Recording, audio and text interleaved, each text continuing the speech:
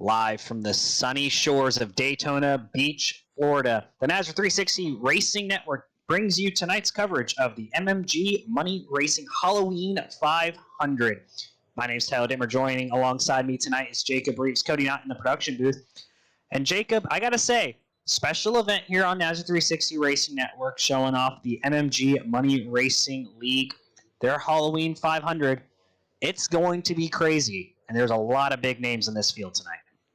Yeah, Tyler, absolutely. There is a lot of big names in this field. Obviously, Halloween 500 is going to get real spooky out here, get real scary with all these guys wanting to go out here, do about 190, getting even close to 200 miles an hour here at this 2.5-mile racetrack here in Daytona Beach, Florida. And a lot of big names, as you mentioned, a lot of drivers that we see on the Monday series with NASRA, on the Friday series with NASRA, Jeff Merck out there, or a past champion out there. Also, Malik Ray. How about that right there? Malik Ray, obviously in the Coke Series, the iRacing Coke Series. Malik Ray out here, Garrett Maines out here. I mean, just so many big names out here for this race right here, Tyler. I mean, so many guys out here, you could basically just throw a blanket over it, and basically it's like a damn roulette wheel, Tyler. You can just basically just pick a number and just see which one that you want to bet on. Well, you can do that, especially given the fact that this is a super speedway. Money on the line tonight with the MMG Money Racing Series. $700 going to the winner tonight. $500 to second, $350 to third. They're paying out the top 10 tonight. And there's a couple other prizes as well, but as we mentioned before, 200 laps here at Daytona, full fuel, 1 fast repair, 3 green-white checkers. Oh, and by the way, they're running the Xfinity cars this evening as qualifying still underway here at Daytona. And they're going for the Kanawha Valley Key and Fob Pole Award. They're trying to get on that front row, trying to lead the field to green this evening. But I got to say, evening race, we should see it get into the nighttime. We should see the lights come on in about an hour or so here. Right now, though, it's a nice sunny 84 degrees air temp, 100-degree track temp, and about, well, let's call it 5:50 local time in Florida for the sim session. A lot of big names, like you mentioned, Malik Ray, Garrett Maines, both pro racing series drivers at one point or another. I know Garrett Maines is back in the contender series trying to get his way back in to the pro Coca-Cola NASCAR iRacing series. But Jacob, like you mentioned, Jeff Merck, hey, he knows how to win here at Daytona. He's done it before in Xfinity trucks and in Cup cars in the NASCAR Racing Series. Yeah, absolutely. Jeff Merck knows how to get it done. We've seen what he can do in a truck. Now, obviously, this is a little bit different with these Xfinity cars that you see out here on the racetrack. But at the same time, I mean, it's Daytona. You know, Tyler, we know how it is, and I know how much you love super speedway racing. So we'll see how this all works out. Obviously, the big one can play a factor as to how all of this is going to play out. Another big name that I just now saw right here is Kyler Wynn. Now, Kyler Wynn, folks, he is a past winner of the Podium 500 that was earlier on this year. So Kyler Wynn knows how to get around these super speedways, very, very fast, very methodical. So he's one that we're really going to have to be watching out for here this evening. But I'm telling you, I mean, Jeff Merck, like we was talked about, I mean, we got a couple of guys in here as well that runs with NASRA. I'm seeing a couple of, like Mike George. Mike George runs on the Thursday series that I call with the NASRA 360 Racing Network with Goat Locker. So Mike George knows how to get around these super speedways. So we'll see if Mike George can do anything here tonight. But, I mean, it's like you said, this is a stacked field. I mean, hell, I've lost count, 50 guys? 50 cars here tonight. Tyler, this is going to be a good race. Yeah, Matthew T. Lee as well, another familiar face in the NASRA 360 Racing Network throughout multiple different series. We have to keep an eye out on him as well. He knows how to drive these super speedways pretty darn well.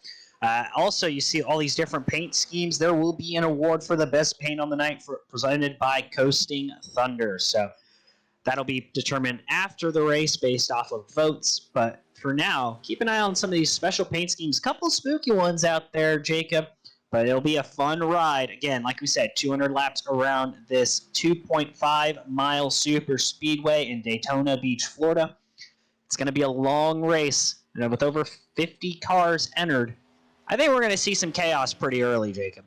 Oh yeah, absolutely. I mean, 50 guys out here. I mean, we were looking as well that there's going to be one faster pair, so some of these guys might want to take a chance a little bit early, get up there, maybe try to get to the front. If they end up starting at the back or not getting the qualifying run that they want, Tyler, some of them may want to chance it and try to drive up through the field. But you mentioned these spooky paint schemes. I mean, I have not yet seen one yet that's got the Freddy Krueger paint scheme on here, or a Jason Voorhees paint scheme. If you do not have a Freddy Krueger or Jason Voorhees paint scheme, I mean, we've got beef already with you right now at this point, because obviously those very, very iconic Halloween characters, and even Michael Myers, if you really want to go with the Halloween, the Scream guy, whatever the hell his name is. But, I mean, that's going to be one that we're really going to be watching out for this paint scheme award. A lot of awards and a lot of sponsors that we're going to be having out here this evening.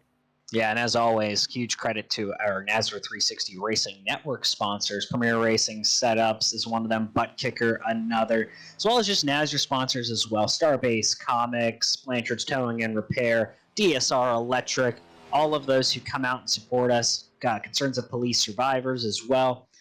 It's going to be a fun night, Jacob, and I think this is one of the first times you and I have ever worked together on a race, so it'll be interesting having both of us up here in the booth as we see a Labani tribute scheme fly by there. Ooh, there's maybe a little bit of a spooky scheme there for the 89 of Trevor Aswarnoth. Also, a lot of new names that you and I are going to have to learn and figure out real fast here. Yeah, Tyler, and I mean, if we butcher some of those names, that yeah, if we butcher them, sorry. But, some of them we do know. Some of them we don't know 100%. So anybody out there in live chat, if somehow or another we butcher one of those names, let us know out there in the chat. You ain't got to be mean. You ain't got to be spooky. And you ain't got to pull, a Michael Myers on us or nothing. But just go ahead. Let us know if somehow or another we butchered it or whatever, and then we'll get it straightened out. Because, I mean, Tyler, it's like you said, long race, 500 miles, 200 laps here at Daytona. We got a lot of time to get those names right. Yes, we do. And like we mentioned here tonight in the NASRA 360 Racing Network, we also have other broadcasts throughout the week. Tomorrow night, the DSR Electric Truck Series. I believe we go to Darlington, Jacob. Darlington or Charlotte, I can't remember off the top of my head. But that'll be a fun one. Then we have our Tuesday night Blanchard's Towing Repair Xfinity Series. Wednesday night is for Cup Series there. Wednesday night, the brand new NASRA Cup Series. Thursday night, we have the Goat Locker Racing ARCA Series. And Friday night is the Concerns of Police Survivors Truck Series as well. So stay tuned. If you like what you see here, we'll be broadcasting all week long in the NASRA 360 Racing Network. Absolutely. And, a lot of those right there is going to be guys that's going to be in the playoffs, obviously, with Monday night. It is Darlington, matter of fact, Tyler. I know that because I'm dreading that race. But, that's going to be a good one, obviously, with the Xfinity Series. They're going to be at Kansas, which is going to be a very, very interesting race. And then, obviously, the NASRA Cup Series will be rocking and rolling come Wednesday night. And I believe they're going to be in the Gym 4s. I believe we're going to be at Michigan. I'm not 100% on that, so don't quote me on that, but I believe that's where we're going to be. And then the Veterans for Life ARCA Series with Goat Locker Thursday. So, and then, obviously, Friday, we're going to be right back here. We're going to be right back here with Daytona. So that's going to be a pretty big week for the NASRA 360 Racing Network. So hopefully each and every one of you, if you haven't yet, like, subscribe to the NASRA 360 Racing Network. That way you can get your fix on all of what's going on in NASRA. Yep, and now qualifying has come to a conclusion. We're going to start getting you your starting lineup for the Halloween 500. It's going to be a long one. It's going to be a big one, but let's see who took away the Conaway Valley Key and Fob Pole Award as we pull up our starting grid as drivers get ready to roll here at Daytona. Row number 1, you see Kyler Wynn and Garrett Maines. That's a front row with professional driver. Row number 2 has Cody Neagles and Mike George. Row 3, Matthew Lee and Jeff Merck, 2 NASRA drivers. Row number 4, Evan Carlborn and Joe Huerta. And row number 5, Malik Ray and Vincent Guerrero. Then Christopher Carter is going to roll off in P11 with Brian Hennings rolling off in P12. Kenneth McCullough Jr., one of the big guys right here from McCullough Motorsports, going to roll off P13 with Richard Elliott in P14. Dylan Jones will start P15. Trevor Aswarnoth will start in P16 with John Ward in 17th. Matthew Baker's going to roll off P18, and rounding out the top 20 is John Mollahan and Edward Marshall. Looking further on back in row number 11, you have Devin Ray and J.R. Miller. Further back in the 23rd and 24th spots, you have Landon Velike and Kevin Friess. Back in 25th, 26th, you have Christopher Melton and Daniel Eberhardt III. Then you have Jared Haynes with Mark Vondell. And rounding out your top 30 is Zach Range and Paul Witt. Then Logan York's going to be 31st with James Waring in 32nd. Stephen Scott Jr. is going to be 33rd with Danny Barnes in 34th. Chase Mastrita will be in 35th with James Wagner will be in 36th. Justin Miller, 37th. Tucker McClendon will be 38th. And then the only 40 drivers right here, the final 40 right here, final two, I should say, for the top 40, Michael Allen and Terry Wilson, they're the only drivers right there at the end that qualified. Yep. As you look through the rest of the field of drivers who did not make a lap, Joshua McCullough with Mike Davenport back in row number 21. Row 22 is Heath Job and Christopher McCullough, so another McCullough driver. Then you have Rick Schneider with Corey Buskirk way back there in row 23. Row 24 is Samuel Carter with Bobby Rockel? And row 25, Michael Schaefer, Steve Sizemore. And like we said, it's a big field. 25 rows here tonight. 25 rows, 50 drivers. They're getting ready to roll off of pit road here shortly for the Halloween 500.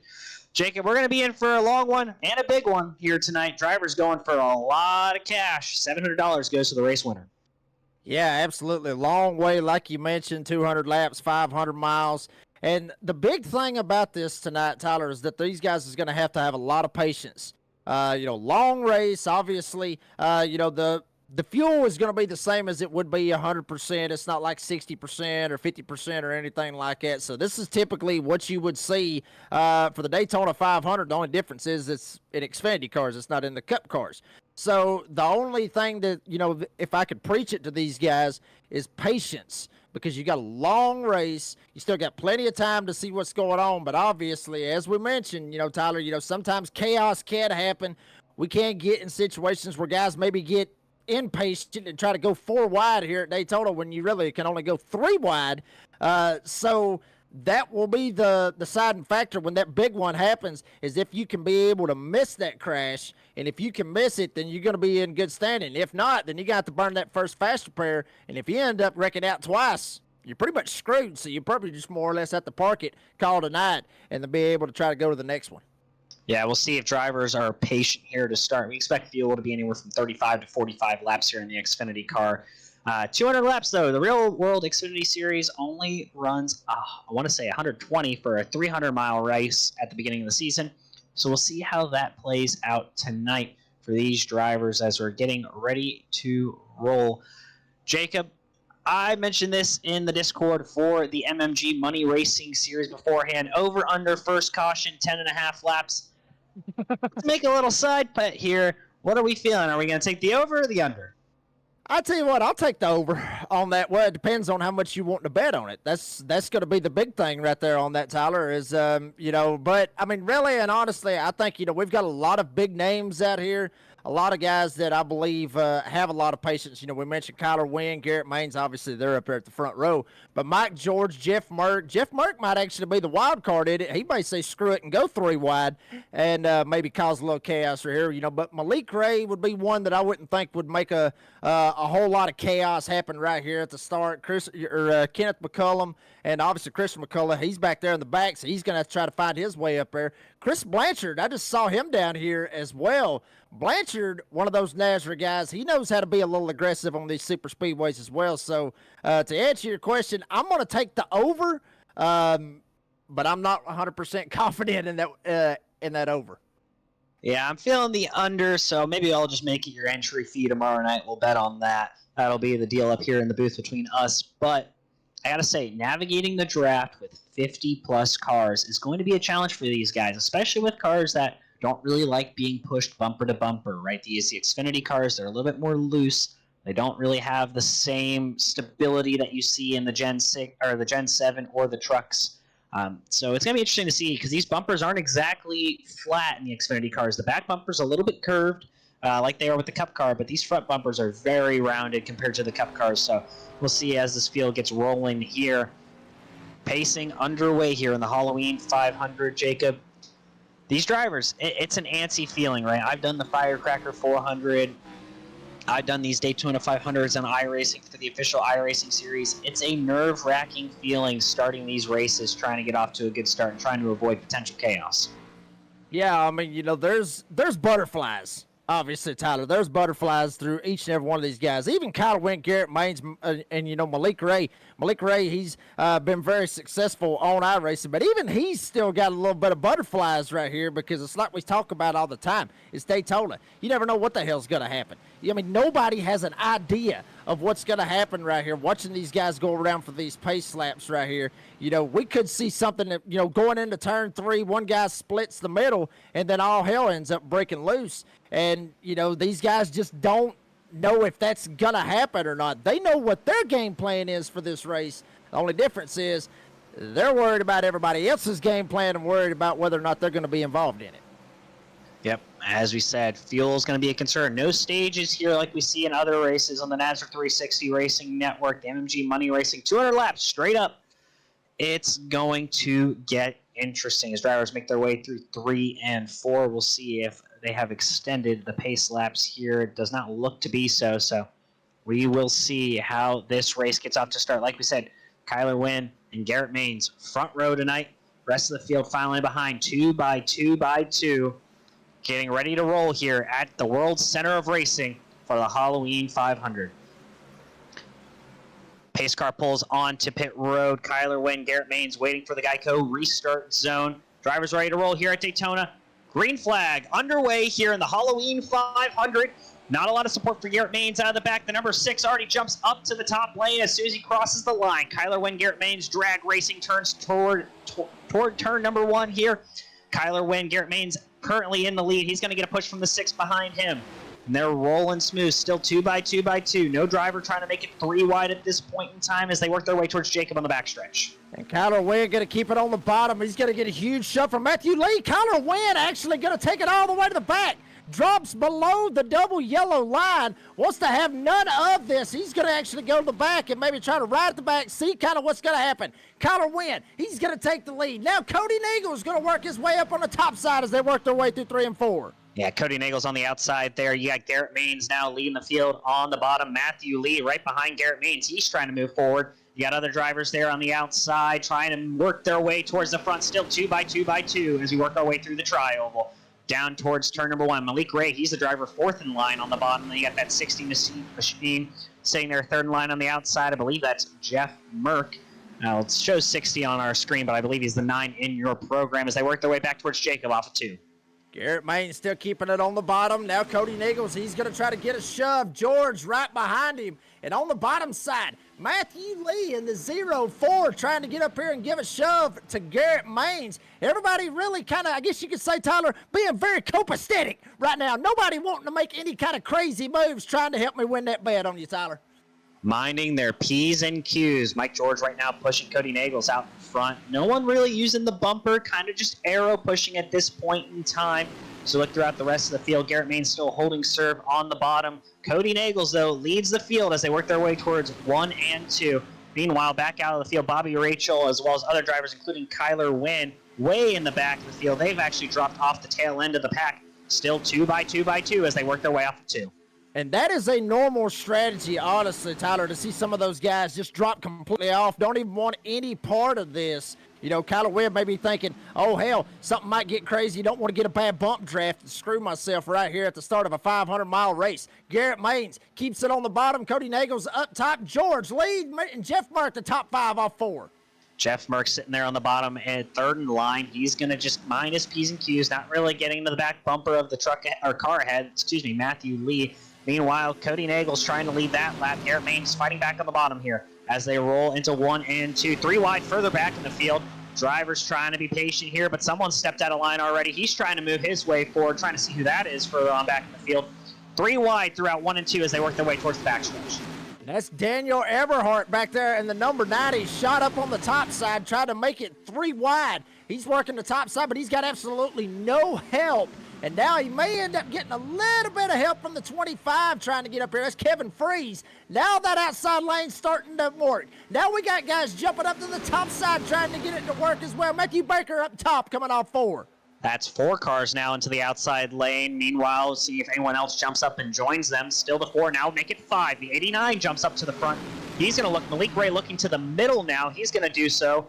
Edward Marshall sitting there in the middle of this pack. Matthew Baker up there as well. Malik Ray, Richard Elliott, and then you have Trevor Aswarnoth. He'll lead that outside lane now as he's trying to work his way further up inside the top 10 as they come off the 2. Oh, Tyler, I'm really starting to get nervous off of this bet. They're already going 3 wide, trying to make it work. Aswarnoth trying to get that shove from Matthew Baker right up on that outside. Now they have absolutely no help back there. There is guys back there, but they're not close enough to get going. Hell, they're going to do it by themselves. Aswarnoth to the top side. Now he's going to be 3 wide for the 4th spot coming off of turn 4. Aswarnoth 3 wide to the outside of Matthew Lee as well as Jeff Merck. Cody Nagels. Now it's going to be 3 wide for the lead as they come through the tri-oval. There's enough cars up there. The lane's going to work. 3 by 3 by 3. Call it about 6 rows deep right now as they work their way towards 1 and 2. Meanwhile, Aswarnoth's going to lead the field here. He's on the outside. Really tight racing as they work their way off of 2 towards Jacob. 6 rows, hell, call it the whole field right here is Aswarnoth on that top side. Garrett Maines down on the bottom. Nagel's trying to get the shove from Mike George in that middle lane. Matthew Lee still on this bottom side. Paint a picture right there. Take a screenshot of that. The whole field going into turn number 3. Garrett Maines now he squirts out ahead. Lee's trying to go with him as the outside lane looks like it's starting to dissipate. I don't think it's dissipating. Meanwhile, the 6 jumps up to the top. That's Cody Nagels. He'll lead the outside lane. Garrett Maines gets by, and there's a caution. Caution further on back in the field. Not from a big group up ahead, but we do have a caution, and I will take my free entry fee tomorrow night, Jacob. I will say the good thing for you is Brady already pays my entry fees, so you can just send the 13 to me. Well, actually, it's $12, just so you know there, Brady, Tyler. Looking to kind of see. I mean, I don't even really know exactly where the caution was because we was too busy watching all the chaos up there in the front. I mean, it wasn't bad chaos. It was good chaos. Everybody was holding their lines, making drastic moves, but nobody was doing anything stupid right there, Tyler. So, to be honest with you, I don't even know where the caution is at this point. It may be one of them debris cautions like NASCAR likes to call. Well, Terry Wilson was upside down before the pit lane entrance, so I'm going to tell you that much. Meanwhile, the 3 of Rick Schneider also has damage. It looks like he has a blown engine. He'll use his fast repair. He's able to at least make it around. Terry Wilson has to use the tow, so he's going to probably go a lap down here at least. But Rick Schneider slowly coasting towards his box with a blown engine. Meanwhile, the rest of the field getting single file here. We're only on lap number 7 of 200, Jacob. Long race to go, but the chaos has already begun here at Daytona. Yeah, obviously a lot of 3 wide action, a lot of stuff that was going on. We thought it was going to keep it 2 wide, keep it 3 wide, or keep it 2 wide for a little bit, and then all of a sudden it just broke out, and everybody said, you know what, let's try to make it 3 wide right here. This is going to be normal to see a lot of these guys just go down right here, Tyler. I don't think nobody's going to be making any tire, or any tire changes. I think everybody's just going down right here and just going to top off, get some fuel, and they should be good to go, at least for a little bit, at least till the next time around. But I think that's what everybody's going in right here for is just gas only. Yeah, it's especially in a 200-lap race with no stages. Get fuel whenever you can. You never know how it's going to play out on the back end. That's what we're seeing from these drivers here, as it looks like Garrett Maines is going to win the race off the pit road over Cody Nagels. Meanwhile, a bunch of drivers did stay out under that caution, that cycle. Malik Ray is one of them. He had dropped to the back, but right now, race leader. Correction, sorry about that. Trying to get through my own cameras here as well up here in the booth that I have available to me. But we're going to see drivers who weren't in the back be further on back in the field now. Jacob, it's going to be sketchy. Yeah, it's going to be really, really sketchy back there. Kyler Wynn, one of those guys that was back there in the back, decided to, be in that situation, just try to ride back there at the back and just save his stuff, not try to get caught up in anything. Some guys, there was actually some big, big movers right now from what I'm seeing on the grid. Steven Scott Jr. in the 77. He started 13th. He's all the way up to started 33rd. He's all the way up to 13th. Guy up here as well, you're seeing right there, Zach Range in the 043 started 29th. He has worked his way all the way up to 7th. A couple of other movers out there. Biggest loser, I guess you could say, really, is Kyler Wynn, but I mean, he really hasn't. I mean, he hasn't really lost anything yet because we're just getting started here tonight. Yeah, he dropped back as soon as he could. He wanted to avoid the chaos, but he actually kind of put himself near the chaos. We saw the wreck further back in the field, wasn't up in the main pack. That being said, there is still plenty of chaos up front. 3 wide racing, very aggressive, very early on. You saw some big shoves coming from that outside lane. We'll see if that continues. They should be getting the 1 to green here this time by, but Zach Range is your race leader at this point in time. Absolutely, Zach Range is going to be your leader. And Tyler, we actually got a extra guy. He had just walked into the door. Smithfield, North Carolina's own Wesley Outland going to be joining us here tonight, going to be commentating on a big night here for Nazareth, big night for the McCullough Motorsports Group as well. And Wesley, how in the hell have you been, buddy? I haven't talked to you in quite some time. I've been doing well, my friend. Of course, you know, I love super speedway racing. I love working with Tyler Dittmer and yourself, Jacob. And, of course, thanks for the hospitality, as always, of MMS and Nazareth Racing working together, conjoined effort. And this big Halloween 500 at the World Center of Virtual Racing has not disappointed. I had to work on fixing my mic. That's why you couldn't hear me there. What crazy racing. 3x3x3. Shades of being at Talladega, I think, for the Cup playoff race a couple of weeks ago, Jacob. We're seeing it here on iRacing right now. Yeah, we absolutely are, buddy. And I'm telling you what, Tyler, this is going to get good right here. We'll see how this ends up working out with Zach Range up there, John Ward, Steven Scott Jr., all these guys up there at the front. Kenneth McCullough Jr. up there as well, up there with Malik Ray as well. Yeah, Malik Ray back inside the top 5. We saw him pull out of line just prior to that caution, went towards the back, kind of got near where the chaos was, but now Zach Range as well going to lead the field here with John Ward to his outside. I got to say, we have 3 big-name commentators now in the booth. Thank you for joining us, Wesley, for this fun night of probably controlled chaos, I would say. And I love covering the back straightaway, guys. You know, that's that 3,000-foot super stretch here. You just saw a little glimpse of me standing up on my little perch way up in the air. These guys thunder down the back straightaway. We saw the 3x3 racing at the start of things. And remember, this is just lap number 8 of 200. They still got a long way to go to find out who's going to be trick-or-treating here at Daytona as we come for a restart. Yep, as they roll it towards the Geico restart zone, Zach Range, the control car on the bottom. He's going to get in the gas a little bit late. Waits for the green flag actually to come out all the way at the end of the restart zone. Kind of stacked up the inside line. Little bit of give and take, a little bit of shoving further on back as there's a big checkup. Zach Range out to a big lead, but they're going to pull him back in real quickly, Jacob. Yeah, we'll see how this ends up working out. Range up here trying to get it going as well with John Ward up there on that top side. Absolutely no help. Trying to get somebody to come up. Now one driver jumps up on the top side. That's Steven Scott Jr. He's going to look to the back. That's Range on the back straightaway. Remember, we mentioned he was going to get swallowed up by the traffic. It'll take about a lap or so for these drivers to get up to full speed. Right now, Range hugs the bottom of the racetrack. It's Ward, followed by Ray. Right there now, double file as they work into 3 and 4. Yeah, Steven Scott Jr. tried to get to the back of John Ward, and it kind of didn't work in his favor. Correction, his back of Zach Range didn't work in his favor. So they were in big trouble further on back of the field. Multiple cars around, multiple drivers involved. Big yellow here off of 4 going towards the tri-oval.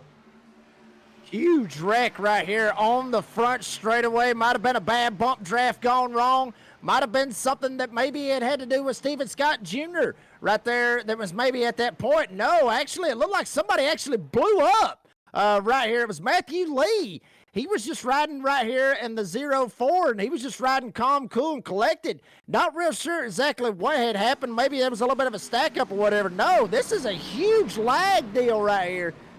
Tyler, you got to see this. This makes absolutely no sense. Yeah, we're seeing the car. I mean, yeah, it's crazy. The car just ahead of Jeff Merck just randomly kind of stops, and chaos in the accordion lane on the outside lane here. See right there, just a big lag. Jeff Merck's involved.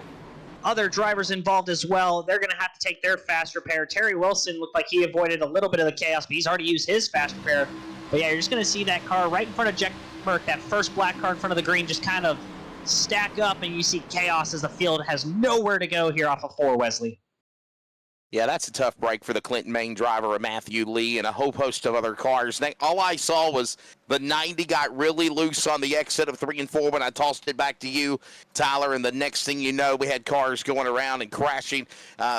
Several definitely good contenders in the middle of that pack, and hopefully, I don't know the rules here. Do they get at least one fast repair, Tyler? Fast repair. Yep, there's one fast repair. So Jeff Merck's not out of it yet, but he's going to have to mind his P's and Q's as we look at the race information here. Yeah, absolutely. We see it right there. Xfinity cars talked about it. 200 total laps at one fast repair that these guys is going to have with them here this evening. Tires, we ain't worried about tires. It's Daytona. You're not really worried about the tire wear here, but it does look like that it's unlimited. So apparently, whoever pays the budget off this bad boy right here, they had enough to be able to take care of all the tires. But Tyler, I mean, we was talking about this a second ago, about big ones and chaos and people being impatient. That's just one of them things right there that just kind of sucks right there, because it's out of everybody's control, really, about what happens right there. Nobody's at fault. It's just something happens right there. I mean, it is what it is. Yeah, unfortunately, that's kind of what happens when you come to these super speedways. And as both of you know, my opinion of super speedways is they're fun to watch, fun to call. I do not envy these drivers at all, Wesley. Being in that chaos, you're such a victim of the circumstances most of the time, unless you're out front leading. And as you saw for a lot of those drivers, they are just nowhere to go. Yeah, you're exactly right. I mean, literally, as they came down the back straightaway, you could literally see maybe the storm brewing, because they were really getting disheveled. And there's that dirty air that we talk about in the reality of the world of super speedway racing. The same mimics the world of simulation of iRacing. They were very, very close, side by side. You saw Range get that big jump on the launch of the restart, but then Jacob, all of a sudden, everybody stacks up together like virtual sardines, and the next thing you know, you make one wrong wiggle, jiggle, giggle, bobble. I know you love those 4 words, but I throw them out there. I said it very slowly this time. But if you make one wrong slip, it can be calamity, and so many innocent bystanders can also be collected. Yeah, I mean, and honestly, Wesley, that's why we love super speedway racing. It's just, wondering whether or not that chaos is going to happen, when it's going to happen, if it's going to happen. That's one thing that a lot of drivers, they hate it, but the fans love it. Obviously, we love to broadcast it live here on the NASRA 360 Racing Network. So, we absolutely love it. I'm sure the drivers hate it, and I'm sure hopefully all 34 of you at home watching live are loving every bit of this right here, Tyler. Yeah, and as you see, Garrett Maines has already worked his way back up into the 6th position. So after coming down pit road under that first caution, he thought he might be caught up in traffic. He was able to avoid the calamity off of 4. He's back inside the top 10. He's looking to get back towards the front where he feels more comfortable. Meanwhile, looking further on back, you have Kenneth McCullough there in 5th, Paul Witt 7th, Cody Nagels back in 8th. So he's already back inside the top 10 as well as these drivers get ready 2 by 2. We're going to try this again, Wesley. Yeah, we're going to try it again. By the way, tell of the tape, that's that 31 degrees off of turn number 1 and 2. They're working their way down that 3,000-foot back straightaway known as the Daytona Super Stretch. Again, where I'm nestled at high above here at the Virtual World Center of Racing. And look at that apron, all pavement now. Maybe a little grass turf as you notice as they settle into turn 3. But that could be really wild to watch, Jacob Reeves, as we approach a restart. Because if they're brave enough, we saw 3 by 3 earlier, they could go 4, 5 wide. Now that's crazy on a trick-or-treat night for this Halloween 500. You better be careful, but don't forget, you will do any means necessary to pick up that $700 prize at the end of course, that candy bucket. I usually say end of the rainbow. At the end of that candy bucket, that big wad of money is what they're going for as we get ready to go back to green.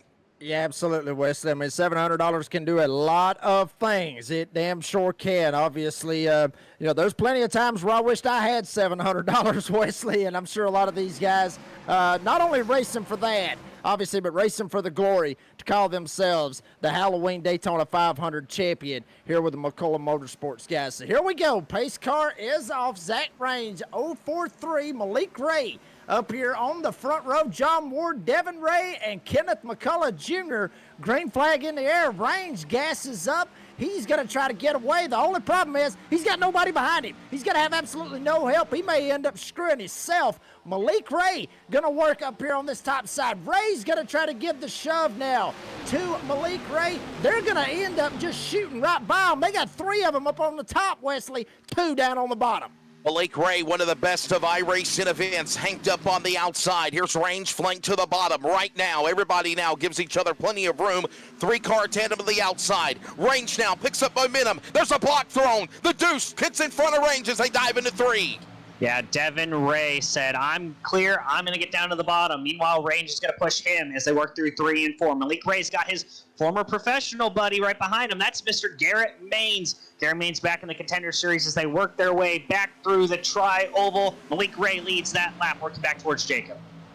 Here we go. Now Malik Ray got to keep that lead. Maines trying to work right behind him. Here comes Nagels up here trying to get a shove, as well as Paul Witt. That outside lane, Wesley, looking very organized. That bottom side, they need to get a little bit of help extra down there.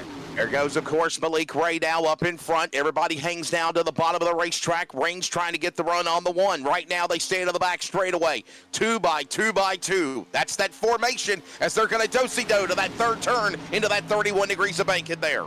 Yeah, Kenneth McCullough not to the back of John Ward there on the bottom. That's going to hurt that bottom lane. He needs to get a little bit tighter if they want to work that momentum forward. Meanwhile, Garrett Maines, Malik Ray, they are working their way towards the front. Malik Ray will lead yet another lap here at Daytona as they work back towards Jacob towards 1 and 2.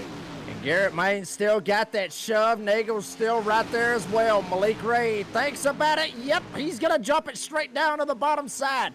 Jump down in front of Devin Ray. Now, Garrett Maines going to lead this outside lane. Nagel's right behind him. A little bit of door banging right behind him for that 4th spot. It's the Ray show, but now Maines wants to spoil the party. He'll also carry Miggles up on the outside lane. More help's coming. Wirtz is there. Range push back to 6th, maybe more. Here they come, shuffled up with the leader now. Maines to the lead off turn 4. Bottom line, very disorganized. Garrett Maines has all the help in front of him, or behind him. Meanwhile, Malik Ray doesn't have much help other than Devin Ray behind him. Zach Range is way too far off the back bumper there. Side by side, that lap will go to Garrett Maines just barely over Malik Ray.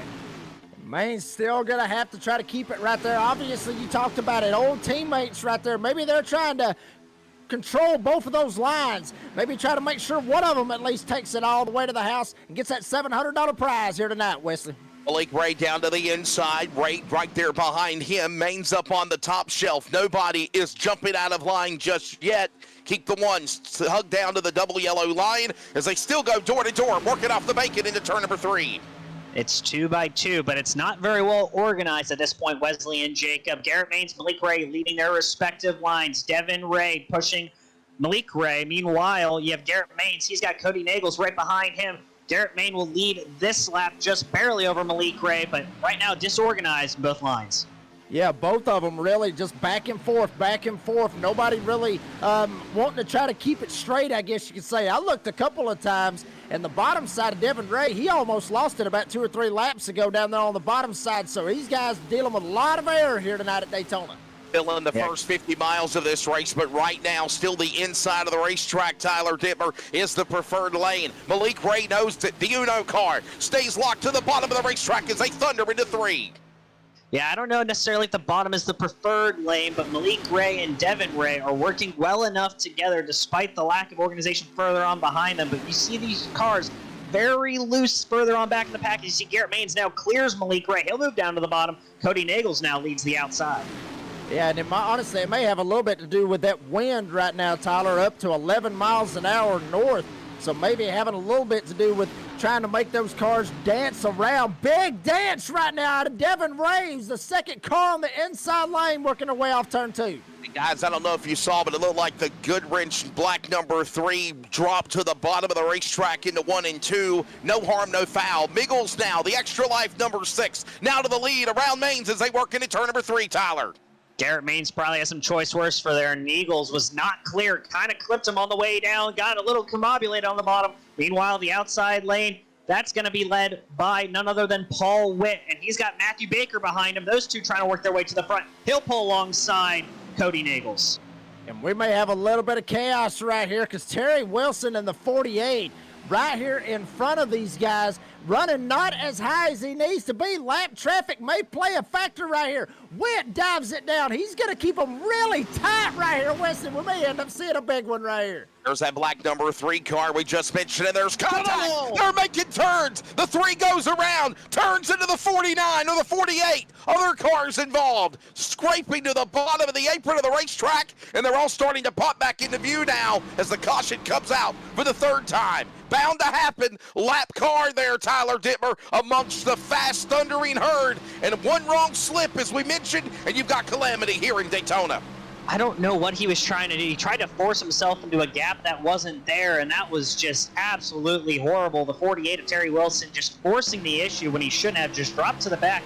And he's going to collect 2, maybe 3 cars as you see kind of chaos around, multiple cars going through the grass. And that's an unfortunate set of circumstances. We're going to have to see what happens to Terry Wilson here, but that was just absolutely unfortunate for most of the field. You're going to see that bottom car there kind of get spit out. He's going to go hard towards the inside wall. He'll make contact down there. A couple cars going through the grass are probably going to pick up some damage as they bounce between the grass and the asphalt.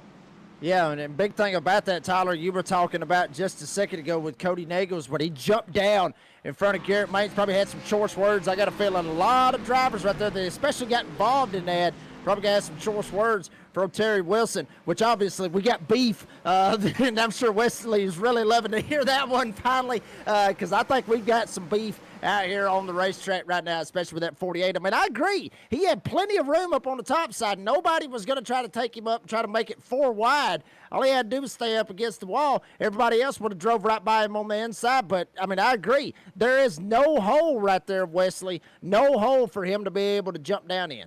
Yeah, I don't know what he was thinking. I don't know if maybe he thought, or he might have had a spotter tell him you could go to the inside of that middle lane, but there was cars there, and he literally just messed his car up worse than it already was. He's got, if he hasn't used that fast repair, he's got a mulligan to at least try to get back in this battle. But right now, here come cars on pit road, led by, of course, the leaders, Megal, Maines, all these guys. I'm sure looking at 4 tires now, because maybe fuel was the first pit stop, Tyler Dittmer. Yeah, we'll see how many drivers take 4 tires here. It looks like a lot of fuel-only calls there. Really quick getting out of the gas. Garrett Maines getting off of pit road. We'll see if he comes off of pit road first there. But looks like a lot of fuel-only. A couple drivers missing their stalls.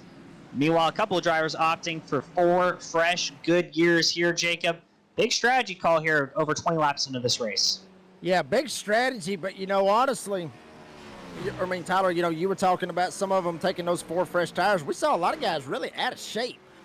Big, you know, through the quarter, especially 1 and 2, 3 and 4. You know, we saw them some out of shape, but really it was 1 and 2 where I really saw guys with the back end kind of stepping out. Maybe that side draft, maybe he was trying to suck the back end around and make them loose. But, you know, I think a lot of it probably had to do with the tires. Could be the wind, could be the air, could be hell, who knows. But the main thing about it, as much sliding around as they was doing, obviously it's going to wear the tires out. So maybe that's what they're thinking. And, hey, I mean, you ain't got a limit.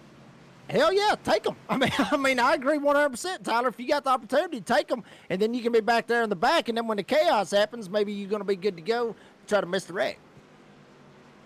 I agree 100%. When you have unlimited tires, you're not worried about the resource or using them up. I mean, there is no, I guess, con to taking those tires. Meanwhile, we've been informed Terry Wilson has been disqualified from the event for those actions. I mean, he had already burned a fast repair, so not like he had much left at that point in time, but he has been removed from the session for those actions. Meanwhile, Cody Nagels, your leader, Garrett Maines, sitting there in second. Then you got Matthew Baker, Malik Ray, John Ward, Devin Ray, Chase Mistretta, Stephen Scott Jr., Justin Miller, and Heath Job currently sitting your, I believe, top 10. Big thing about this right here, Tyler, you just mentioned right there, Heath Job. He started 43rd in the field. He's all the way up here in 10th. Mind you, the other 3 guys that's going to be right in front of him on this restart, Chase Mistretta, Stephen Scott Jr., and Justin Miller, all those guys started 35th or worse. And, Wesley, that's not uncommon here for Daytona to see guys that start at the back and drive all the way to the front. but it's also not common to see guys that start up at the front end up at the back because they end up getting caught up in a wreck. Colin Wynn started on the pole. He's just back there just to stay out of the chaos, and he'll be there at the end, we assume. But Matthew Lee back there, on the other hand, when he had that little issue, glitch, however you want to call it, he started 5th. He's back there in 45th. Hey, listen, Hence, it's the Halloween 500. It's 500 miles, 200 laps. You see it every year in February for the Great American Race, and this is our spectacular version of the NASRA 360 Racing Network of this here on iRacing. You literally could strategically fall to the back. Mistakes can be made where you go to the back. Guys in the back, Tyler, can then find their way climbing back to the front. It's all about the strategy, and I promise you there is about 30 different strategies on everybody's mind here. Unless you've got a teammate, you're doing your own thing here to try to be at the end at 200 laps. Yeah, but unlike the Daytona 500, we have yet to see these guys get single file and just ride. That's a pretty common thing we see in the Cup Series at Daytona, especially with how long of a race it is and drivers just wanting to make it to the end. I don't think we're ever going to see these guys get single file. I believe because of that one fast repair, people are going to be very aggressive here as we see the field make its way off of 4. Cody Nagels, Garrett Maines, your front row. Garrett Maines has his buddy Malik Ray behind him, who has his similar named buddy Devin Ray right behind him. The iRacing virtual pace car about to make its way onto pit road. It pulls off there. Cody Nagels, the control car. Garrett Maines to his outside as they roll into the Geico research zone. Cody Nagels doesn't get a great jump. He's not too far out there. That might help him, unlike Zach Range, who got way too far out. Cody Nagels jumps up immediately in front of Garrett Maines as they come off the tri-oval. And now we're going to see what will happen here as Nagels jumps up. Maines tries to jump down. Nagels going to put the block on him. Now Malik Ray, he's going to get the shove from Devin Ray. The 2 Rays going to try to rock and roll, and now they're going to split him. They're going to split Cody Nagels 3 wide. Maines down on the bottom, Malik Ray up top. Boy, they got 3 wide very, very fast. They're not even up to full song just yet. Malik Ray to the lead on the outside lane. 3 wide behind them. Garrett Maines to the bottom of the racetrack as they still go 3 wide into turn number 3. And Devin Ray's going to lose out. Wow, they really wanted to shuffle Cody Nagels. Cody Nagels, aggressive blocking there on the restart. Might have just been really unnecessary. Could have gotten himself in a lot of trouble. Meanwhile, Malik Ray, Garrett Maines control the lanes as they work their way through the tri-oval. Yeah, he could have really got his tail turned right there big time, but he keeps it straight. Everybody, no harm, no foul. The only one that got screwed out of the whole deal was DR Devin Ray. Now, here we go. Maines up at the front. He's got his buddy Malik Ray working on his outside, working their way off turn 2. They'll stay in that position now, about the first 5-6 rows now. A dozen drivers are now 2 by 2 again. Malik Ray to the outside. Garrett Maines hugs the bottom of that double yellow line as they work into 3. Now, nobody shuffles out of line except maybe the 52 or the 92 award. Looks for a move on the outside. Can't clear him off 4. Really patient right now from these guys. Oh, it looks like that outside lane's forming up a little bit more. Bottom lane's got a couple car gap further on back in the field. Looks like Malik Ray will not lead that lap. Still Garrett Maines leading. And we'll see how that ends up working out. Malik Ray gets the shove. Now Cody Nagel is going to try to give up there, giving the shove as well. John Ward up there on the outside. Shout it out there in the live chat, all 39 of you. Who's going to win this sucker? Let your family know what's going on here tonight on the NASRA 360 Racing That's Network. still a long way to go, though, Jacob. And right now, Malik Ray still up on that outside lane. Megals has now decided to go to the top side. It's Maines back to the bottom. Malik Ray throws the block from the outside to the bottom lane on Maines as they work into 3. Ray and Maines probably working together here as they work off of 4, nose to tail. Meanwhile, that's going to allow Nagels to lead that outside lane. He's going to get some help further on back. That's from none other than John Ward, who's working his way towards the front. Malik Ray leads that lap. And I'll say this, wouldn't watch out right there. There you go. That's what I was thinking. Malik Ray maybe jump up and try to throw the block on Cody Nagels. Give him a taste of his own medicine. Here comes Maines on the inside. He's got Baker trying to give him the shove. Once again, door to door, Maines and Ray off turn 2. And they're still side by side as they hit that 3,000-foot super stretch. Now you put the 5 in the mix of Baker. So is Ward. And there's contact. A couple of cars get spinning down to the bottom of the racetrack. Blanchard, a whole host of cars wreck as they're going into turn 3. Outside lane got stacked up, multiple cars, bumper to bumper, and that spit out 4 at least cars I saw go around Jacob and Wesley. Trouble on the back straightaway. Malik Ray, your leader, but that started because of a huge checkup in the outside lane further on back. Yeah, it happened right in front of me there, Jacob. Sorry, but I didn't mean to cut you off. It looked like there was just one wrong slip there from that 14 car as we're watching the replay. And look at as they ran each other down right here. I mean, we're setting it up for that restart. You see everybody stacked up 2 by 2 behind them. It just looked like he just made one wrong slip right here, maybe dropped to the bottom. That's exactly what he did. And then all of a sudden from there on, you see up ahead, Calamity, where do you go? All of a sudden your screen goes black because it just happened so fast, Jacob.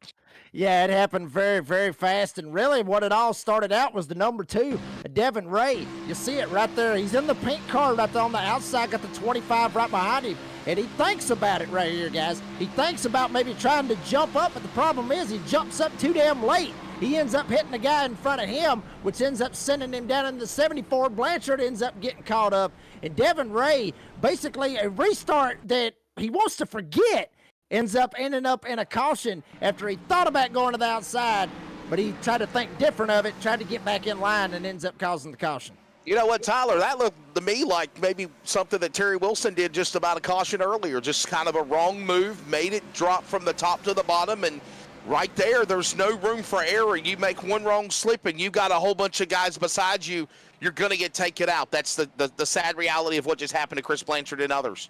Yeah, but unlike the issue with Wilson where it's a lap car just coming down on others, it's just a pure misjudgment on Devin Ray's part. He's got to be more heads up, got to make that move sooner. You can't hesitate in situations like that. Devin Ray has also been given an EOL for that incident, so per race control. So we'll have to see several drivers coming down pit road. Garrett Maines is one of them. Meanwhile, Malik Gray as well as Cody Nagels, they stay on track with about, we'll call it 15 other drivers. We'll see how that ends up working out for him, Tyler. Maybe Maines maybe trying to go back there, find him another buddy up here, because granted, they got 2 of them up here, Malik Ray, Garrett Maines. Maybe they're going to try to work back there. Maybe they've got a third guy to maybe try to put a stranglehold on this field, because Wesley, you know as well as I do, baby. I mean, we've been watching races here at Daytona for years. You got to have friends. You got to have friends if you want to try to be the best that you can be and put yourself in the right position. You got to have them beer buddies out there. Yeah, what was the thing that, of course, in the movie Next Friday, what's his face? The comedian actors said, friends, you got to have them. Friends, you got to need them. You got to have them for sure. And one thing for certain, you don't want to make no enemies, and you got to find the right person to race with, to draft with. You know, it's one thing, Tyler, to have a friend. It's another thing to have a good driving friend that knows that you're on the same page and they can race and be as competitive as you are. Because if you just have a friend out there that just kind of like, you know, throw to the wolves, they might panic, they might overjudge, they might get greedy, and then your friend might become your enemy very quickly. Very much so. We're going to take a quick short break. Thanks to some of our sponsors here on the NASDAQ 360 Racing Network before we come back for the green flag here for about lap 31 of 200 here at Daytona.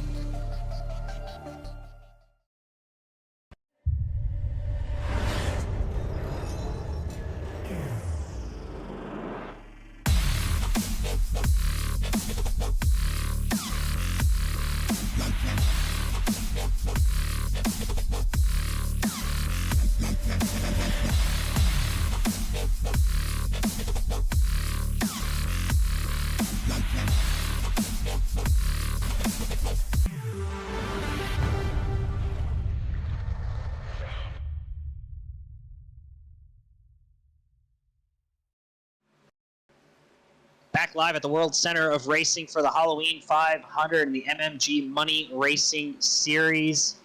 Meanwhile, promoting here on the NASDAQ 360 Racing Network, a Thanksgiving Black Friday special edition. The Concerns Police Survivors Truck Series will be off on Black Friday, but we are going to have a Talladega race of trucks here on the NASDAQ 360 Racing Network. You can do some online shopping, watch a little bit of that race. Should be a lot of fun. Maybe even if you're in it, win money for all that Black Friday shopping, Wesley.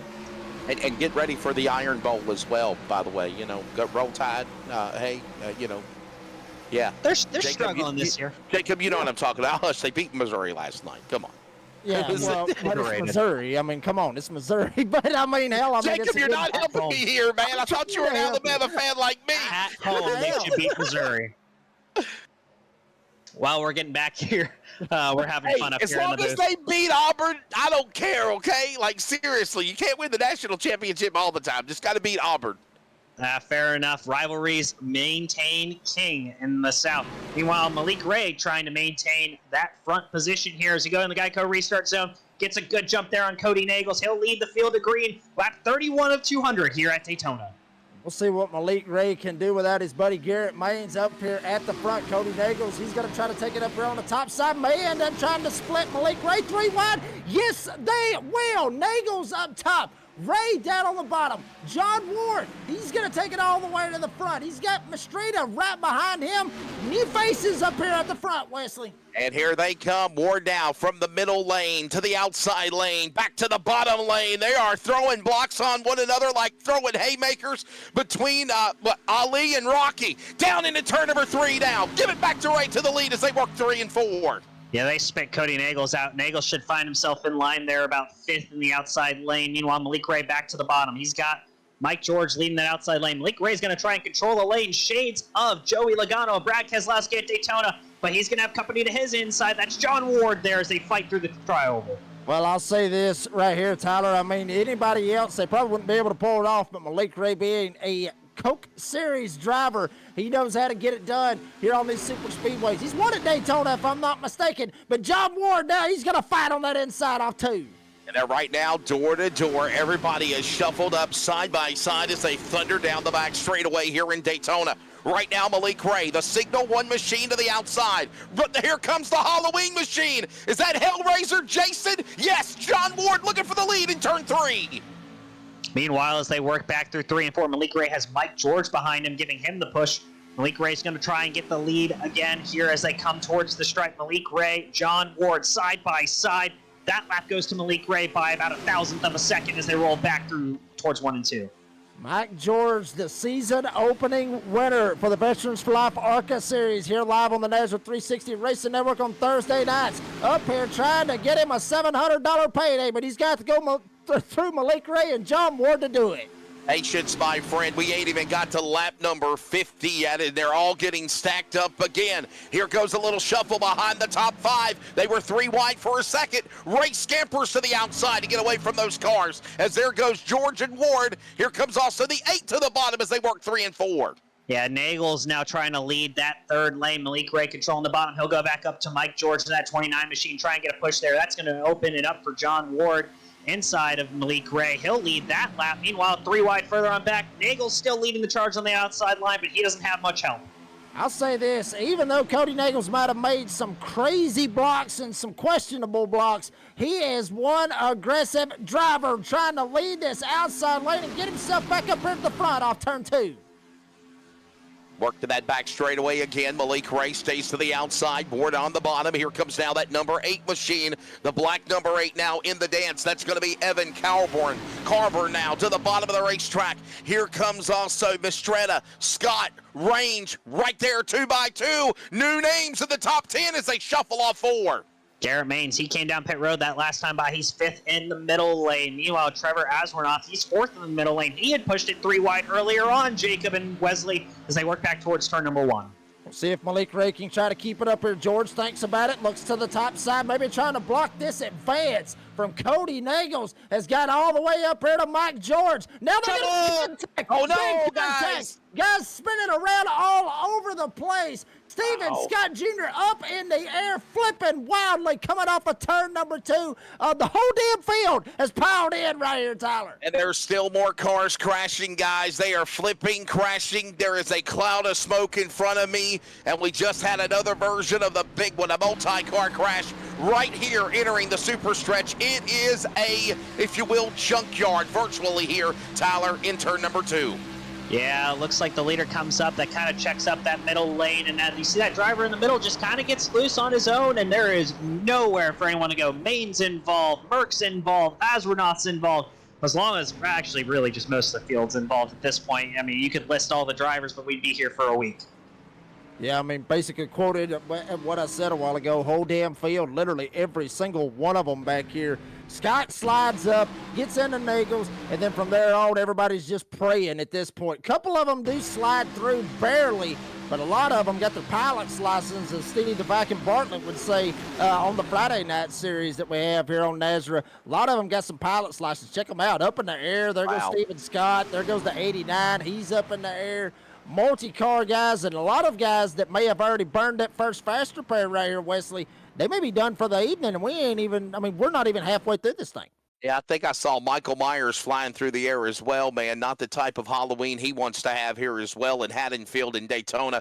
Look at this car right there, the Michael Myers machine into the pack. I think he's the one that barrel rolled and flipped right there on board. But by the way, Steven Scott Jr., that's the car we're referring to. And man, oh man, you just better hope you got a fast repair. And a lot of these drivers, Tyler, are using these fast repairs rather quickly here. We're not even 50 laps in to this 500-mile race in Daytona. I was about to say, you probably have a better chance of telling drivers who weren't involved in that wreck than the ones who were. I think only about 6 cars made it through completely unscathed in front of it. A couple more may have slowed down to avoid it at the end, but right now, your new race leader is Chase Mistretta. And look at that. Zach Range, he's back up here. He's in the 2nd position. Cody Nagels, he's there in 3rd. 4th, Paul Witt. And 5th is Christopher Carter. But, man, that field got torn apart in a hurry in 1 and 2. Yeah, they got straight up eaten alive right there. Every single one of them getting involved in that one. We'll see how this ends up working out for some of these guys. But, I mean, you mentioned Zach Range. We talked about him a while ago. Was up there at the front. Then he kind of went back to the back. Now he's back up here at the front. Started 29th. Has worked his way up to 3rd. Chase Mistretta actually started 35th right here, Wesley. He's up here at the front. A couple of other guys. Paul Witt started 30th. He's up here in 6th. So a lot of these guys took that strategy I like to play on Super Speedway. Start the back and then just go ahead and try to work your way to the front. It's all about trying to make the right moves when the right time comes and avoiding the trouble when this happens as well. Right now, of course, what looked like a virtual junkyard of junk cars a moment ago, it looks like everybody's trying to find the way to pick up the pieces with these virtual iRacing Xfinity machines and try to carry on right now. Again, can I say something here? And if our drivers can hear me, listen, Tyler and Jacob, very closely. This is a long race. We're only approaching 100 miles into this thing.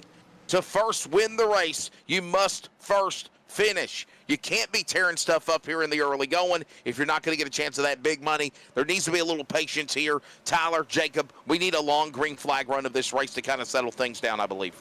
We really do need a long green flag run. By the way, Steven Scott Jr. was awarded the EOL for that. Yes, they said there was maybe some net cut involved, but he was probably going to make contact with Cody Nagels on the outside before getting sucked around there. So a lot of chaos there. A lot of drivers still on pit road, including Steven Scott Jr., Michael Allen, Matthew Baker. A lot of drivers involved here. A lot of drivers without fast repairs trying to get their cars repaired. So maybe they can make a run at a top 10, assuming there's more chaos. But I agree with Wesley here, Jacob. We need to calm down. We're not even 100 miles into this thing. We have a long race ahead.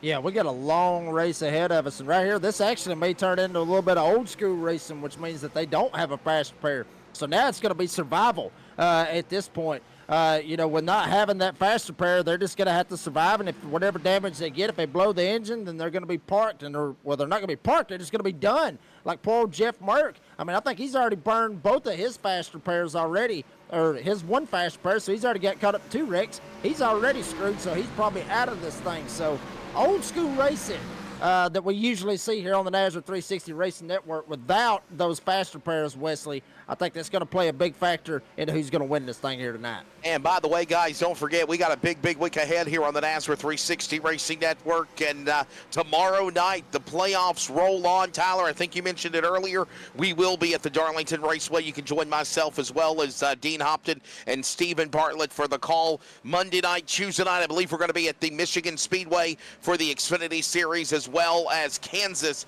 for the NASCAR Cup Series. And by the way, need a Premier Racing setup? Then visit PremierRacingSetups.com. Link is in the description for those watching the broadcast, especially on Facebook. When you use the NASCAR code, get 15% off your entire order. And remember also, Jacob, you always praise this, 15% is also donated back into the league for NASCAR Racing. There you go. Absolutely. And, you want to race the setups at the Redneck Announcer races, go check them out. PremierRacingSetups.com. Tyler, getting ready for a restart here at Daytona. Chase Mastretta, Zach Range, your front row. Pace car pulls off down to the virtual pit lane. Meanwhile, Mastretta gets a big jump, big stack up on the outside, and Mastretta disappears at the same time. Meanwhile, Cody Nagels, he'll run to the inside of Zach Strange. Mastretta reappears back up in the front. Meanwhile, drivers trying to figure it out. Very separated here up front. Big gaps between all three of these drivers and the pack behind them. Yeah, that's really got to scare them to death when the leader just straight up blinks out right there, Wesley. You don't know where the hell to go, but now Nagels knows exactly where he wants to go. He's going to try to take the lead coming off turn 2. It is the Halloween 500, right? I mean, it's like disappearing like a ghost, but then the ghost pops back in like a goblin. It's the black number 8 machine, Mastretta. He's now the monkey in the middle. We go 3 wide. Megals down to the inside. He tries to clear away from Ward. Ward hung up on the outside lane up against the safer barrier as they work into turn 3 and 4. Yeah, Garrett Maines, he's back inside the top 5 already, but he's already burned that fast repair. He's got to mind his P's and Q's. Meanwhile, Malik Ray still has his if you're looking for the big-name drivers from the Coca-Cola iRacing Series. Work back towards the front. Cody Nagels, Mastretta leading the field 1 and 2.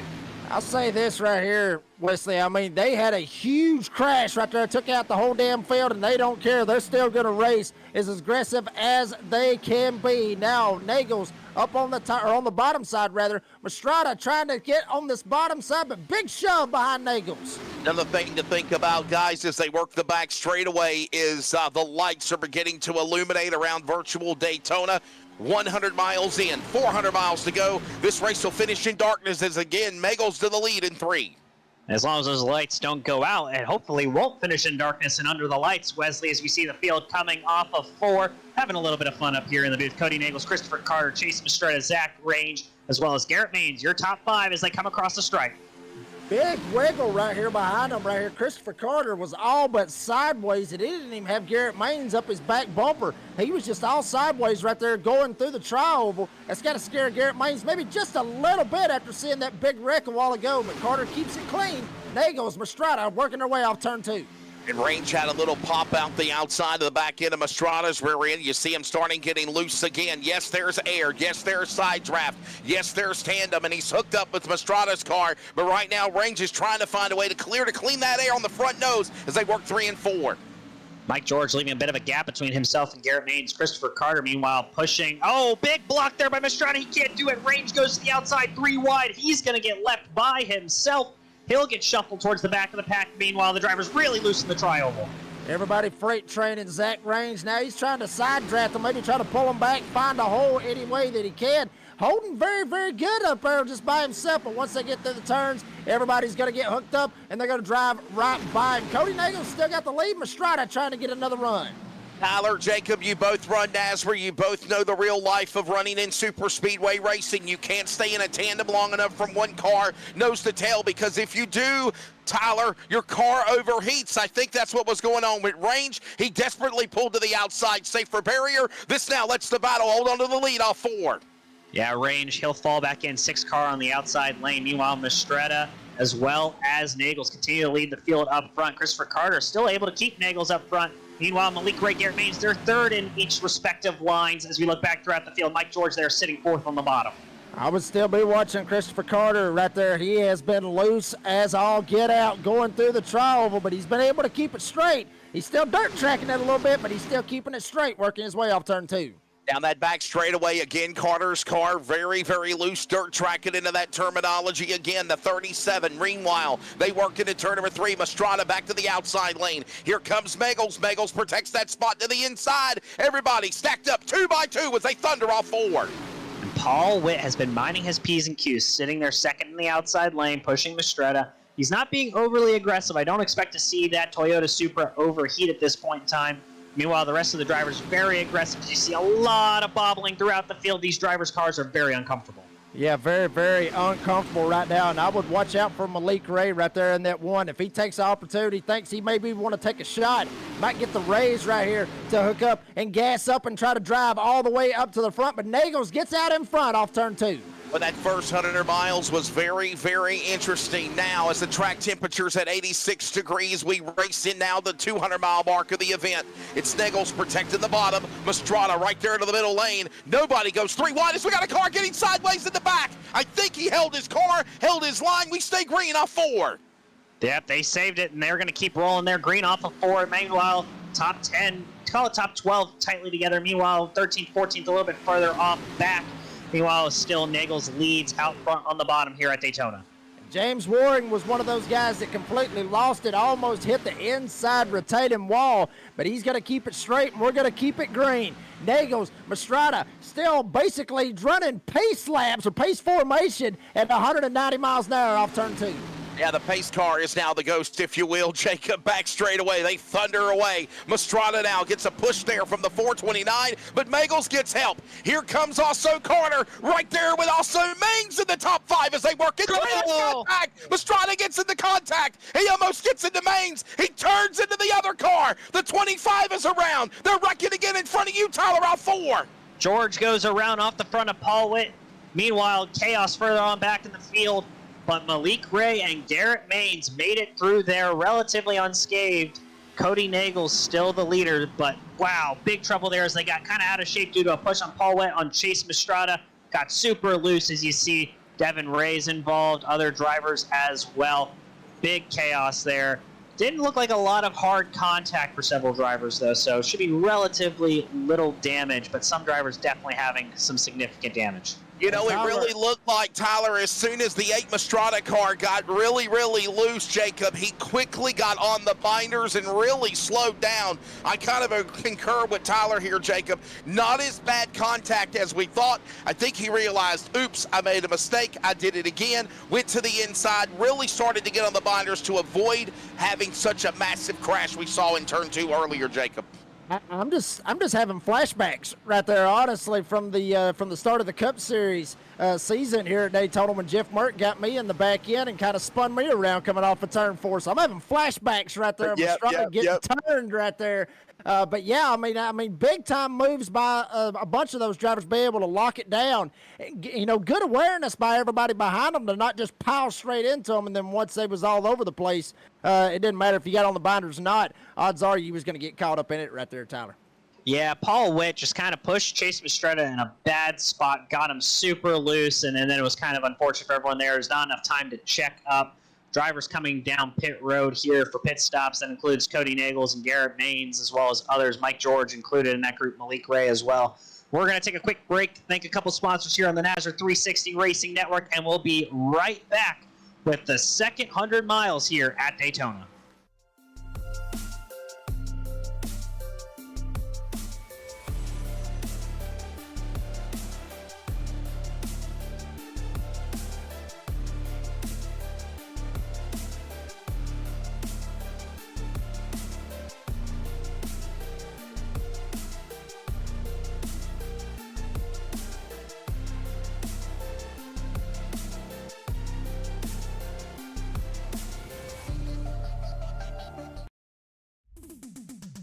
Starbase 1552 Comics. We sell everything a collector would want. Comics, Funkos, action figures, and so many more. A real American comic book shop. We are online only. Starbase 1552 Comics. Find us on eBay Auctions. Are you ready? For Murph's Magical Creations. Home to custom laser engraving and gifts. This veteran-owned and operated company engraves for all occasions. If you want one of Murph's Magical Creations, call the number on your screen or commission through either Instagram or via email. Murph's Magical Creations, made with love for you.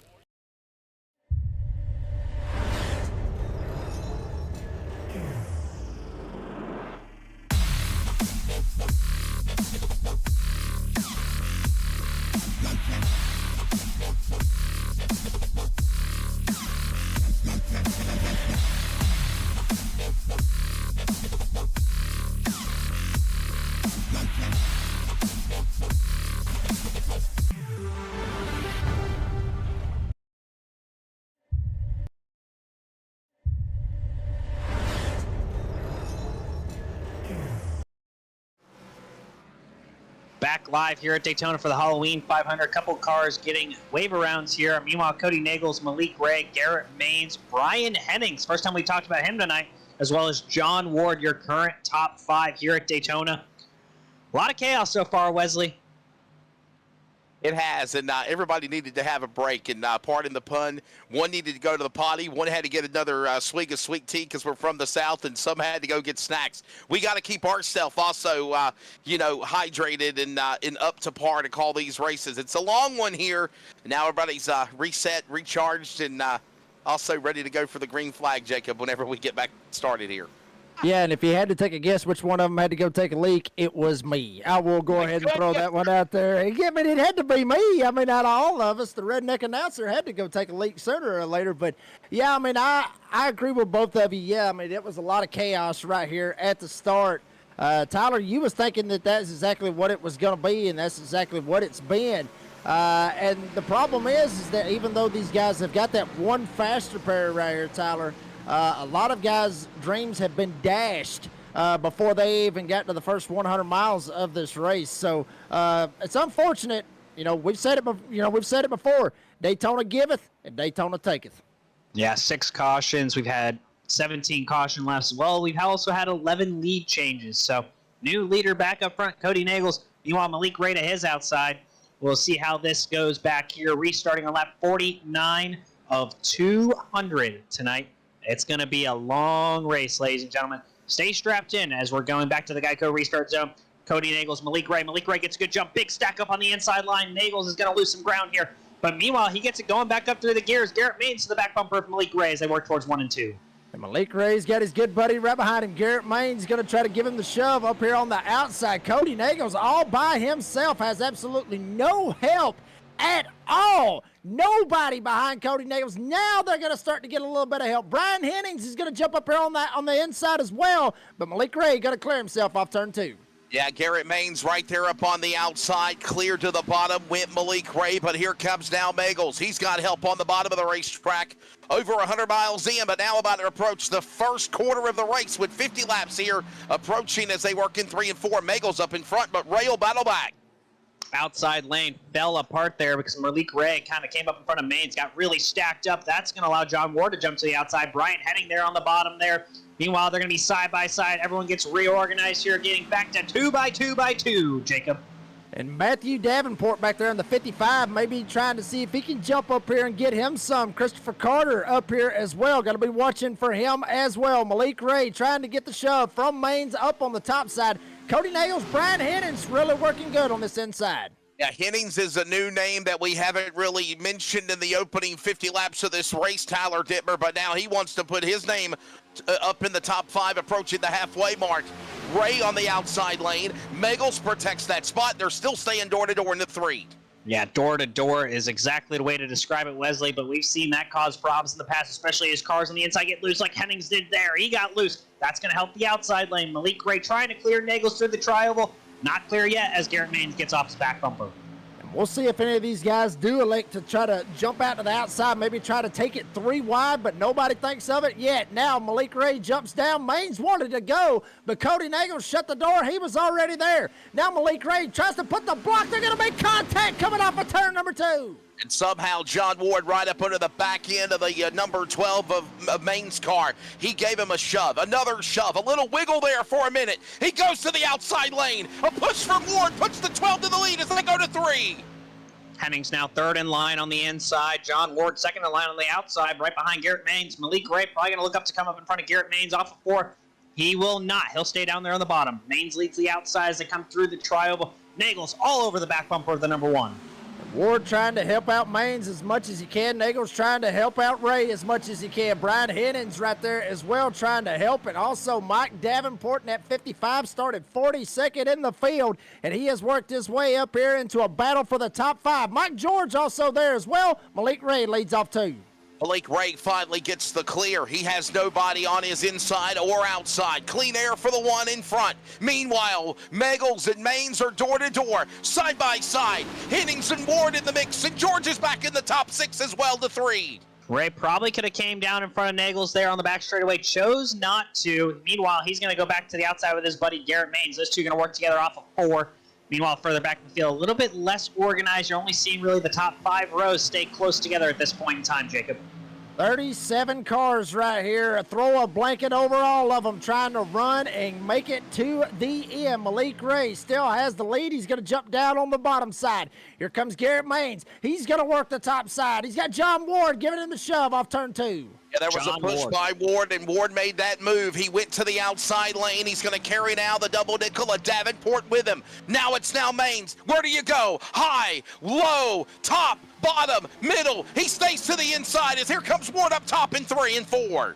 Sorry about that, Wesley. Didn't realize I was keyed in there. Meanwhile, Maines comes down in front of Malik Ray. They're going to be nose to tail on the bottom. That's going to drop. Malik Ray jumps to the outside. Those two racing very aggressively. Ward nails the back bumper of Malik Ray as they come through the tri-oval. I bet you right now both of those guys has got a plan right here to try to be able to control this race as much as they can, and both of them, 2 of the best to be able to do it here on iRacing. Maines on the inside, Ray up top. Now here comes Cody Nagels trying to give the shove. They don't care about that plan. They want to win here tonight. And just like a fan of Halloween and the fair and candy apples, here comes the big red machine, Davenport. He puts his nose in the gunfight. Now they stack up 2 by 2 by 2, almost 7 rows deep as they go to 3.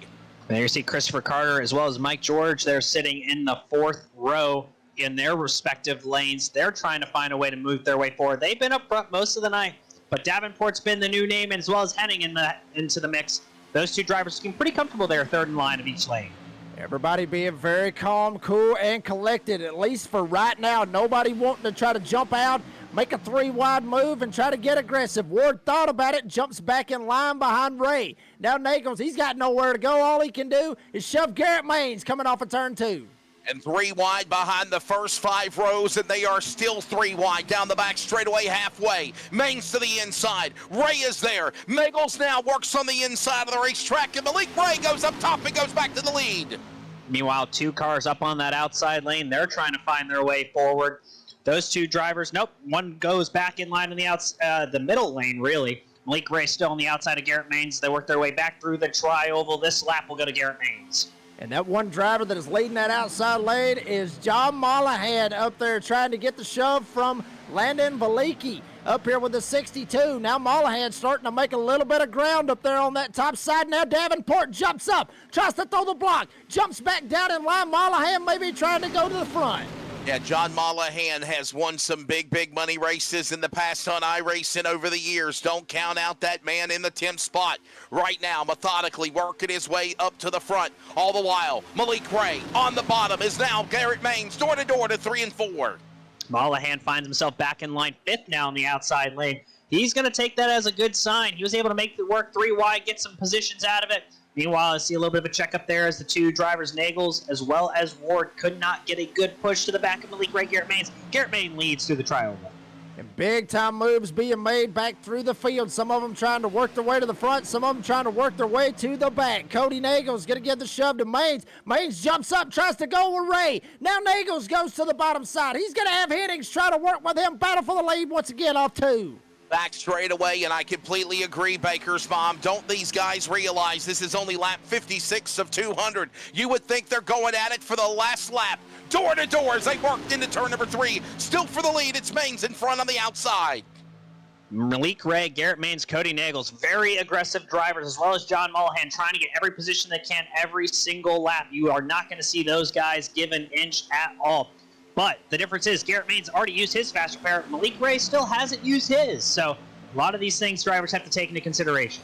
Strategy coming into play, and another strategy that's going to come into play, and that's going to probably happen right in front of you, Wesley. Edward Marshall, lap traffic. These guys going to have to work their way around the number 33, working their way off turn 2 as now Nagels jumps up top. And if you ever heard of the cliche, bringing a knife to a gunfight, you're about to see the same thing here at Virtual Daytona as they thunder into turn number 3. Here comes that big herd ready to take down that little small giant up on the bottom, but they don't take each other out. Oh, Nagels and Maines almost crashed each other in 3 and 4 as they approach the lap car. Late block there by Nagels on Garrett Maines. Meanwhile, they're going to pass a lap car on the inside. Looks to be pretty calm and collected at this point in time. Meanwhile, Christopher Carter, Mike George there sitting inside the top 10. Davenport fell down to the bottom lane. He's just on the fringes of the top 10 as well. And they got another lap car that they're going to have to deal with, too. It might happen in front of you again, Wesley. Chase Mastrada back there as well. They're catching him in a rapid hurry. Maines on the inside, getting the shove from Hennings. He'll go to the leadoff, too. And here we go again, deja vu like the last lap. Hopefully we don't see the same outcome, even though they did save it. Garrett Maines on the inside. It's now Maines now to the bottom. Here comes Megals. Megals now opens the door to Hennings and Ray as they work 3 and 4. These drivers are not giving an inch at all, ladies and gentlemen. They won every single lap. They're going to get him through the tri-oval. Hennings gets really loose there off of 4. They're able to keep it nice and organized for now. Range goes a lap down. Looks like Mastretta will also go a lap down as well as these drivers try and mine their way through the lap traffic. Big time pucker moment for the whole field right there. Hennings gets loose off 4, was able to keep it straight. Now Nagels jumps down right in front of Garrett Maines. Ray up top. He's trying to get John Ward to give him the shove. Now Nagels jumps back up on the top side. Heartbreak for Mastrada at one time. He was in the battle for the lead here now. The 8 just got side and lapped again to the back straightaway. Megals now battles with Maines. Ray watches on, so is Hennings. They're possums as they dive into 3. Drivers are not being patient at all. We thought we'd maybe see a little bit of relaxation. It's still aggressive. No trouble yet, but trouble is always brewing here, Wesley and Jacob, as they work their way back towards the tri-oval. Maines on the bottom, Nagels on the top, Ray and Hennings pushing. And I'll say this right here, Wesley, all 3 of those guys, Nagels, Maines, and Ray, have to be very, very confident in the moves that they're making, especially with the other 3, or other 2, I should say, being very aggressive with those moves. You don't see a lot of moves like that, especially in B opens. Some of the best going at it right there up in front, leading the fray, not only from their credentials with the eNASCAR Coca-Cola iRacing Series, the Road to Pro, and so much more. Big money races on the line, send out the big names, and that's why Megals is now going to battle Maines for the lead as they go into 3. Bit of separation there from Ray to Nagels. Hennings pretty tight there to Maines, but Ray will get right back up to the back bumper of that Nagels machine. They're going to push hard here as they come through the tri-oval. Nagels to the front.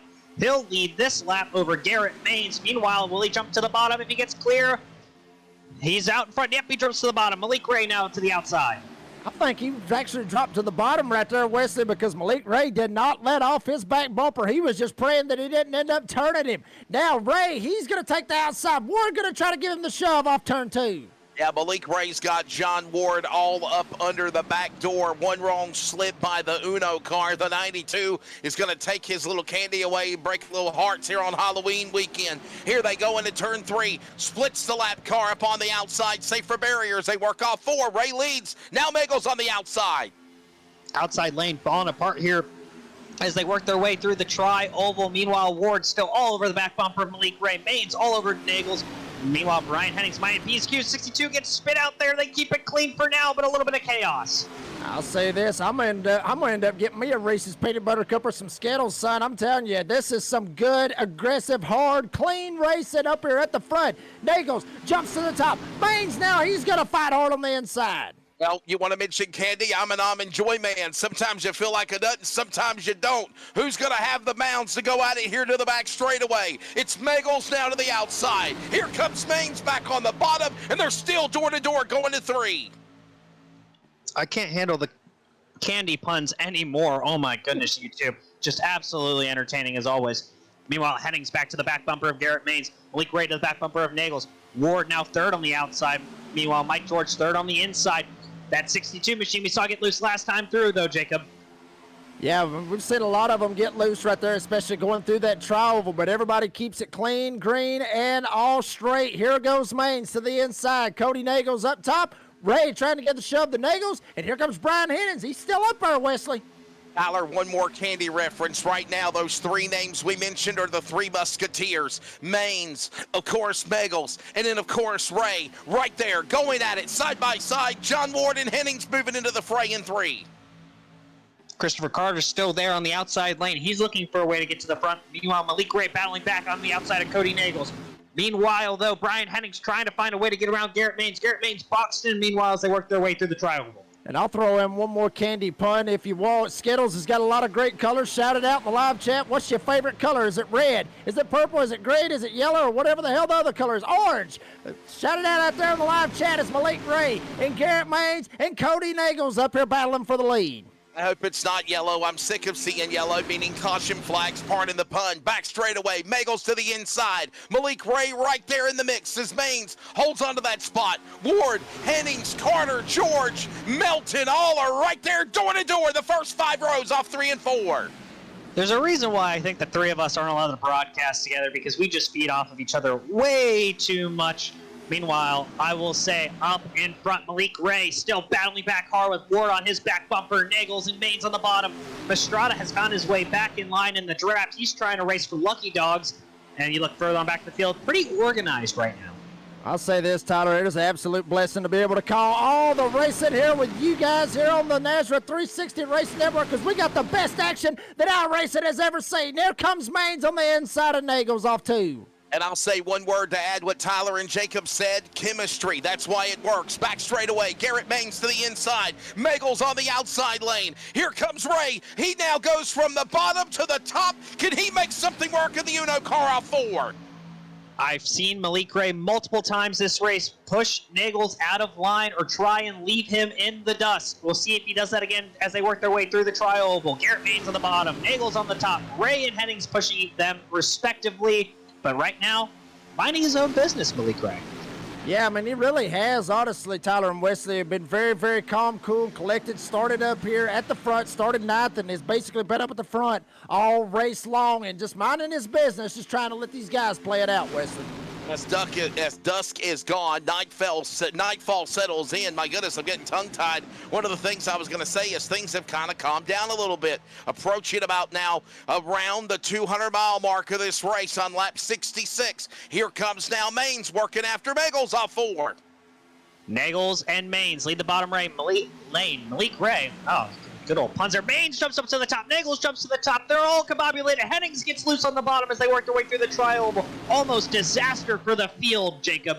I'm telling you what, just straight up sucker moments, pucker moments, however you want to look at it, all the way through the field. They should have wrecked right there on the tri-oval, and they did not. That's how good these guys is. Ray now works the top side. He's going to battle for the lead off 2. Now to the inside, Cody Nagels is the new Pied Piper to the lead, but for how long? Malik Ray back up top again. Garrett Maines now watches on as John Ward's to the outside, and they go to 3. And they're already back 3 wide, about in the 10th row. Meanwhile, Nagels jumps up to the top in front of Malik Ray. Maines goes to the bottom. He's to the inside of Nagels. Hennings to the back bumper of Maines as they work towards the tri-oval. Big shot there to the back bumper of Garrett Maines. Nagels, Maines, tight as they go. That lap will go to Garrett Maines as they work back towards Jacob, towards 1. And that one driver that's up here on this top side, that is Daniel Eberhardt up there in the 90 trying to get it rolling up here. He's going to have Matthew Baker in the 5 trying to give the shove as well. Baker actually 1 lap down, but still trying to make something work. Maines, Nagels, they still battle off turn 2. And while all this happens, back straightaway, Garrett Maines now has Cody Nagels up on the outside again. All these guys patiently waiting to go back to the number 1 spot. That's a nada. They want to be in the lead. They're looking for the big money. It's just not at the end of the rainbow yet as they work off 4.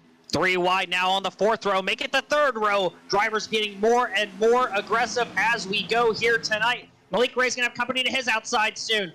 That is going to be Daniel Eberhardt. He's trying to make his way towards the front here, although he is he's on the lead lap, actually, Jake, as they work back towards you.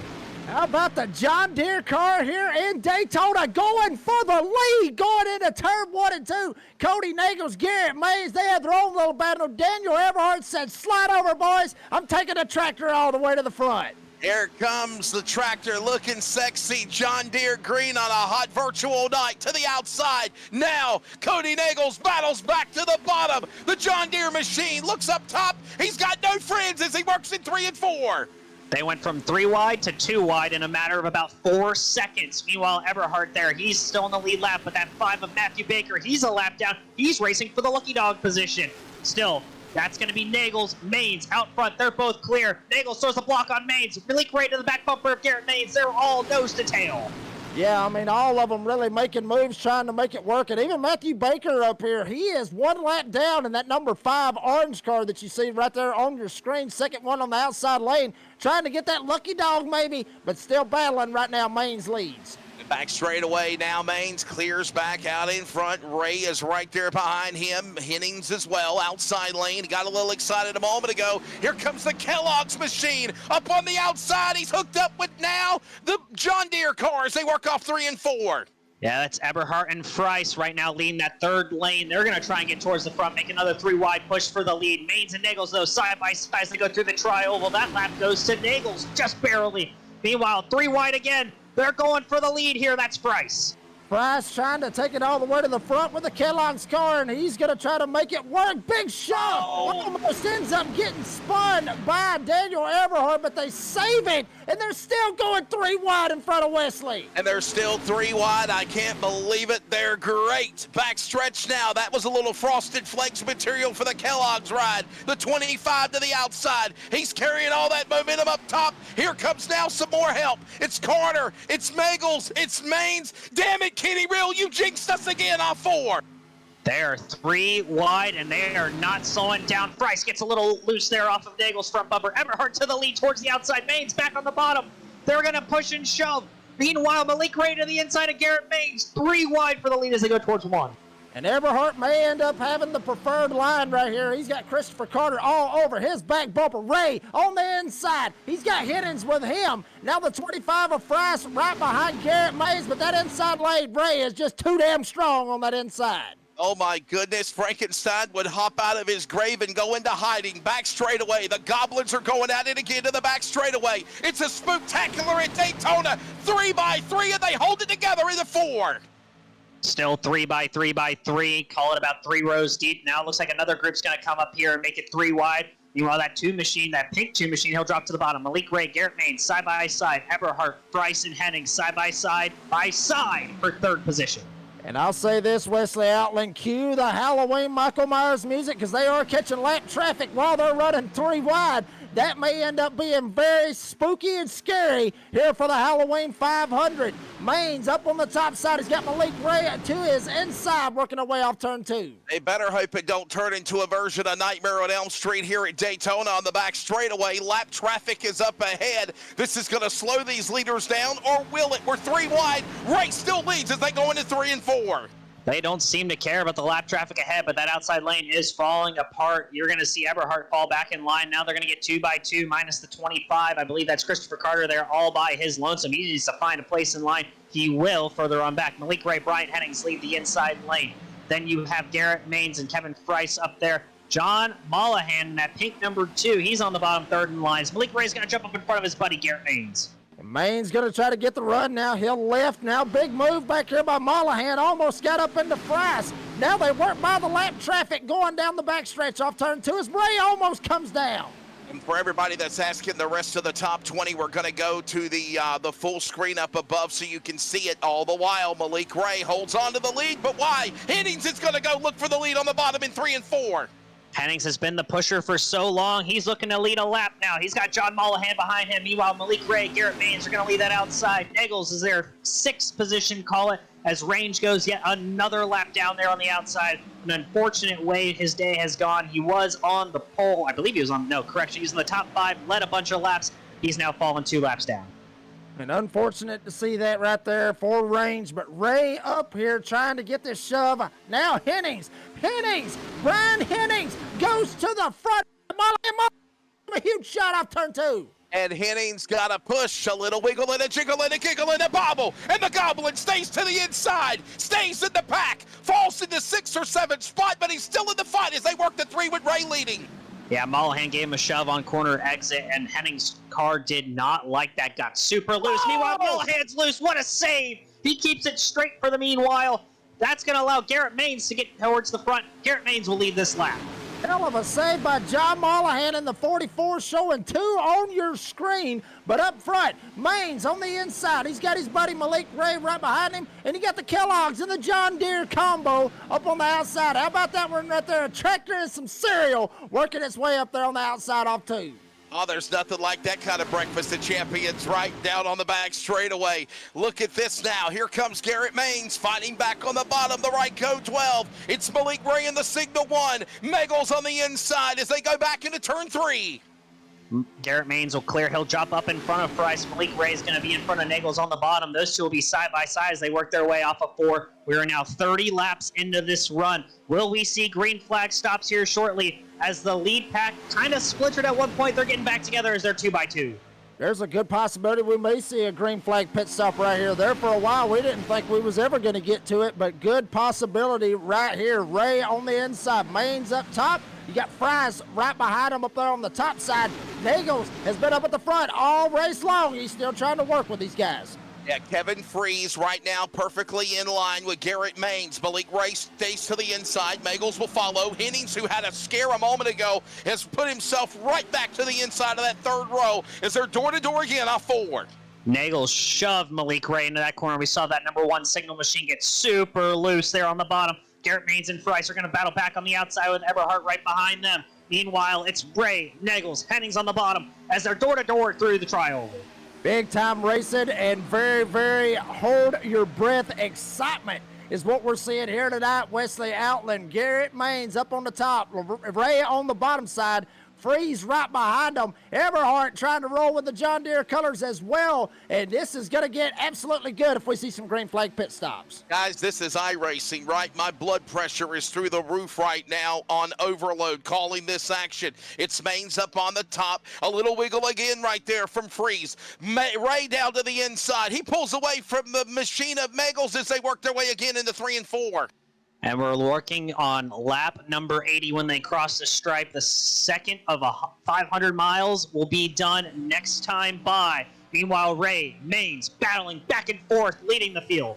And, I was looking, guys, give or take around 40 laps is how long these guys can go on a full tank of fuel. So we'll see how that ends up working out for them. And when will they elect to go down? Try to find those beer buddies when you want to try to make that pit stop, Wesley Outland. And right now, Maines is up on the outside lane. It looks like now he finds the preferred lineup on the top shelf. It is now Maines, Freeze, Ray, Nagels, Everhart now back into the top 5. 200 miles down, 300 miles to go, a long way to go, and a short time to get here in Daytona there, Tyler. Still not even halfway through this race as they work on lap 80 towards lap number 81. Meanwhile, back up front, Maines and Freeze lead the field. Everhart as well as Malik Ray sitting there second in line as we look at these drivers working their way towards Jacob in 1. Long way to go, short time to get there, and you don't want to have to worry about old Smokey Bear trying to see if he can pull you over or maybe end up getting into you and causing the big one. But Maines and Freeze up here on this front row, making it look easy up here as Ray gives a shove to Maines. Things calm down for just a little bit, or does it? It looked like the deuce of Ray got shoved from the outside lane to the middle lane in the back. You see that purple and white car, about the 9th car on the inside lane. He's blinking a little bit, but they still stay to the bottom with Maines off of 3 and 4. That third, now 4th car in line on the outside of Logan York. He's a couple laps down in the 38th position. Right now, 35 drivers on the lead lap as we see a driver coming down pit road for pit stops. A little early, and he's all by himself. He's not going to have any friends. He's probably going to go a lap down here shortly as we're working about 7 or 8 laps away from green flag pit stops. And that is one of those lonely, lonely feelings, Wesley Allen. When you go down pit road and you see nobody go down with you, then you are a lonely soul going to be rolling around here with all these guys going 190 miles an hour in a pack. Well, you'll never hear me audition for American Idol, but I'm thinking in my head all by myself. Lyrics in my head right now for those guys. All the while, Ray, now the new leader on the inside. More lap traffic up ahead.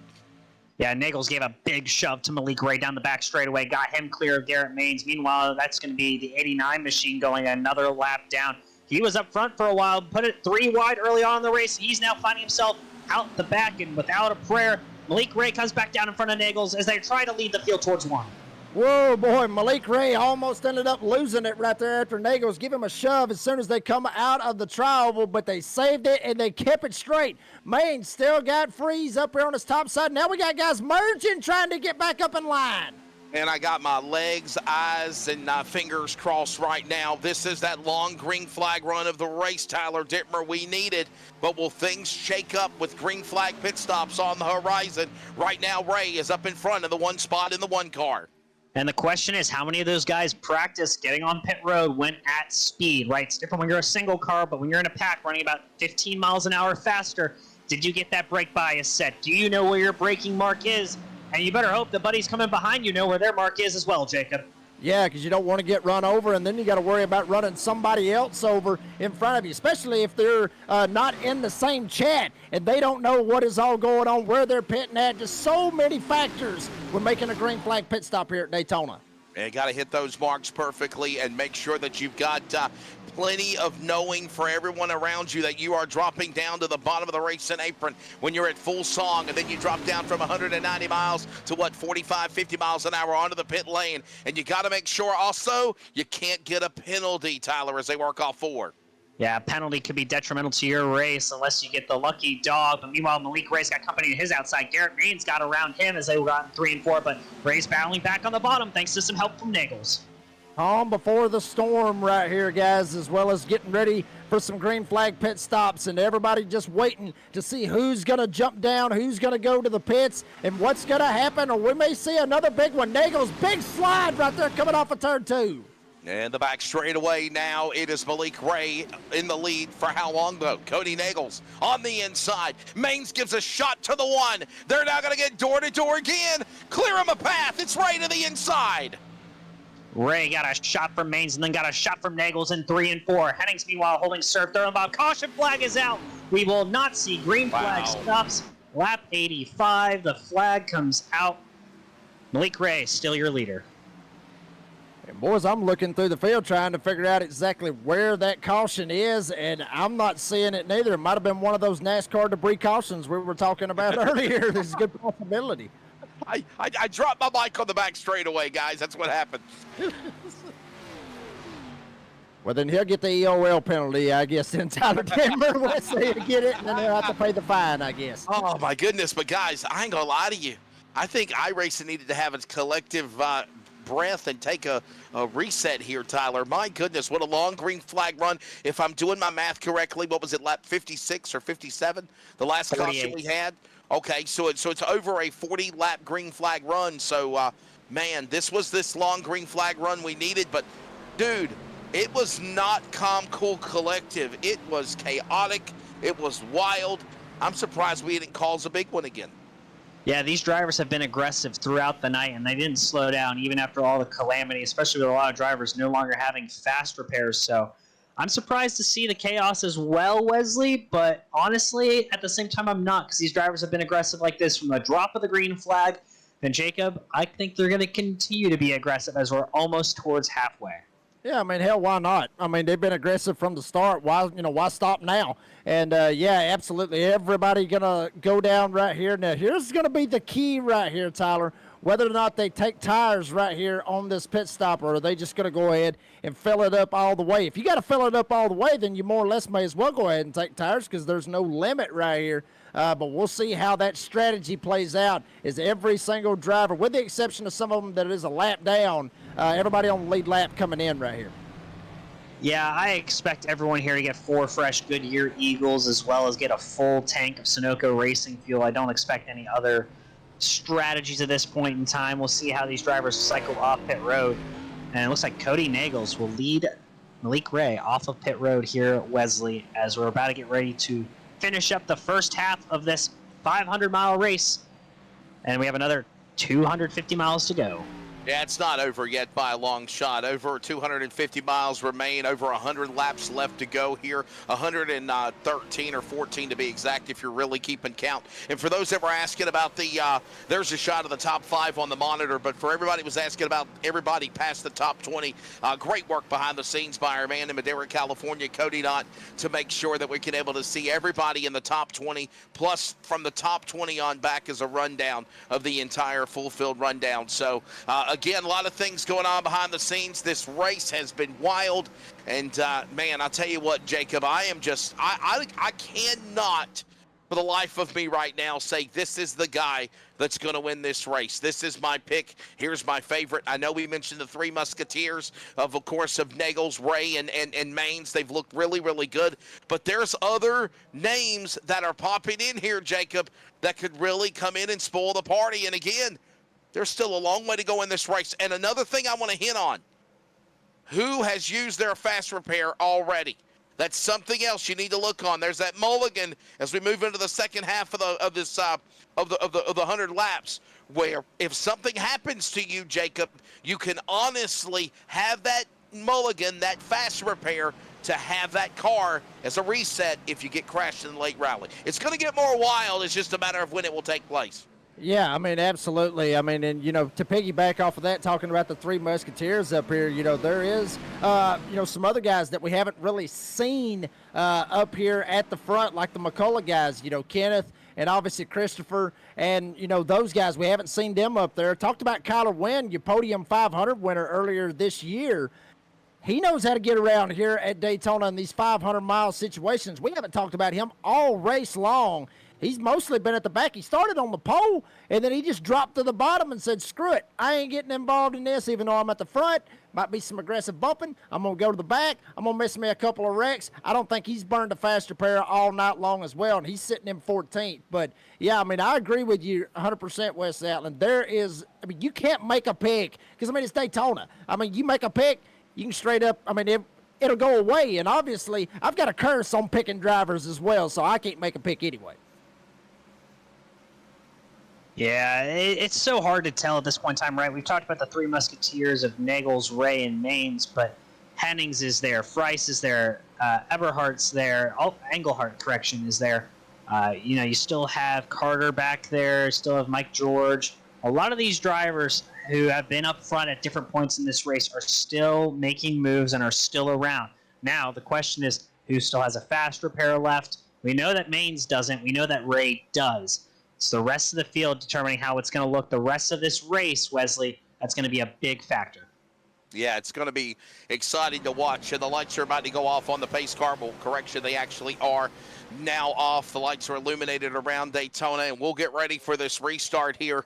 As again, anybody can win this race, as we mentioned, as the pace car is coming to pit lane. Tyler, we're ready to come back to green in front of you. Yeah, Nagels, Ray, front row, Friess, Hennings, row number 2. Those 4 drivers are going to really determine who gets the lead here. Nagels gets a great jump. Meanwhile, Ray does not get a jump, but he gets a shove from Hennings. Friess there to the inside of Ray as they work their way towards Jacob in turn 1.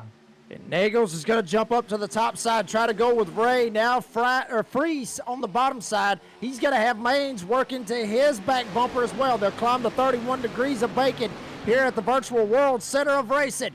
Friess on the bottom side. He's got Maines. He's going to try to shove him all the way to the front, Wesley. Well, we all had a moment to have a collective breath to reset, but now it amps up again. Now it's going to be Friess of that Kellogg's machine locked to the bottom of the racetrack. Most of the race up front. He's been to the top. We'll see how he carries that 25 into 3 now. Maines just kind of pushes him off the front bumper. You're going to see Friess jump up to the top lane in front of Nagels. Meanwhile, Maines leads the bottom. He's got Hennings behind him. Hennings been a strong pusher most of this race. We'll see if he continues that trend. Meanwhile, I just been informed by Race Control, driver who leads the most lap gets $80. That's why we're seeing a lot of aggressive moves for the lead.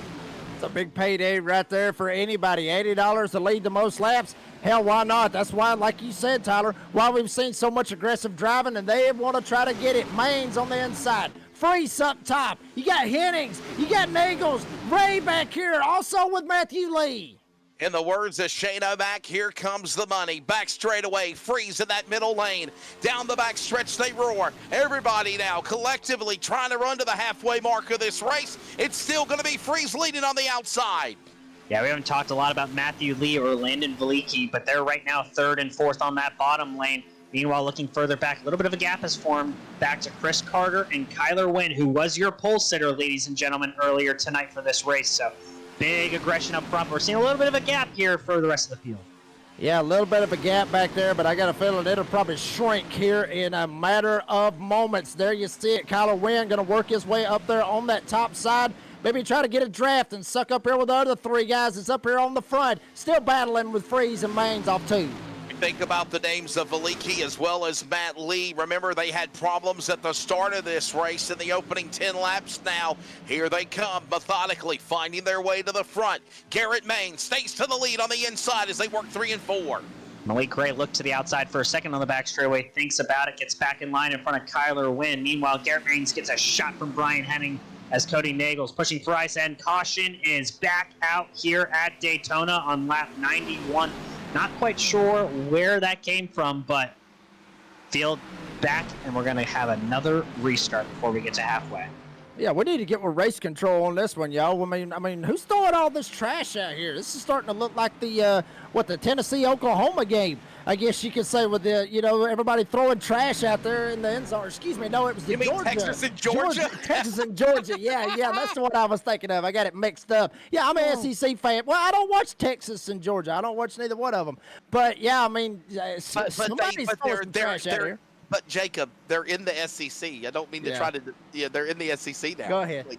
Go ahead. I got it mixed up. Oh wow, that collective pause, Tyler, as we go under caution again. Have we found out what the caution was for? I still don't know. I'm waiting for race control to message me. I've been in comms with him most of the night, but yeah, just kind of a weird one here. Not really sure what's going on as we look at the leaders right up there, but looking back at the field, 35 drivers on the lead lap right now. Matthew Baker, 1 lap down. Steven Scott Jr. is a lap down. Logan York's a lap down. Those are 3 drivers, 1 lap down. Then 2 lap down drivers include Zach Range, Trevor Aswinoff, Michael Allen will be 3 laps down. So it looks like about 46 cars are still running, but only 35 of them are in the lead lap.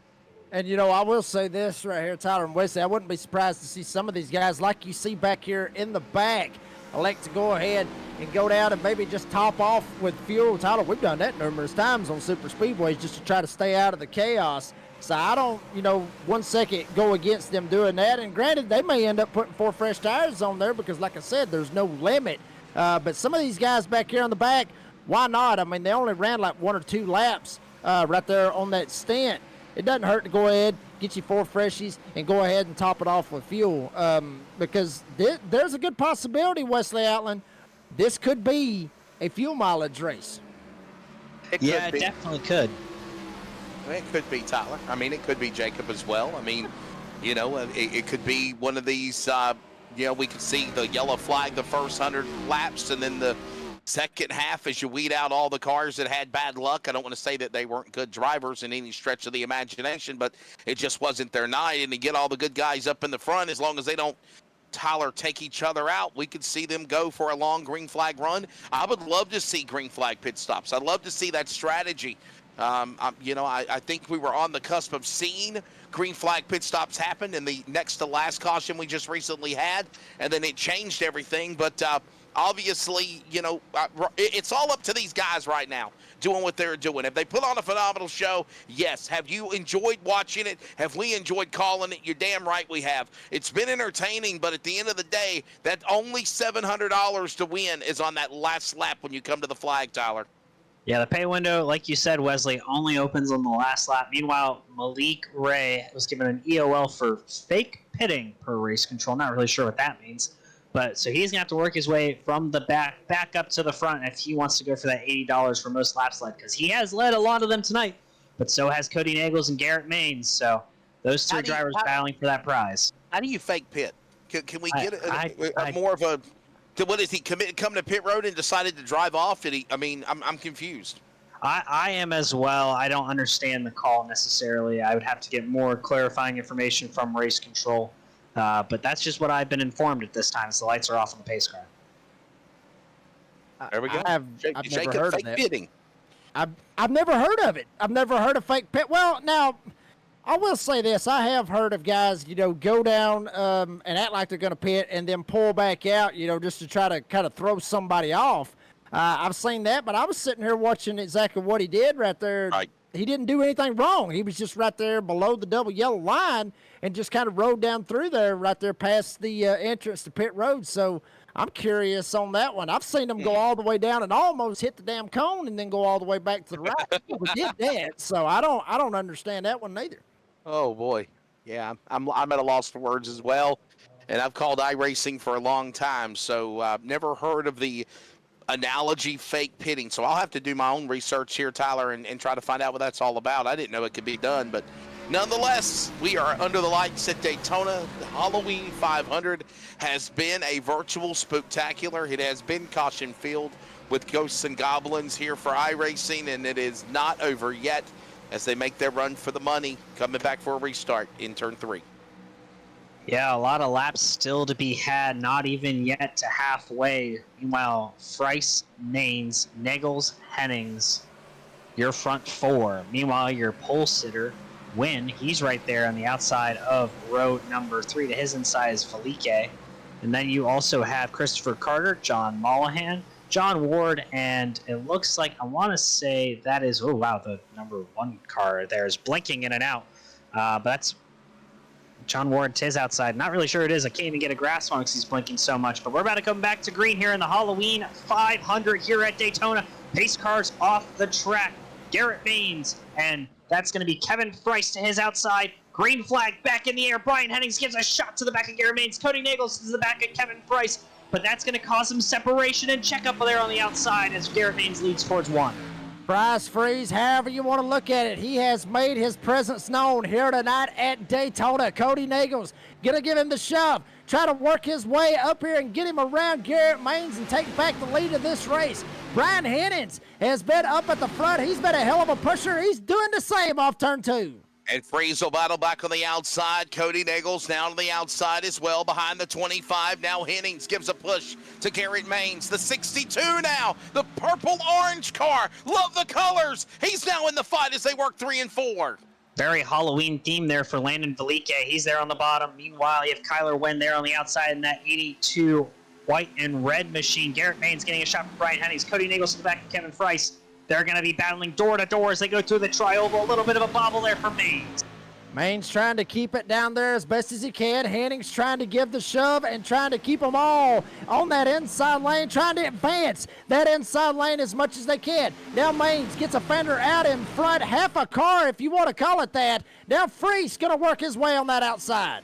Freeze on the outside lane. Maines stays to the inside. Everyone else is right now just watching all this happen on the front row. Freeze to now Maines side by side as they work up the bank into turn 3. Maines to the inside of Freeze. Meanwhile, Nagels and Hennings battle door to door for the 3rd spot. These drivers are pushing hard. We're going to have to see where Malik Ray is. He's all the way in the back of the field. He's trying to work his way forward, but right now, he's nowhere to be seen inside the top 20. Yeah, I mean, we're going to see what he does. Obviously, Malik Ray way back here at the tail end of this field, back there in 29th place, maybe trying to play it safe, I guess you could say, Wesley Outland, and try to stay clear of some of the movement that's going up here. They're still bobbing and weaving all the way through the field. Maines gets a hell of a shot from Hennings off 2. Like bobbing for apples, bobbing and weaving, these virtual cars are into the back straightaway. Freeze that Kellogg's machine up on the outside lane. Shades of what Terry Labonte used to do in NASCAR. Here at Daytona, up top is now Maines, battles back on the inside to 3. Pretty organized 2x2x2, call it 15, 20 rows deep at this point in time. Drivers seem to be patient further back in this pack, but up front, the shoves have been aggressive. The pushes are getting harder as we're working our way towards halfway. And Tyler, they're only going to get harder. Wesley, they are going to get way harder because these guys know what's at stake. $700 to the winner here for the Halloween 500. And Maine's going to jump up to the top side. Thinks different, wants to try to go with Freeze. That's going to open the door for Hennings on the inside. And just like that, Maines opens that inside move, and Hennings says, excuse me, coming through with a big thank you as well. To the outside now, Maines goes. Hennings to the lead. Can he get there? He's not going to battle him yet. Maines stays locked on the outside lane off 4. Yeah, Felique gave a shot to Hennings to get him to the inside of Garrett Maines. Maines could not come back down. Felique and Freeze are going to push Maines and Hennings towards the stripe. Meanwhile, you see that's Carter there, our third car on the inside, as well as Nagel's third car there on the outside. A little bit of a bobble there from Hennings. Maleke started 23rd in this race, and now he's up here in contention, I should say, to battle it out for the win here tonight at Daytona. Hennings, Freeze, and Maines up here battling for the lead off 2.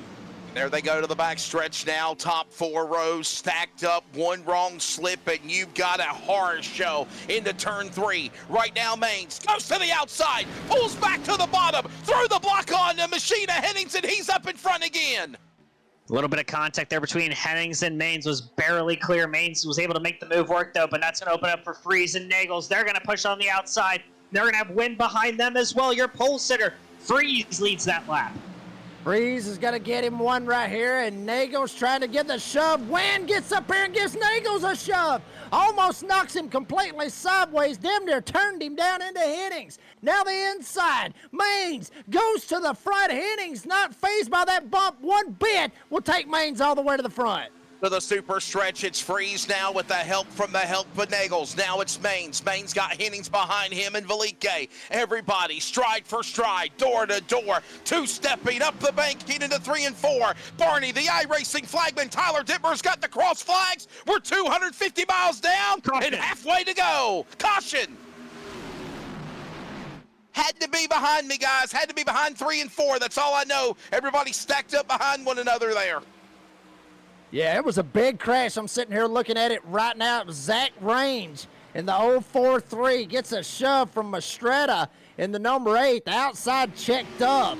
And then after that, Range goes up. Big stack up on the inside. And then all hell ends up breaking loose. You see it right there. Is that John Ward that gets involved? I believe that is John Ward right there that Mastretta ended up getting.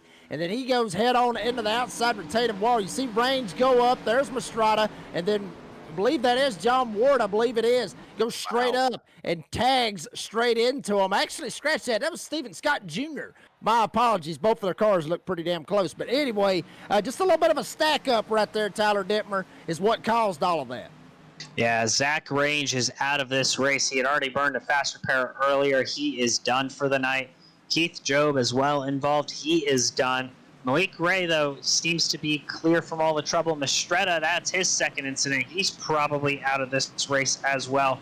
And the EOL goes to Chase Mastretta, according to race control. So he must have hit Strange before, or Range, correction. Things are strange. And unfortunately, it did not work out for Zach Range as the leaders come down pit road here just past halfway. We're going to take a quick commercial break, and we'll be right back with the second half of the Halloween 500 here on the Nazareth 360 Racing Network.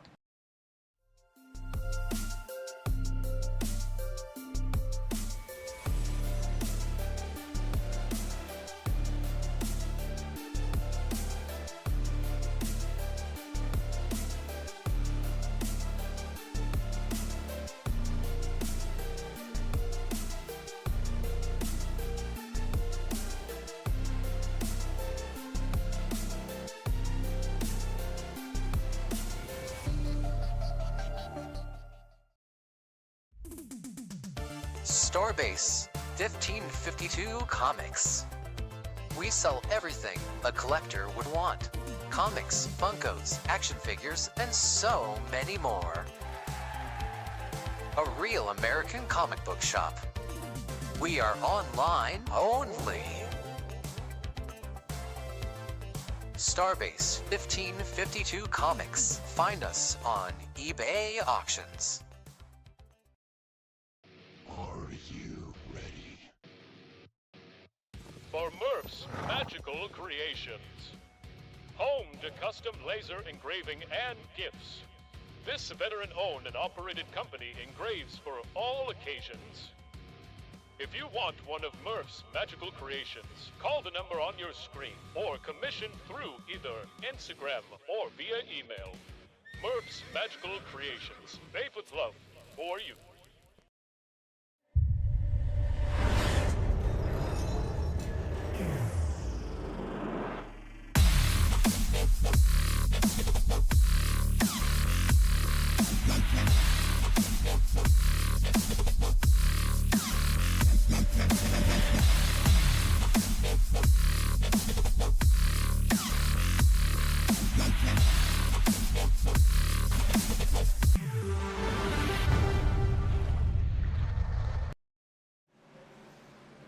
And we're back here in the Halloween 500 for the MMG Money Racing League here on the Nazareth 360 Racing Network. Jacob Reeves, Wesley Outland joining myself, Tyler Dittmer, up here in coverage.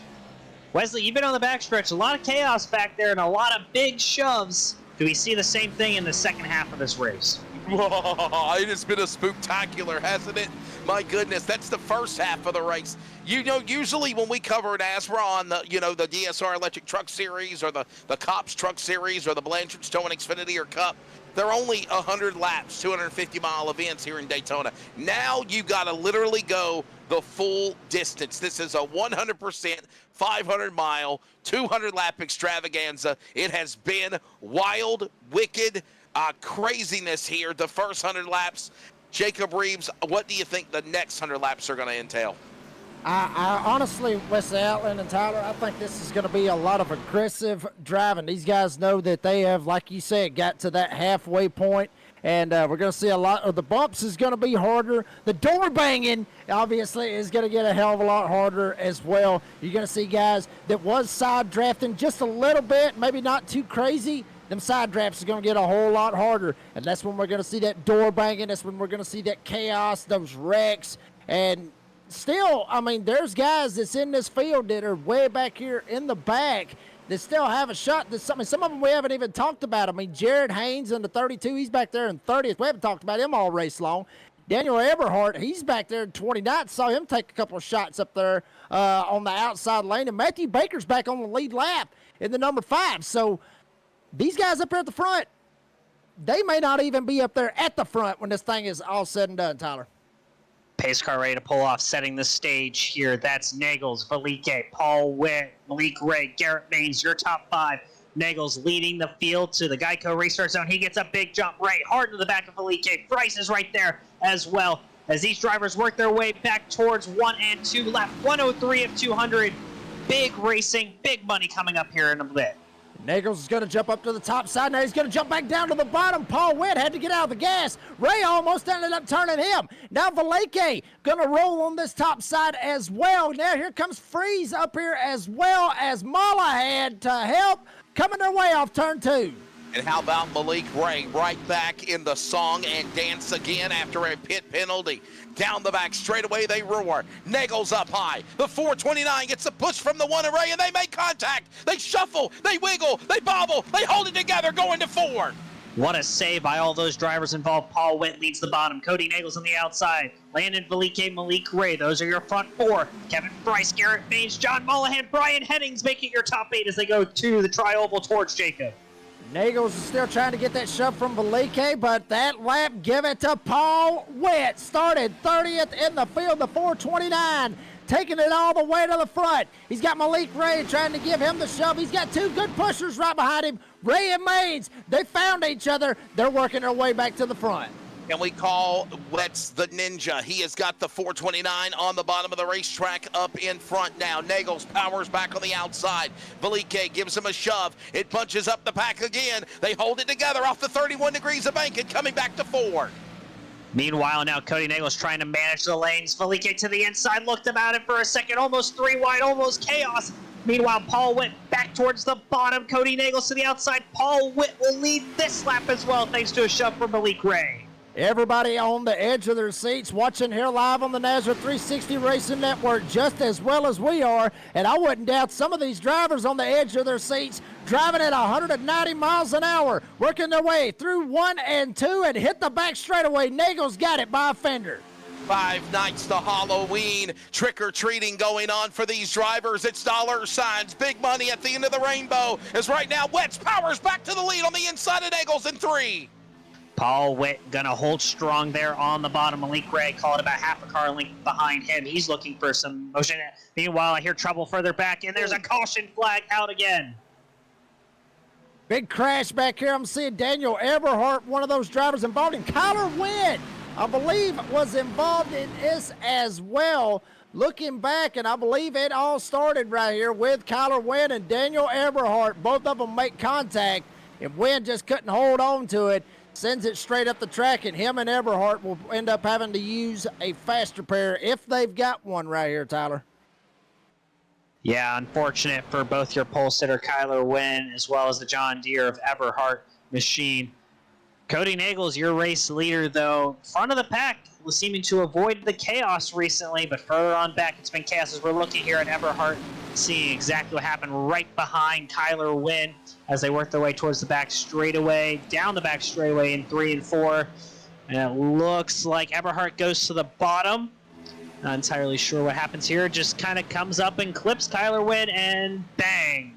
Hard contact for both of those drivers, and they are probably both done for the night if they don't have a faster pair left. Well, I mean, and I'll say this, Tyler. I mean, honestly, I really don't know what Eberhardt was thinking right there. I agree with you 100% because he jumps up, then he jumps down, and then he comes back up. I'm not real sure exactly what he was thinking at that particular point. I mean, maybe he lost the nose on it. It's a good possibility because, you know, these Xfinity cars, they don't turn as good as, say, the trucks do that we see for the DSR Electric Truck Series and the Concerns of Police Survivors Truck Series. These cars are much heavier. Those trucks, they're a little bit lighter. These cars obviously heavier, and it's kind of hard to get that nose to turn, especially here at Daytona, where it just seems like, you know, as much speed as you got going in the corners, it's just like it sucks the car straight down with all the G's going straight into the 31 degrees of banking. So maybe that's what happened. Maybe he tried to keep it on the bottom, and the car just kind of slid up. He's still going to get the EOL, but maybe he just lost the nose of it, and he just dug in, and he just went straight up the track and got into Kyler. Yeah, Wesley, I mean, we just see the chaos continue. That brings out, I believe, our 10th caution of the night at this point in time. A lot of drivers having a lot of difficulties tonight, Wesley. Yeah, it is 10 cautions, 35 lead changes, but 29 caution laps. These drivers still have a long way to go. Over 90 laps remaining, Wesley. You think we're ever going to calm down? I'll tell you one thing, got to give props to Malik Ray. Obviously, the problems he had getting busted with that illegal pitting, if you will, or fake pitting penalty, came from the back, rallied all the way back to the front. The one car, what a show he's putting on. One of the major reasons, Jacob, while he is a contender all season in the eNASCAR, Coca-Cola iRacing Series, and more, that guy has got a strong run right now. His right now one signal machine is in right now the catbird seat to the final home stretch if he can get there to be the man to win this $700 payday. Yeah, I mean, he absolutely knows how to get it around Daytona. Obviously got his good buddy that's going to be starting right behind him with Garrett Maines up here. So we'll see how that ends up working out for him right here on this restart. And it actually did look like Eberhardt actually did have a faster pair to burn, so it looks like he's going to be good to go and get back out here on the track. And we already saw Eberhardt up here, Tyler Dittmer, trying to go up, make it 3 wide. I mean, he rolled all the way up on the top side. He had Freeze right behind him. That's how Freeze got all the way to the damn front. So Eberhardt knows how to get around these super speedways. Granted, he's going to have to do it he's going to have a disadvantage without that one faster pair to his arsenal. But still, don't count him out. He's back there in 33rd, but he's still got a shot when this thing's all said and done. Yeah, Wesley, as you see Malik Ray, Kevin Freeze, Garrett Maines, John Mollahan as well up in front. Do you have any predictions? Do you think you can finally pull a name out of the candy bag and give us a prediction for a race winner? And I'd probably say Malik Ray. Maybe my dark horse is going to probably be the guy in the back of Hennings or possibly Velike. These guys were looking really, really good. We saw them power back to the front. But right now, the one car looking for that one spot as we settle in for the restart on lap number 109. Well, I'll tell you what, if I had to make a pick out of this, yeah, I mean, your pick, obviously, you would think, Malik Ray or Garrett Maines. But my dark horse, and I'm seeing out there on the live chat, Mystic Whisperer saying that I broke the curse on Mike George at Talladega. So I tell you what, I remember that now. It took a little while. I've slept since then. I've had a couple beers since then. But yes, Mike George, I had him picked for the race. He won the pole in that Veterans for Life ARCA Series race that Thursday night. Won the pole and won it from the pole. It was at Talladega. My dark horse, I'm going with Mike George. I'm going to go with Garrett Maines, the other pro driver we see there on the bottom of that 12 blue and white machine. But I think my dark horse is going to come from Matthew Lee. And for those of you not familiar with NASRA, Matthew Lee, very competitive, very talented driver. I think he can be one to challenge here. You see him back there in the 04 black and green scheme. Call it about 7th or 8th M on the bottom. Meanwhile, the lights are out in the virtual iRacing pace car. It's about a pull down on the pit road. Malik Ray, Kevin Freeze, Garrett Maines, John Mollahan, Brian Hennings, your top 5, waiting for the Geico restart zone. Malik Ray gets a good jump. Garrett Baines right behind him. Mollahan gets to the back of Freeze as they work their way through the tri-oval towards turn 1. We'll see how that ends up working out for him. It's like that dodgeball thing. You know, that's a bold strategy, Cotton. Let's see how it plays out for him. And he's going to throw another strategy. Go all the way up to the top side. Try to block Freeze. Jumps back down. Goes with his buddy Garrett Maines. Now on the inside, here comes Hennings. He's trying to roll as well. Devin Ray up here as well, right behind Mollahan, working their way off turn 2. You can dodge a wrench, you can dodge a ball, and you can dodge all these cars coming at you as well. Virgo Dex is going for Cody Naggles. Mystic Whispers going for Mike George. Right now, Garrett Maines, Malik Ray, teammates side by side into turn 3. Speaking of dodgeball, fun fact, my costume this year is the Average Joe's for Halloween. But meanwhile, Malik Ray is no Average Joe. He's going back further front. Garrett Maines to his inside. There are a couple of professionals. They know how to get it done here.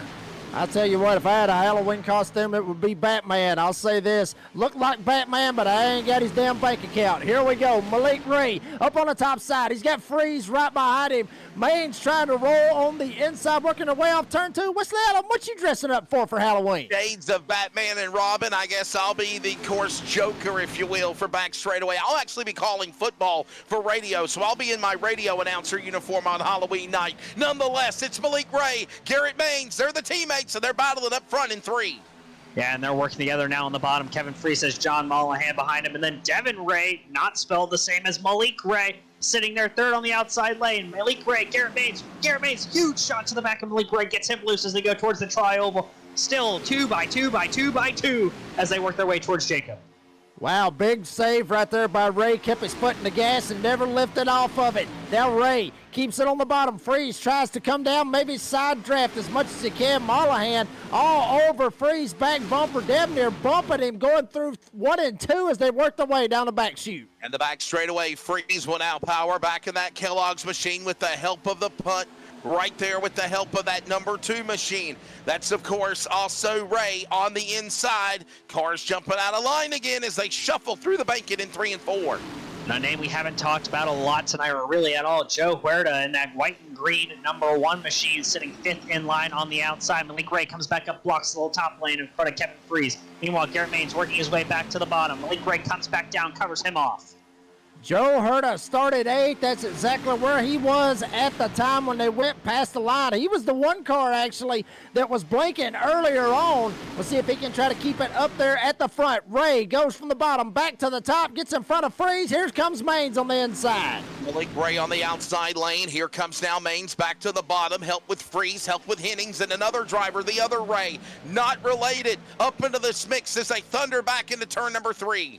Meanwhile, John Ward sits third on the bottom. He has Christopher Carter there right behind him. Meanwhile, Malik Ray battles back to the outside of Garrett Maines. Kevin Freeze, Brian Hennings doing the shoving. They're going to try and get their driver in front so maybe they can lead a lane if someone tries to make another move. It is very, very tense right up here at this front. Freeze trying to give the shove to Ray. Now Ray gets clear. Will he jump down in front of Maines? Thinks about it. Still thinking about it. Yes, he's going to jump down. May end up helping Freeze out. He may have ended up having some water temperature issues right there, Wesley. Now he jumps back up to the top side. Yeah, Freeze gave the push to the one of Ray, powered back to the lead. Then he goes to the outside lane, throws the block on Freeze, opens the door now to Maines and Hennings and Ward. Now they go up into turn 3, side by side. Freeze with a shot to Ray as he pulls away by half a car length. Yeah, it looked like maybe Malik Ray wanted to jump back down to the bottom, but that last shove by Freeze got him a little loose. Couldn't clear Maines on the back straightaway before they got to 3 and 4. Meanwhile, Garrett Maines, Malik Ray side by side. Brian Hennings trying to give a shove to the back of that 12 car, trying to get him clear so maybe he can make a move to the inside as they work their way towards 1. This is like round 6 of a round 12 heavyweight title boxing match right here. Everybody's still trying to feel each other out. Still got a long way to go and a short time to get there, like Wesley Outland said. Ray on the inside, outside rather, he's going to get the run. Back straight away, everybody stride for stride. Outside lane picking momentum. Freeze, Ray helping the other Ray. Stay to the point. Now Maines under pressure. He gets help from Hennings as they work now Ray to the bottom in 3 and 4. Yeah, Malik Ray jumps back to the bottom in front of his buddy Garrett Maines. Meanwhile, Kevin Freeze, John Mollahan rolling on the outside with Devin Ray third in line. Then you have Huerta and Cody Naggles. Freeze to the outside of Malik Ray. He's going to try and battle for the lead now that he's clear. Not this time, Malik Ray not able to jump up and put the block. Here comes Kevin Freeze in the 25 Kellogg's car, I should say. He's got John Mollahan right behind him. He knows how to get around these super speedways. Devin Ray up there on that top side with John Herta up there, or Joe Herta as well off turn 2. Little shot from the bottom lane. It bunched up everybody. Now they're right there, stride for stride again to the back straightaway. Ray, Freeze, then it's Maines, then it's Mollahan, then you've got Hennings, then you've got Ray, Ward, Moretta, by the way, also there in that mix as they work their way. That's Herta now in the top 10. Maines gets down below Malik Ray off of 4 as they work their way back towards the tri-oval. Malik Ray gets a shot from Kevin Freeze. Mollahan backs off the 25 Kellogg's machine. Brian Hennings, he's giving a shot to Garrett Maines through the tri-oval. And he is still trying to hold on to it as well. They are catching lap traffic once again. That lap traffic being Edward Marshall way up on the top of the racetrack, 6 laps down. But looks like they are going to have to get there. When they get to 3 and 4, they'll probably end up getting to him, Wesley. Malik Ray will stay to that outside lane. They're going to power by that lap machine, and the yellow flag is out. We got a couple of cars down to the bottom of the apron of the racetrack, guys, and the caution will fall as they were approaching that lap machine on lap number 116. It looked like it was going to be Richard Elliott. Richard Elliott back here in the 000 car back here. Looks like the 49 might have got a little bit loose. That's Christopher Melton. And, yeah, Melton actually comes up, gets into Baker, and then Baker ends up sending Melton back down into Elliott. Elliott takes a hard pack straight into the back end, gets nailed big time. And looks like Richard Elliott, if he's got a faster pair, be a good time for him to use it right here. Yeah, we're going to see the replay here as you see the field work back through 1 and 2. There's Velike there in that 62 purple and orange machine. 3 wide further back. That's Kyler Wynn there on the outside lane. Trying to see exactly what transpires here for the folks at home. Oh, yep, looks like someone got a little loose, and wow, big trouble there for one car at least. Yeah, that just looks like someone got loose, kind of drifted up in the corner. Someone got nervous about it, overcorrected, and around they go. Kyler Wynn looks to avoid most major damage, it looks like, Jacob. Yeah, I mean, obviously he's already had to burn that faster pair from earlier with Eberhardt. There you see Melton right there. Yeah, I mean, I think he kind of slides up right here, gets a little bit loose, jumps up, gets into Baker. Baker does a hell of a job of saving it as well. But there you see Melton kind of comes. Actually, it might have been a little bit tighter than what Melton was probably thinking. Baker might have come down, got into Melton, and then Richard Elliott ends up getting the worst end of all of it. And then afterwards, somebody drove straight in there. I think it might have been the 48, whoever was driving that, just straight up drove in there and T-bones Richard Elliott. And looks like I said, I mean, he's got the whole back end completely ripped out of the car at this point. Obviously, he's going down and he's going to get his damage fixed. But the rest of these guys, they're going in, topping off, watching out for that fuel mileage right here. Yeah, Wesley, we think fuel is about 40 to 45 laps. Drivers pitting here can probably make it on just one more stop tonight for the field. So getting your last set of stops before your final stop around lap 160, and then it's all about track position, Wesley. Yeah, if you're keeping count, we're approaching the 300-mile mark of this race. So there's 200 miles remaining, 80 laps to go here, over 80 laps to go. And I'm thinking roughly, as you mentioned, that pit window, maybe next to last pit stop of the race for a lot of these guys that just came down pit road. Well, Jacob, a couple drivers stayed out there. That includes Cody Nagels, whatever, one of those two. Paul Witt, Landon Velike, Kyler Wynn, and Daniel Eberhardt all stayed out there along with a few others. It looks like Malik Ray will probably restart here in about 8th or 9th position. So, gonna have to deal with traffic again for those two drivers, Ray and Maines. Yeah, I mean, and one of those guys I mentioned just a second ago was Eberhardt. You know, he knows how to get around these super speedways, putting himself in a position to try to get up here and try to at least get to the front because, you know, guys, if you think about it, most of these wrecks have been probably about mid-pack or back. Some of them have been up there at the front with guys, you know, kind of getting that bad bump, maybe getting sent down or what have you. So I think Eberhardt may be thinking to try to stay up here at the front, maybe try to keep that nose clean as much as he can. But, I mean, Cody Nagels, he's been up here the whole damn time. I mean, we was talking about, Malik Ray being, the pick. Me and Wesley Allen was talking about. You was talking about Garrett Maines. I may have to end up changing mine because Cody's just stayed up here at the front all night long. He's been aggressive. And granted, he's probably made some questionable blocks, questionable moves. But at the same time, he's not really caused any accidents yet. But he's up here at the front, and he's got a shot to win this thing here with about 80 laps to go.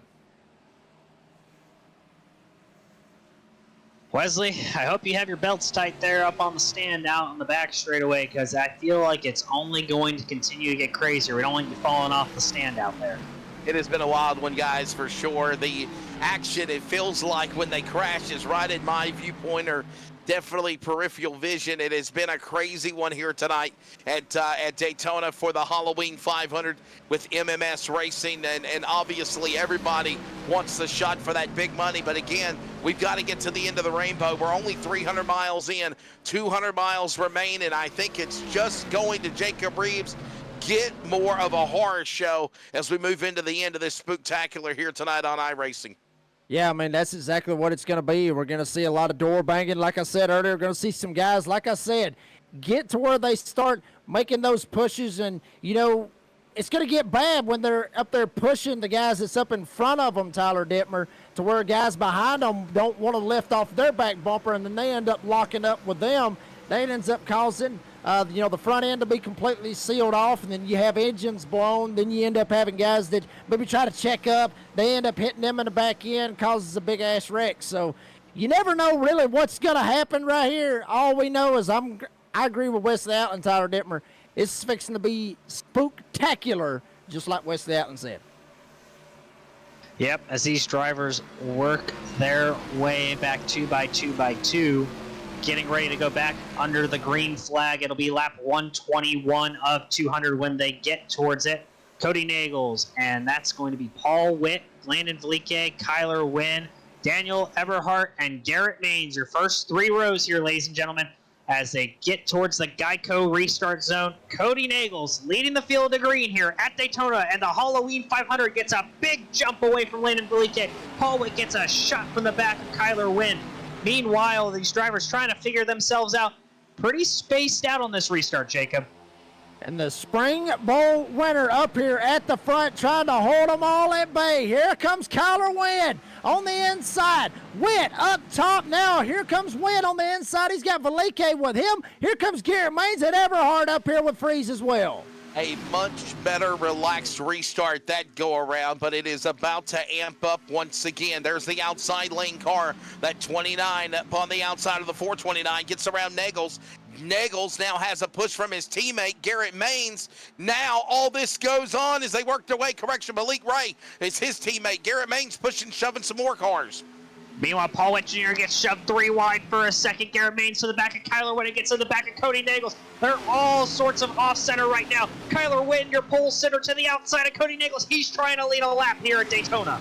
Boy, poor old Paul Witt. He just got used up like an old dish rag you use up and throw away. Now Nagels up here trying to get this lead. And Kyler Wynn, your pole sitter, got it to the back, started at the back more or less. Now he's up here battling for the lead. Amazing what happened to Witt. One lap he was up in the penthouse. Now he's back in the outhouse, back around that backpack now as they thunder into three. Right now, Wynn showing his strengths in that red and white 82 as they work now with Nagels on the bottom.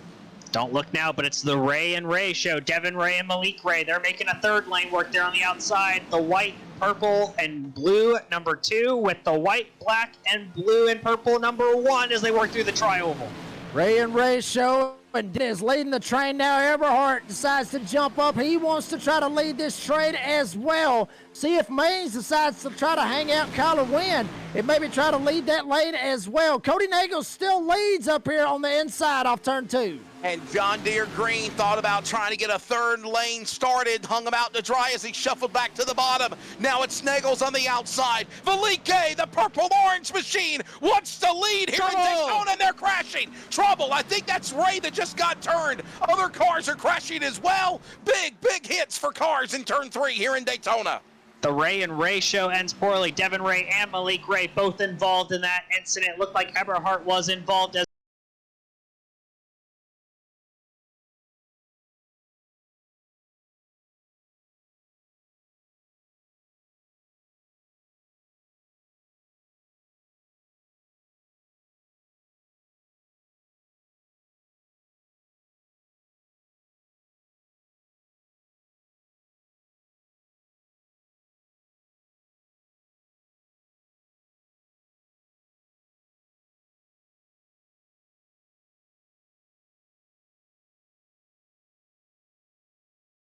bottom of the apron and was able to continue along. Wow. Yeah, we're going to have to take a quick second, clear up some technical difficulties. We'll take a couple commercial breaks, but we'll be back live for the Halloween 500 at Daytona here shortly. Thanks for tuning in. We'll be right back after words from some of our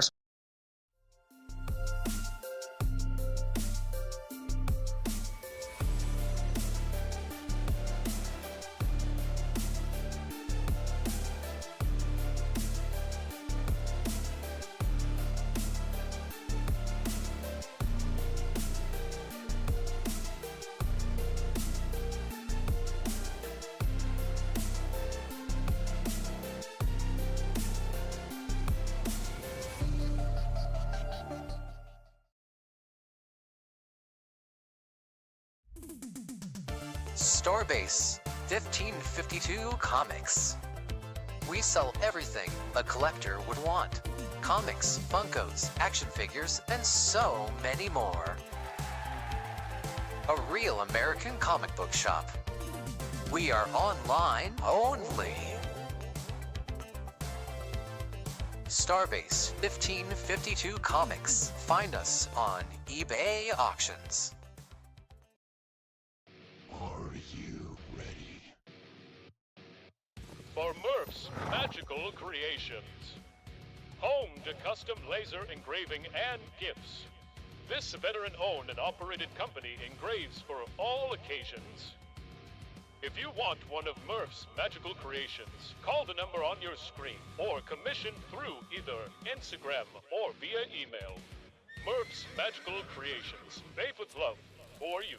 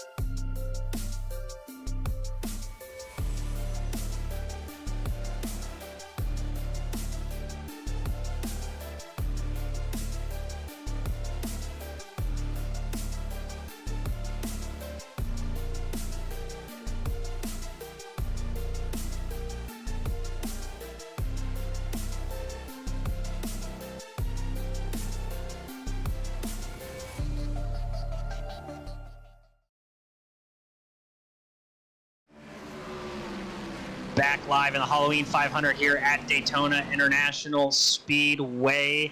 We were just talking during the commercial break about today's crazy finish at Homestead. Wesley and Jacob, I mean, what an end to the NASCAR Cup Series race.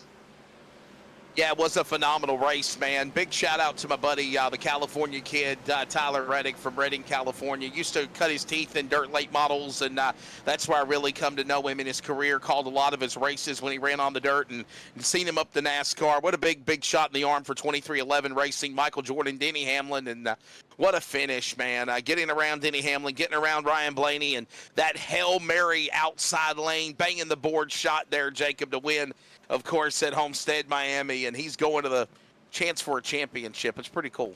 Yeah, I mean, it is pretty cool, and it's kind of, I guess you could say it's a pretty cool deal, obviously, with the whole lawsuit thing that's going on, and then, Reddick just comes out there and he puts it in the championship board. So that's a pretty big deal for that, but we're worried about the Halloween 500 here tonight, Tyler, as we get ready to go green. Yeah, Landon Valiquet, Cody Nagels, 1-2. Landon Valiquet gets a big jump there, gets in front of Cody Nagels as they get past the start-finish line. Meanwhile, Kyler Wen gives a shot to Cody Nagels. He'll come back around the outside of Landon Valiquet as they go towards 1 and 2. And Landon Valiquet, he's just got to be happy to be up here at the front because the big dogs are coming. Nagels jumps down, puts the block on Valiquet. Now, here comes Kyler Wen. He's got Maines right behind him. All three of them going to stack up on the outside lane. Valiquet just hoping the Hennings will be able to give him a shove. We saw how good the number 82 of Wynn's car was. Maines is going to hook up with him, and they got more names up in the front. To the back straightaway, they thunder. Into the corner. All this happens now as they go back battling with Nagels in the lead. Wynn on the bottom in the 3 and 4. Pole sitter back up front where he wants to be. Meanwhile, Cody Nagels has Garrett Maines and Kevin Fries all over the back of them. John Mullihan sits fourth in the outside lane. Meanwhile, Brian Henning's trying to give a shove to Velike to get to win. Nagels clears win off of Ford through the trial. We'll see how this ends up working out for Nagels, but it ain't going to work out too good for him. Big time slide. Win gets sideways. Now freeze back here as Velike goes down on the bottom of the racetrack, and he saves it. But he hits him, but caution is out. Yeah, they could not hold it together, Tyler. They looked like they stacked everybody behind them, and it was the secondary action of what happened when the first incident took place. But what a save for Velike. I think he's going to be able to roll on, but some more cars got collected. Yeah, that was a big stack up, led to a caution way further back in the field. Not really sure who was actually involved at the end, but we saw a bunch of cars get extremely, extremely loose, and we'll have to see exactly what happened there. And guys, I'm looking back here as well. I believe it was Guerrero back here, Vicente Guerrero. He was trying to check up for all of this chaos that was happening right here in front of him. I think he gets tagged right here by Danny Barnes in the 50. It just sends him straight up into the outside retaining wall. And then Vicente is going to be in a little bit of a bad spot, I guess you could say. Obviously, it looks like he's going to be able to gas it back up and carry on. But yeah, I mean, it was just a huge stack up from Velike going down on the bottom. Everybody tried to check up. Some of them just didn't understand the assignment. Yeah, we're going to have to take another quick commercial break, fix some of the production as we come back here for Halloween 500. You're not going to miss a single lap of green flag action. So we're back under caution here at Daytona.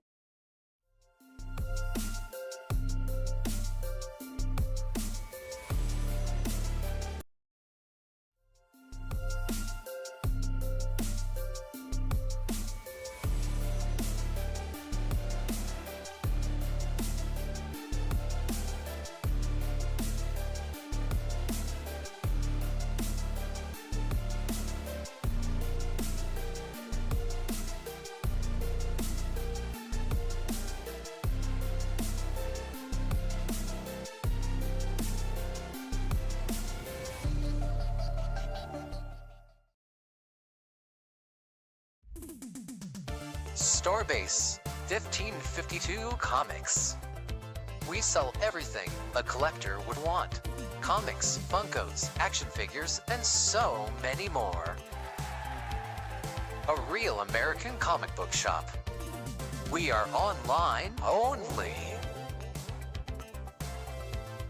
Starbase 1552 Comics. Find us on eBay Auctions.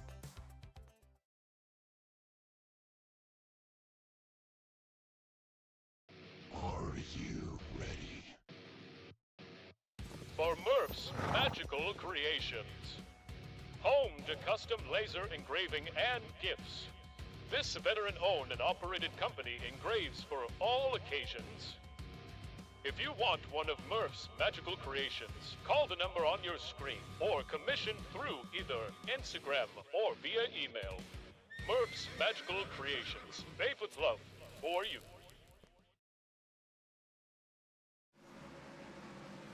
Back for the Halloween 500 from MMG Money League here at Daytona International Speedway. 70 laps remaining, Jacob and Wesley. And we have a lot of racing left and a lot of drivers still in it trying to win that $700 payday, Wesley. Yeah, by the way, if you see it, the caution information, it has reset. And it says we only have one caution now, but I think we're right now, what caution flag 13? Lucky number 13, I believe, Jacob Reeves, if you're keeping count, man. It's been definitely a crazy, wild race here. The first 130 laps, and we are not done yet. Yeah, I mean, Wesley, it makes a lot of sense with a crazy race, 13th caution.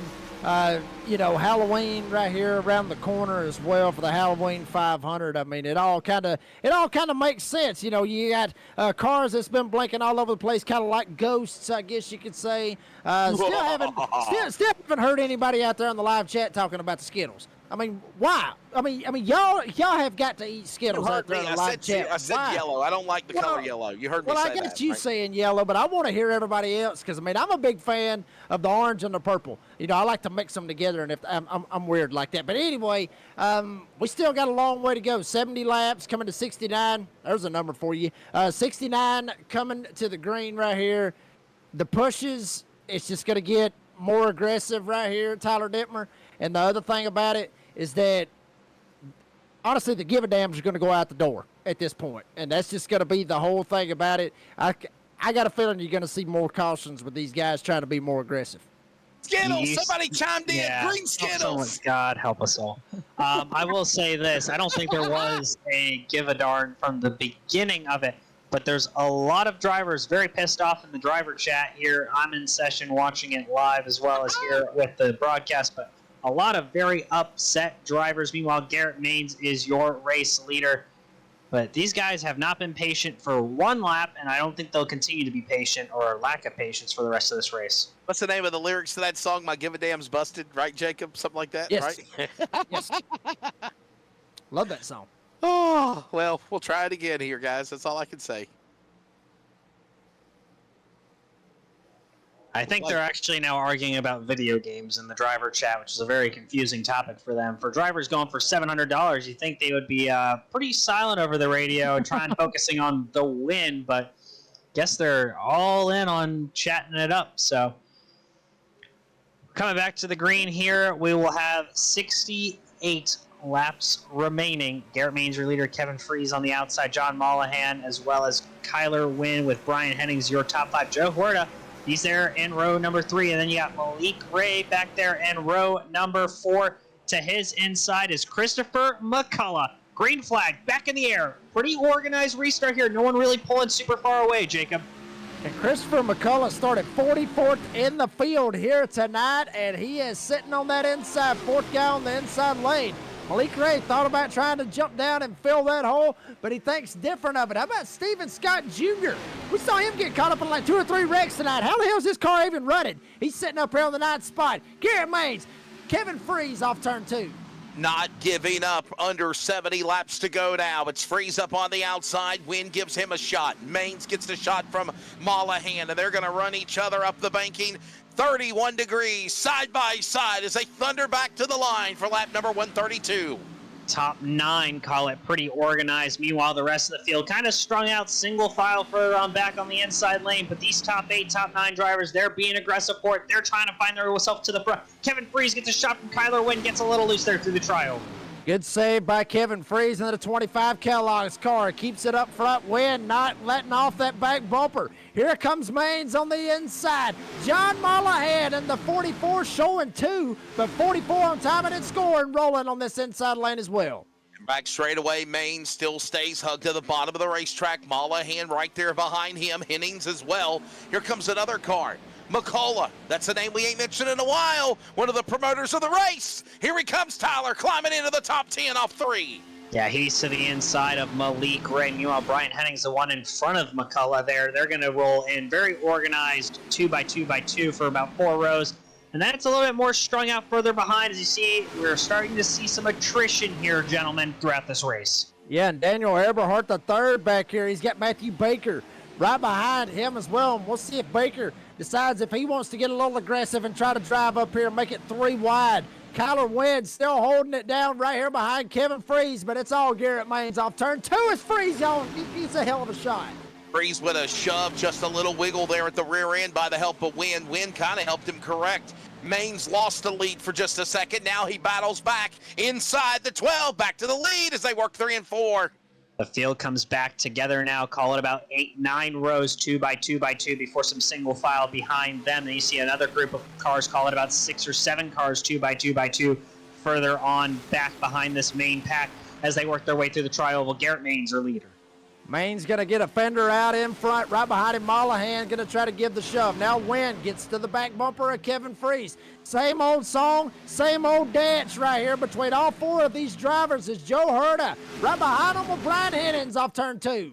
Right now, Garrett Maines stays on that inside lane. He is locked. He is not going anywhere. Mollahan, Hennings, stay to the bottom. Freeze, though, the Kellogg's machine. Another shot from Wynn. Here comes the 1 now, also up in this battle. All this goes on as they work. I want to say that's Herda in the 35 on timing and scoring there off 4. Yeah, Herda 35 timing and scoring, number 1 green and white machine on your screen, ladies and gentlemen. Meanwhile, Kevin Freeze will lead that lap thanks to Kyler Wynn, but he gets a little loose through the trioval. 29 cars still on the lead lap here at Daytona. I say this, if I was Kevin Freeze and I had the opportunity to jump down in front of Garrett Maines, I'd already be gone because Kyler Webb wearing out that back bumper gets into him. He gets into Mullahan. Big save by both of those drivers, and now Freeze is going to be rolling on that outside. They get a little shove. There goes the 25. Freeze to the inside. You saw it happen as they moved down the back straightaway. Window powers with Herta to the lead in 3. Yeah, 4 cars on the outside lane now become 3 cars on the bottom lane, but Kyler Wynn gets held out by Joe Herta. Meanwhile, Malik Ray to the back bumper. He'll go with Kyler Wynn, gives him a shot. Kevin Freeze going to go to the back bumper of Joe Herta. Garrett Maines behind Malik Ray. They're all jostling for position as they work their way through the tri-oval. 3 of the best on iRacing to do it. Kyler Webb, Malik Ray, and Garrett Maines rolling up here on this top side. And Steven Scott Jr., who got caught up in about 50 accidents here tonight, rolling as that 4th guy on that outside lane. But here comes Joe Herta on the inside. He's going to take the lead. Here comes another number 1. It is Herta's car. That Toyota Supra now powers to the bottom of the racetrack. Freeze gives him a shove. Mullahan, Hennings on the bottom as they work up top. Wynn now losing ground as they work 3 and 4. Drivers getting back to more organized situation after Mullahan almost lost it on the bottom in 1 and 2. Meanwhile, Malik Ray gets a shot from Garrett Maines. He's trying to go to the back bumper of Kyler Wynn. He's not there yet. Meanwhile, Kevin Freeze to the back bumper of Joe Herta. They'll take the lead throughout 1 and 2. Herta still got it on the bottom, and now Freeze will give the shove. Here comes Wynn. Wynn trying to get the shove from Ray. Everybody jostling for position, trying to hold on through these 31 degrees of bacon through 1 and 2. Herta's going to squirt out ahead off of turn 2. Remember the cliche, the term we mentioned of 9 lives, cue the John Carpenter theme, Halloween. Scott now, Tyler Dittmer, the Michael Myers car, starts to make his way now into the top 10. Keep an eye on the outside lane, the 77's rolling. Yeah, Scott's still sitting there on the outside lane. Meanwhile, Paul Way, he's back there. He call him the 6th car on the outside lane. Outside lane losing a little bit of ground here right now, but Malik Ray's trying to get Kyler Wynn back up to the front. He's got an aggressive shove there through the tri-oval. Meanwhile, they're still 2 by 2 by 2. And don't count out the other 2 guys down here on the bottom, 5th and 6th on the inside lane, the McCullough boys, who put it all together here tonight for the Halloween 500. They are in contention when it matters most. Is up front. Herta squirts out once again coming off of turn 2. And what a run Herta's car's got. He stays locked to the bottom of the racetrack like a coiled cobra. Meanwhile, ready to pounce on the prey is Wynn's car to the top shelf. Malik Ray would help. Maines is there. Teammates working the battle on the outside. Yeah, those 3 are able to make some moves, but they can't keep it up tight enough to make that complete pass around Joe Herta on the bottom. Freeze able to stay tighter to that bumper of Joe Herta, but you got to wonder about overheating concerns, Jacob and Wesley, as we've talked about multiple times tonight. That 25 machine's got to be careful so he doesn't blow his engine before this race is over. Yeah, that's going to be the bad part. Him down there on the bottom side, he can't really jump up and try to clear that valence. He's going to put himself in a bad spot, but he's still trying to shove Herta as much as he can. Race control disabled the driver. Chance, somebody said a bad word as Herta squirts out once again off to the lead. And the reason why Freeze is trying to pull to the inside to try to get some clean air is because he is trying to avoid that overheating that Tyler just mentioned. But right, though, behind him is Mullahan. Hennings right there. They're all stacked up, and that's going to make these cars overheat. Mullahan's car does not look comfortable further back in traffic. He looked more comfortable when he was 2nd or 1st in line, but now he's 3rd in line. He's been a little squirrely coming off the bottom every single time through 1, 2, 3, and 4. We'll see if he can keep it together now that he's in trappic. Mullahan still trying to roll with what he's got. Started 19th, and he is sitting up here in a position to go for it here at the end. To his outside, Garrett Maines up here. The 3 big dogs here in the field win. Ray and Maines up on the top side. Here we go, back stretch now. Wynn powers back alongside with Herta. Chevrolet and Toyota. They bang on the side of the passenger and the driver doors. Right now, they hold it together, and they're still stride for stride up the bank into 3. Yep, drivers still pretty organized right now, 2 by 2 by 2. Call it about 15 rows for the meanwhile. Joe Herta gets a shot from Kevin Freeze. Meanwhile, Kyler Wynn's waiting for the shot from Malik Ray. It gets there through the Geico restart, so Wynn to the outside of Herta as they work their way towards 1. And we got lap traffic right here in front of them, boys. Up here on the top side, you got Haynes and Bruschi up here as well, but they're going to shoot right by them, give them the lane, and they're going to slide right by. Now Herta still on that inside lane. Freeze trying to get the shove. Here comes Wynn with another run. But that lap traffic stays up on the outside lane. The leaders thunder by on them first 2 rows on the bottom. It is now Herta now getting company by Wynn. Wynn wants to win as we approach now the 400-mile mark of this race at lap number 160, and still Wynn is in the lead. Malik Gray shoved Wynn out of line there. Looks like Malik Gray wants to lead a lane. He wants that clean air that comes with it. Meanwhile, further back, Matthew Baker, Steven Scott Jr., they're rolling third and fourth in the outside lane as Garrett Baines to the back bumper of Malik Gray. Herta to the back bumper of Wynn. To quote the Godfather himself, Dave Moody, crank up the band. It's showtime here in Daytona. Malik Gray up on the top side. Wynn jumping down to the bottom side. He's got Herta. Herta's going to give him a shot coming off of turn 2. He gave him a big shot right now, a punt in the pants, if you will. Dave Moody style to the back straightaway. Malik Gray got loose. Maines gave him a shove. Now there's a push by Herta. Herta pushes Wynn, freezes alongside. So is Mollahan, and Michael Myers is in the party in 3. Maines gave Malik Gray a shot there, entering 3 and 4. Got that number 1 car unsettled. He's to the outside of the other number 1 car of Joe Herta. Malik Gray now gives a shot to the back bumper of Kyler Wynn, who jumped up in front on the outside lane. Herta to the lead. Wynn trying to figure out which lane he wants to go in. Does he want to go with Herta or does he want to go with Ray? He's going to stay with Malik Ray. To his inside, Joe Herta with Kevin Freeze on that inside lane. Mollahan still got absolutely nowhere to go. He's trapped down there on the bottom side, Wesley. Little separation now by the front 2. Herta now separates from Wynn. They're trying to clean, try to clean and try to cool off the engines. Nonetheless, they stack up again. 2 by 2 by 2 by 2 up the banking in 3. Wynn drops back down in front of Herta. Malik Gray going to try and lead that outside lane with a shove from Garrett Maines. He's there to the outside of Wynn now. Scott Jr., he's behind Garrett Maines. Maines gets Gray a little loose. They keep it controlled for now. A little bit of a bobble there as they go through the tri-oval. And the bumps is going to get more aggressive. Kyler Wynn's got the lead, and now Maines shoving, absolutely shoving. Malik Gray going into turn number 1. He lifts off the throttle, gets off of the back bumper. Now Kyler Wynn, he's going to get a nose out in front, get a whole car out in front, maybe trying to jump back to the top side. 1 shot, 2 shots loose for the number 1 of Ray. Now Maines is right there behind him. He'll give him another shot as they work up the banking to 3. This time, cover him about there on the car length as they work on the inside. Wynn now to the lead in the 82 and pulls away as now the battle of the ones happen off 4. To quote the modern poet Little John, shots everybody.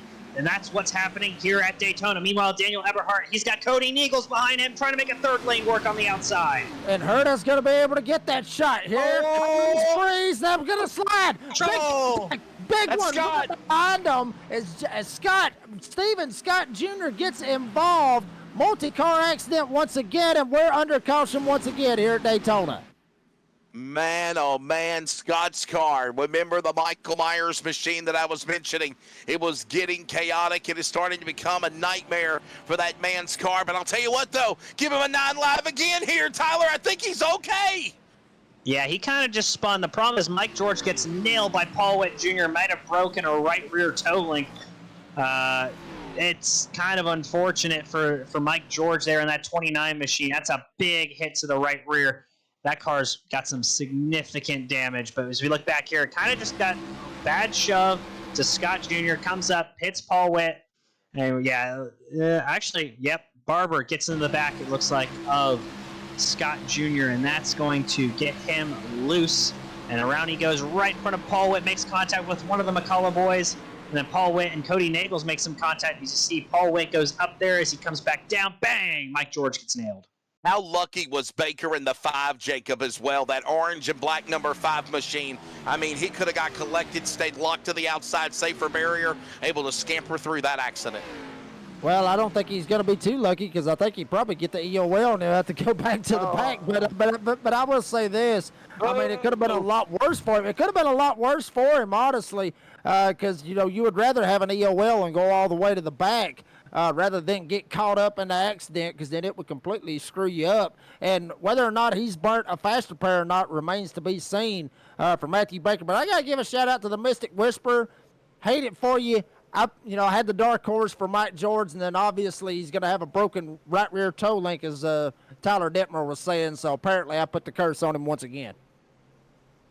Yeah, it's an unfortunate situation as Baker gets into the back of Scott, gets loose. Paul Witt's involved. As we mentioned, Mike George is involved. Leaders down pit road here. Just over 50 laps remaining. We might see drivers try and stretch fuel here, but that's going to be a tall task, especially if you're leading a lane. You ain't saving any fuel at all, Wesley.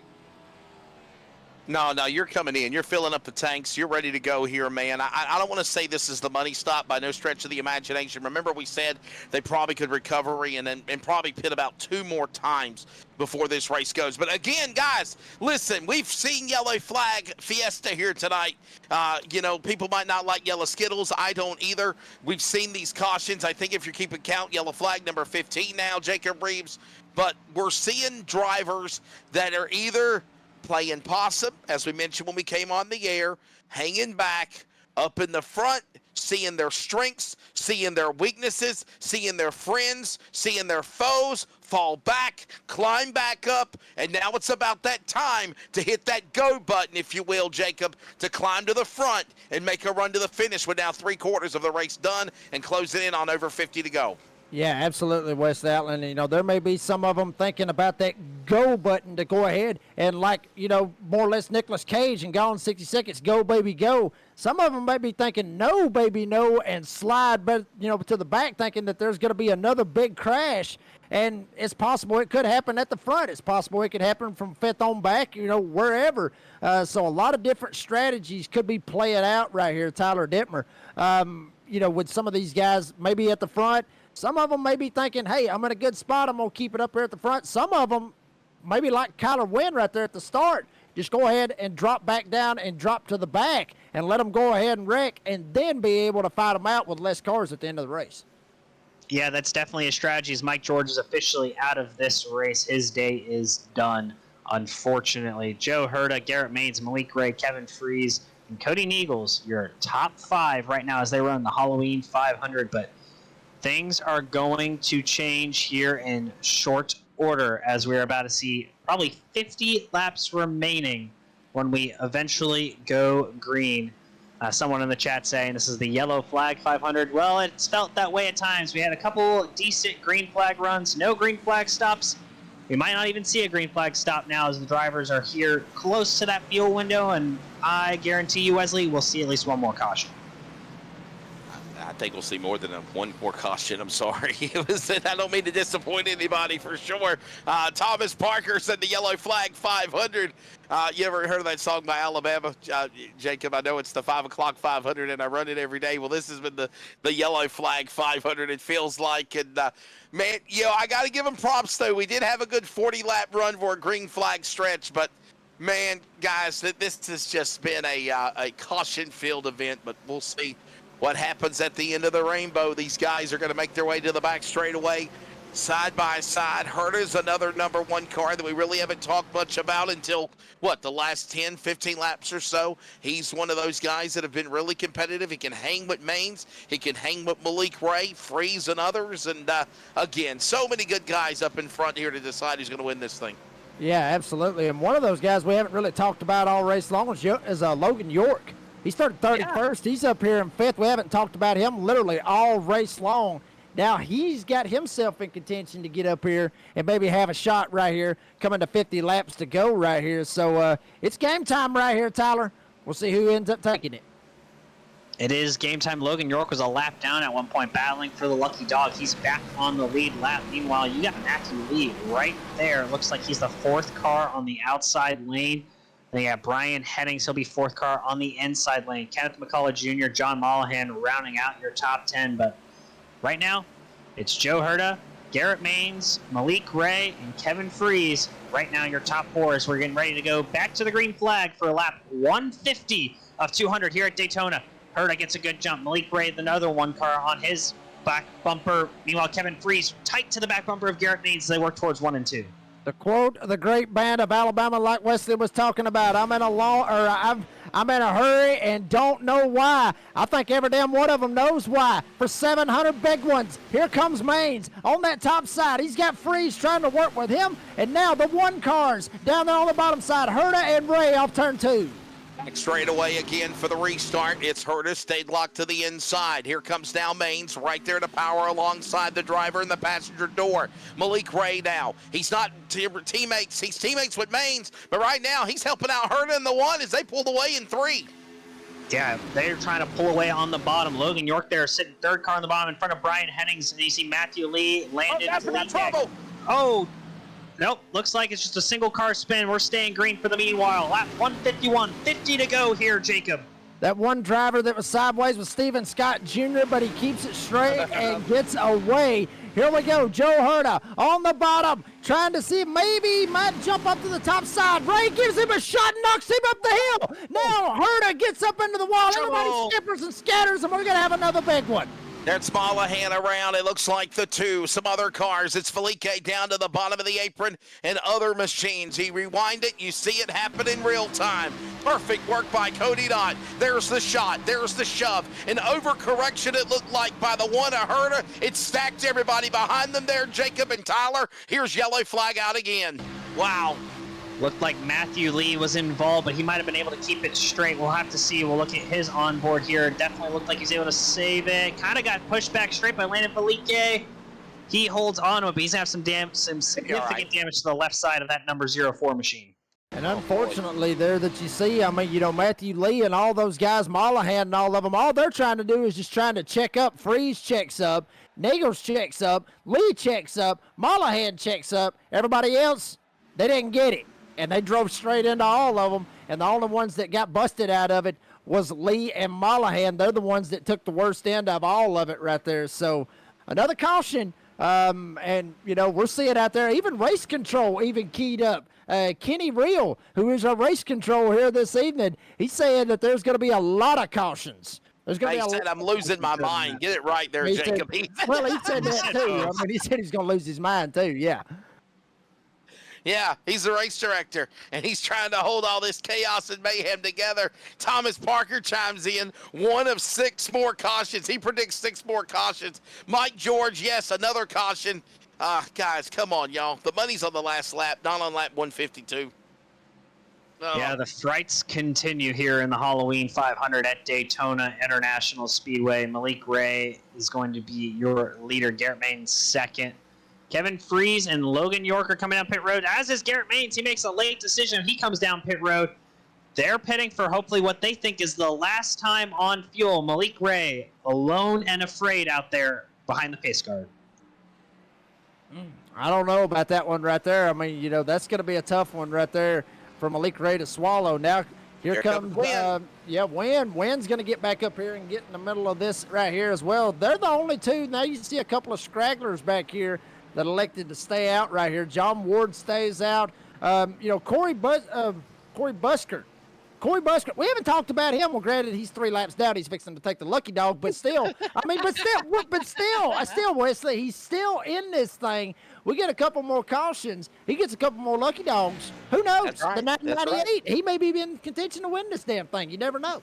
The word lucky dog is now today's terminology, free pass. Remember that the guy gets back on the lead lap, and of course, nobody's going to go for the wave around because literally the leaders stay out with Malik Ray and so many good cars. Hey, listen, you mentioned him. What about Scott in 77, Michael Myers' car? What has he got like? He's got 6 lives taken out of 9. I mean, you know, he's still got probably 3 more opportunities to try to get back in this thing in battle amongst all the shake, rattle, and rolls, the bumps, bangs, bruises. He is still, I mean, seriously, Tyler, in the race, in that Scott car. And I love the car. If I had to give an award for the best looking car of this race for the Halloween 500, it'd have to go to the Halloween car, Michael Myers. Yes. Well, there is a reward for it though, Wesley. Is a prize for the best paint scheme. So Wesley's out here campaigning for the Scott car there. I don't know how well that'll work out for him, but we see right now 29 drivers still on the lead lap. Corey Buskirk, he's 2 laps down. He just got a lucky dog to go from 3 to 2 laps down, but 29 drivers remain on the lead lap. We still have over 45 laps remaining here at Daytona, Wesley and Jacob. And Cody, can we show his car? Where's his car at? The Scott car. Can we show it real quickly? He's on pit road. Okay, he's on pit road. Can we show his car? Can I just say till I peeled everybody? So at least Scott wins something. right? There it is. Look at that car, man. It's no longer off the badass. Well, hold up now, Wesley. Now, I'm going to disagree with you because I see another one up here. Go with a 09 of Logan York. Go check out his paint scheme. That's a good one right there. That's Now, child's play on the back. That is child's play. That's Chucky, the dog. Oh, Chucky hell, Chucky. on the Oh, wow. side of the car, man. That one right there, that is original as hell right there. That'd be my pick for the paint scheme award right Henning's there. car looks good, Cody. Zoom in on Henning's car. Look at that one. That's the 74 car. He's got a pretty good looking job. I'm sorry. I'm sticking with Scott. You ain't changing my mind. Okay, Halloween is Michael Myers. I'm sticking with Michael Myers in the Halloween car.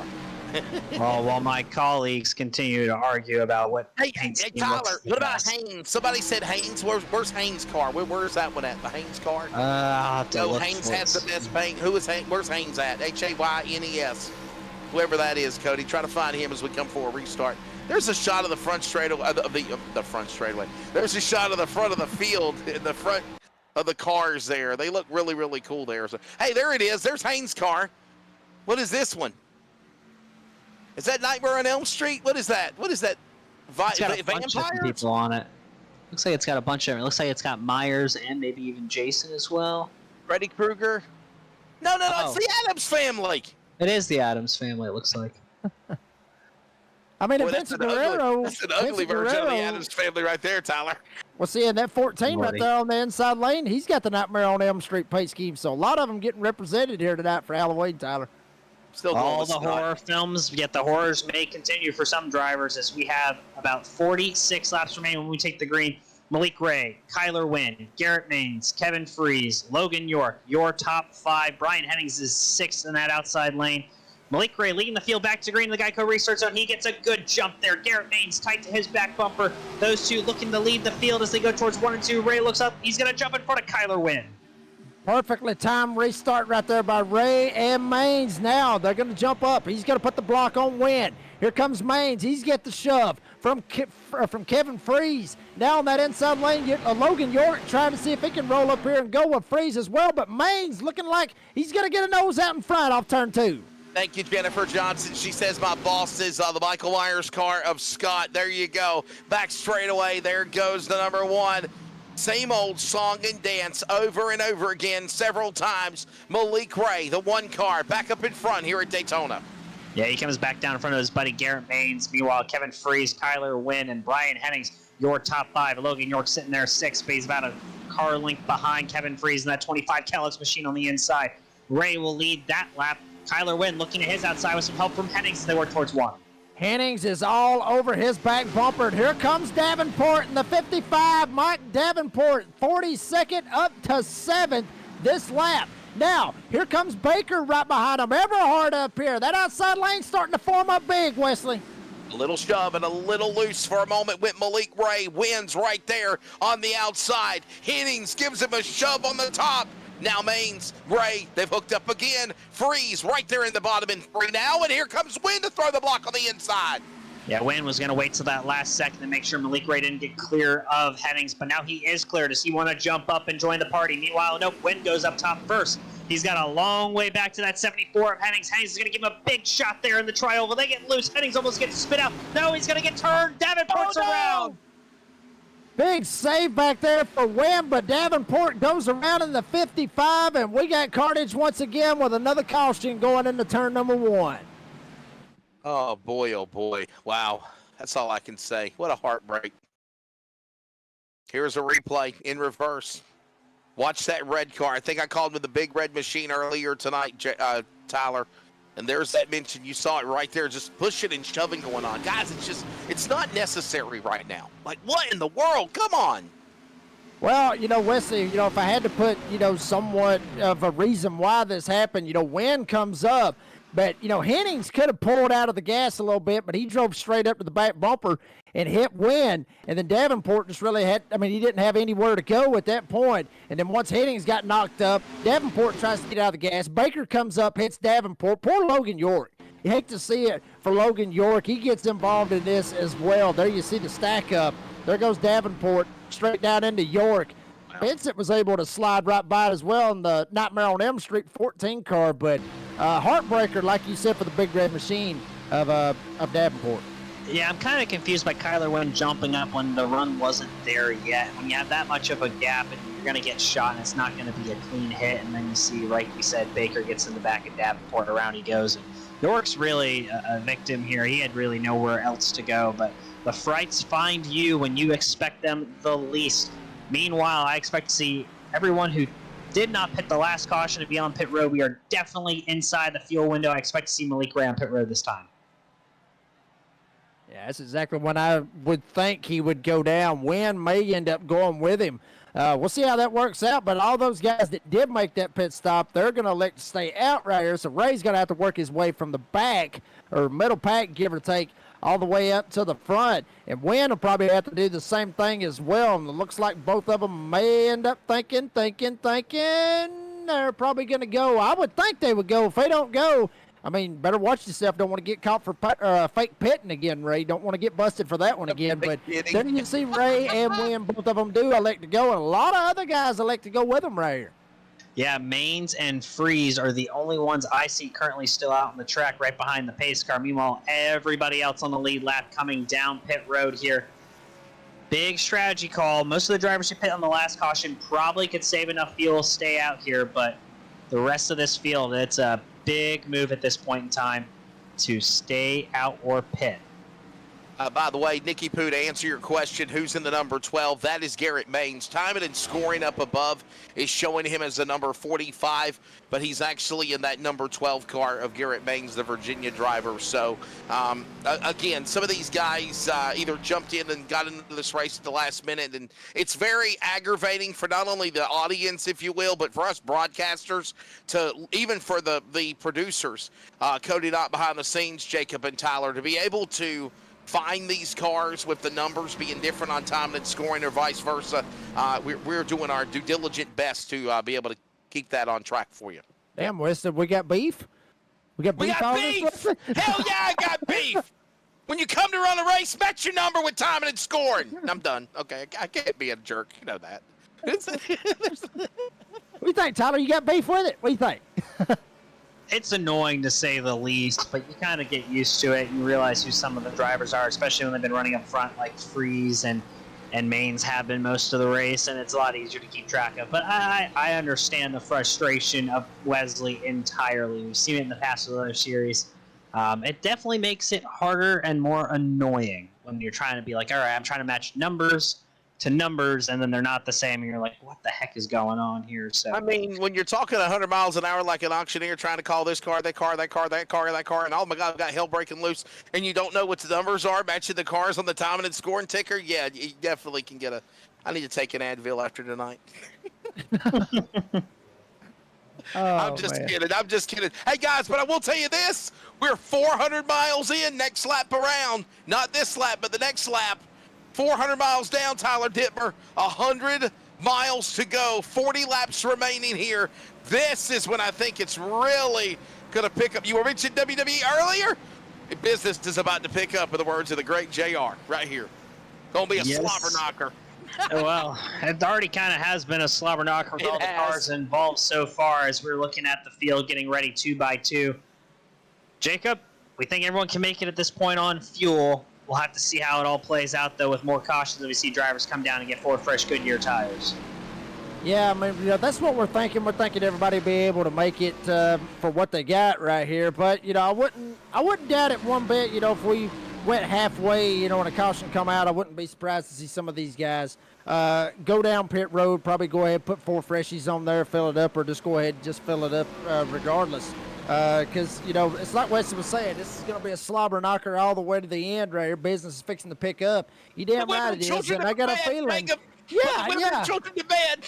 yeah. That's exactly what we're going to have to do at this point. I mean, because it's fixing to get chaotic, and obviously this is going to be talked about on my podcast, the Door Banging Download, Spotify, Apple Podcast. If you haven't yet, like, subscribe to that. If you haven't liked it, or if you haven't yet liked and subscribed to the NASCAR 360 Racing Network. And Wesley, I know you listen to my podcast every week. The We Got Beef segment, I'm going to give you 2 words, give you a little hint for it. It's Taco Bell. Taco Bell. That's going to be the beef this week. I guarantee it. I don't see anything else beating it at this point. Well, what about my scoring ticker thing? You don't think that's fair? Okay, fun. Well, yeah, all right, whatever. Hey, remember the quote from Freddy's Dead Final Friday, Final Nightmare? Every town has an Elm Street. There's one in Daytona right now at Virtual. As we get ready to decide the final 100 miles, Tyler, the Halloween 500. Here we come back to green, sir. Matthew Lee behind Garrett Maines on the inside. Meanwhile, Kevin Freeze and Kyler Wynn on the outside. Big shots for both drivers. They're going to get separated from the cars behind them. Malik Ray all over the back bumper of Matthew Lee. Matthew Lee's going to come hard to the back bumper of Garrett Maines as they go towards one. And Freeze needs to get his help, and his help has finally arrived in the form of Kyler Wynn in the 82. Right behind him, Matt Baker in the 5, going to go up there and give the shove. Maines was clear, but now Freeze got that shot from Wynn. Now he's going to be up to his right rear quarter panel. He may end up being at the right front fender before they get to 3. 400 miles down, 100 miles to go. A century grind remains in this. It is go time. Under 40 to go. It's time to push that button and power to the front for the leaders. It's Freeze at the 25, up high out 4. Freeze with a back bumper full of Kyler Wynn. Garrett Maines the back bumper full of Matthew Lee. Then you have Matthew Baker. Really great contact between the leaders as they go through the tri-oval. Big checkup for the rest of the field. Big bad bump right there by Kyler Wynn to give a shove to Kevin Freeze, but everybody somehow or another, like Wesley Outland said, somehow or another they all hold it together. Maines on the bottom side, Freeze up on the top side. Lee trying to get the shove to Maines. Here comes Freeze. Wynn all over him. He's got to be careful with that bumping going through the corners, Wesley. They're trying to get 3 wide already in the back, first 4 rows. Meanwhile, Freeze going high, going low. You can't block them all. Here comes now Wynn. He powers to the lead into turn number 3. Wynn and Malik Ray trying to go to the lead on the outside. Freeze and Maines to the lead on the bottom. Can they get it done? Richard Elliott was the driver 3 wide for a little while. He gets back in line further on back. Call it in the 6th car, 7th car on the outside lane. Garrett Maines shoving Kevin Freeze. Malik Ray shoving Kyler Wynn. Freeze will lead that lap. And this is going to get interesting right here with Kevin Freeze up here in front of Maine. And now Wynn is going to be working with Malik Ray, so this is a little bit different. Usually we've been seeing Ray and Maines working together. Now Ray going to work with Wynn right here. How's this going to play out coming off of turn 2? Well, I mean, Ray's going to work with Wynn, and it's going to be Maines working with Freeze. What's good for the goose is good for the gander, as they old say in the South. Back straight away. Wynn now gets a push from Ray. He pulls away. Freeze cannot lock on the inside to pull back to the leader in 3. Wynn did not go to the bottom. He was clear of Freeze for a little while, but now Freeze back to the inside. Garrett Maines giving him the shove. Then you have Matthew Lee, 3rd car in line on the bottom. Matthew Baker, 3rd car in line on the top side. Then you have Daniel Everhart and Malik Ray still pushing hard on the 2nd car in the outside lane. Freeze trying to hold on to it, and Maines is absolutely knocking him silly right here on this inside lane, but all that silliness is going to pay off for him. He's going to get a nose out in front. Now that outside lane comes off turn 2. It's going to get a run. Wynn trying to go the latest. Freeze almost gets turned.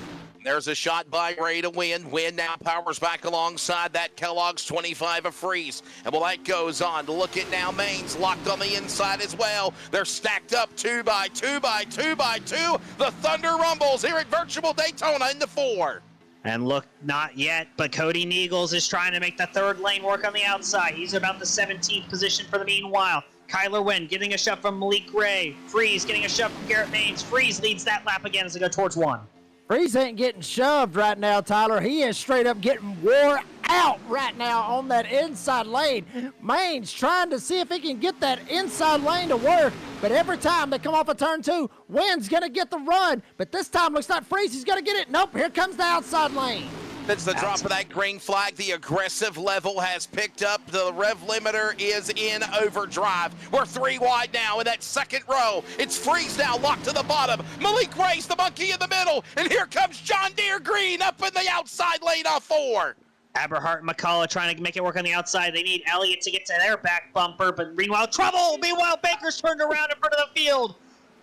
Mollahan's involved, Eberhardt's involved, McCullough's involved. Big hit for all of them. Big trouble here at Daytona going through the tri-oval. And Eberhardt, one of those guys that got involved as well. He was up on the outside, was trying to make it stick. Just a bad bump draft gone wrong, I believe it was on the inside. No, actually, it was some bad side drafting, if you will. Right behind him, Mollahan, I believe it was in the 2. kind of comes down, gets into, I believe that is Matthew Lee right there, just kind of gets into the side of him, and then Everhart just gets sandwiched up into the fence. You see Lee right here, gets into Baker after Mollahan gets into Lee, and then Mollahan, he's going to get the worst end of all of it, as well as John Deere Green back there, Everhart basically getting sandwiched into the wall coming off of turn number 4. And guys, it looked like the outside lane just could not get up to speed, and you look again, the inside lane pushed up, and when that happened, because you got that third lane in going or trying to get started, Tyler Dittmer, it just basically became bumper cars from there, and rock'em sock'em robots, and you just got crashed. Bottom line, feel bad for Baker, feel really bad for John Mollahan. Wow. Yeah, we kind of talked about it earlier. Mollahan's car did not look great in traffic, and that kind of just like, oh, it looks like Joe Herta also got into Mollahan before they disappeared. Wow. Yeah, Herta got into Mollahan, it looks like, before they disappeared. But we talked earlier, Mollahan's car did not like being in traffic. He got loose there off of 4, comes down and just clips Baker, and then the chaos was on from there. Interesting to see how many drivers were involved and how many drivers' races are over, as we see several drivers going down pit road. Yeah, a lot of them going down pit road right here. Yep. What do you think, guys? Money stop. This is it. Money stop. It's a good possibility. This could be the money stop for some of these guys right here. Right here with just a little bit over 30 laps to go right here. So, Tyler, I agree with Wesley Allen right here. I think this is going to be the money stop right here for some of these guys. Yeah, but for everyone else who stayed on track, they think they can make it to the end. Now, if we go to the overtime, 3 green-white checkers tonight, can they make it through 3? I don't think so. But all these drivers who just picked... They think we're going to have more cautions, Tyler. Yes, but all these drivers, though, who just came down pit road, I believe they can make it through 3 green-white checkers with only 34 laps remaining. We expect 45 on a full tank. So if we go to overtime, I like the drivers who just came down pit road. You see everyone else on the apron trying to save fuel in case there is an overtime, because I think all these drivers think there will be at least one. I love Kenny Reel's expression. He said that 3 hours so far with 39 to go. Basically, the expression meaning by Kenny Reel's sarcasm is it feels like this race has been 3 hours long, which it has, but at the drop of the green flag, gentlemen, it feels like they started with 39 laps to go. That's what he's referring to. Literally. It's been a crazy race, Jacob. Yeah, I mean, and, you know, it is what it is. I mean, that's what's going to happen, you know, with these 500-mile races right here, Tyler and Wesley. I mean, you know, you get guys, you know, granted we had a long green flag run there at one point, but when it gets down to the end and there's cautions, breed cautions, and cautions, breed cautions, it's like I said earlier, you know, the give a damn goes out the window. You know, put the $700 prize winning money. I mean, that's got a little bit to do with it, I would assume, but mainly it's just, you know, guys are getting agitated. Probably they're sitting there like, come on, it's Daytona. You know, we're good. You know, we can do this 3 wide stuff. You know, we can make it all the way to the end without a caution and everything. And I think it's just frustration's really starting to set in for some of these guys back here. And I think that's why you're going to see some more cautions, probably because frustration's still there. Yeah, I don't think the trouble is done brewing. The witch's oil will continue, ladies and gentlemen, in the Halloween 500. We're really searching for the puns throughout this race, but I think they've kind of come naturally given the circumstances. Very frightening 500 miles we will have tonight for many drivers. Meanwhile, other drivers trying to find that candy bowl here tonight. See Malik Ray there on the bottom. It looks like he's trying to save more fuel as well in case there are some NASCAR overtimes. But Wesley, it's been fun and exciting at times, but it's been a long race. Yes, it has. Let's take a look at the caution information counter right now. Remember, it had to be reset, so let's see where we are right now as we get ready for a restart on the Cody Knott bottom left of the monitor, if you please, sir. If we could show where we are so far with the caution ticker. I think, what were we at? With 12, we're at 12 cautions. I believe we are long beyond 12. Yeah, we're so I think we're at 15 or 16 caution flags now, and to pardon the pun, Thomas Parker, we are at 2 of 6. So he said there's going to be 6 more cautions before the end of the race at lap 100. So we're now 2 of 6 now. So, all right, strap in. We're ready to go back to green here, Tyler. I would say, in the words of Mike Joy, same song, second verse, but this just feels like the song's stuck on loop at this point for these drivers here on these restarts. We will see how it goes this time. Maybe we'll finally finish on a positive note. But Kyler Wynn, Kevin Freeze, Malik Ray, Garrett Maines, Matthew Lee, Brian Hennings. That's your first 3 rows. Then you have York, followed by Richard Elliott, and then you have Cody Niegels and Landon Valente. Cody Niegels has been trying to work his way back up to the front. He's now back inside the top 10. Kyler Wynn, though, will lead the field to green. Pace cars off the track. Geico restart zone. Kyler Wynn gets a good jump. Malik Ray gets to his back bumper really quickly. He'll stay there this time. Wynn will clear Freeze as they work their way towards 1. Perfectly timed restart right there from Malik Ray, and the one on the inside gets right up on the back bumper. Kyler Wynn gives him a shove. He'll shoot him out ahead on that outside lane. Kevin Freeze up here on the 25. Now Wynn jumps up to the top, tries to put the block on him, and Freeze didn't lift. He still hit him, but he kept him straight. Now Malik Ray down on the inside. As we call this is the thinning of the herd. Who is going to survive at the end? Wynn's car has been really strong the probably second half of the race, and right now he is the Pied Piper, battling with Malik Ray, battling with Maines and Freeze. Those are your final 4, working on 4. Yeah, top 6 there, pretty tight. Meanwhile, the rest of the field kind of strung out at this point in time. Freeze, Wynn, side by side. Maines, Malik Ray, side by side. Hennings trying to give a shove to the outside lane, trying to get it going, get him clear as they go towards 1. And Hennings may get a little bit of help up here in the form of Landon Valiki back here in that number 62. He's trying to get his shove and maybe try to get up here and help out this outside lane. You got Coburn right behind him with Cody Niegels, obviously one of the stronger cars, trying to get back to the front. Wynn on the inside. Freeze now battles up on the outside lane. Garrett Maines gives him a shove. Malik Ray gives a shove to Wynn. Teammates working with other competitors in 3 and 4. Meanwhile, Malik Ray, Garrett Maines trying to give a shove to their respective line leaders of Kyler Wynn and Kevin Freeze. Hennings is right there. Lee's right there. Valenti's there. York's there. All the drivers. The field comes back together. Cody Niegels makes it 3 wide further back. And I am not surprised to see that, not one damn bit. Cody Niegels up there trying to get that shove right behind him. You got Christopher Carter in the 25, but 37 on timing and scoring. But up front, Freeze gets that shove from Maines, tries to get going behind him. I'm telling you, Niegels better watch out for him. If it's 3 wide, he can try to make it. His wing gets sideways. Here comes the hocus pocus again. Valike gets a little sideways. He saves his car. He pushes Hennings up the outside lane. Meanwhile, here comes Freeze. Freeze has Maines on the bottom, and they go 3 by 3 in the turn number 3 and 4. All of that came from a bad shove from Malik Ray to Kyler Wynn, and that got the field stacked up 3-1. Malik Ray's around, Freeze is around. Big trouble here at the front of the field. Guerrero's involved. Hennings involved. Freeze involved. Malik Ray keeps it straight, but he's going to have some damage to the right front of that number 1. Tyler Dittmer, you knew that was going to happen. When they got stacked up 3 by 3 going into that corner, I held my breath. I was hoping they'd come out clear on the other side. It just did not happen that way. Malik Ray got into Hennings. Hennings got into Freeze, or vice versa. And you see this basically just happening, a chain reaction. And look at Valike getting up outside. He misses it again, just got a little piece of it. Wow. Niegels, hard contact to the left front. It looks like Hennings comes down, clips Malik Ray, who comes up, hits Freeze. Valike got a little bit of front left damage, maybe net code, but Niegels hard hit there from what he had. We will see exactly how this shakes out for all these drivers, who's still available. 27 drivers were on the lead lap prior to this caution, and how much damage is done to all these drivers. We will also see who comes down pit road to get some damage fixed, as we have less than 30 laps remaining at Daytona, Jacob.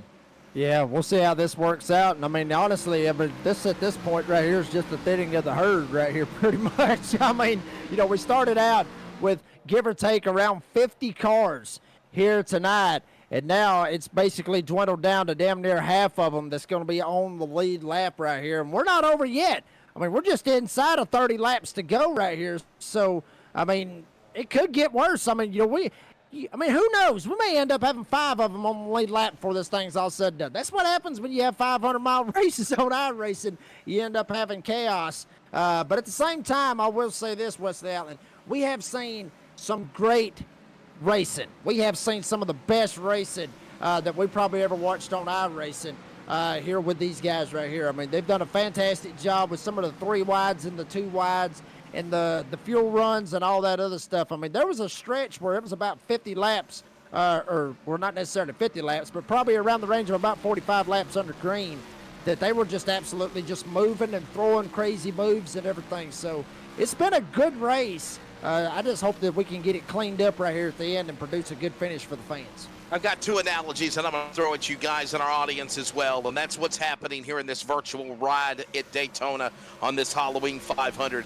Nervousness and ruthless aggression right now, because you're literally nervous because any wrong move you make, you could possibly be taken out.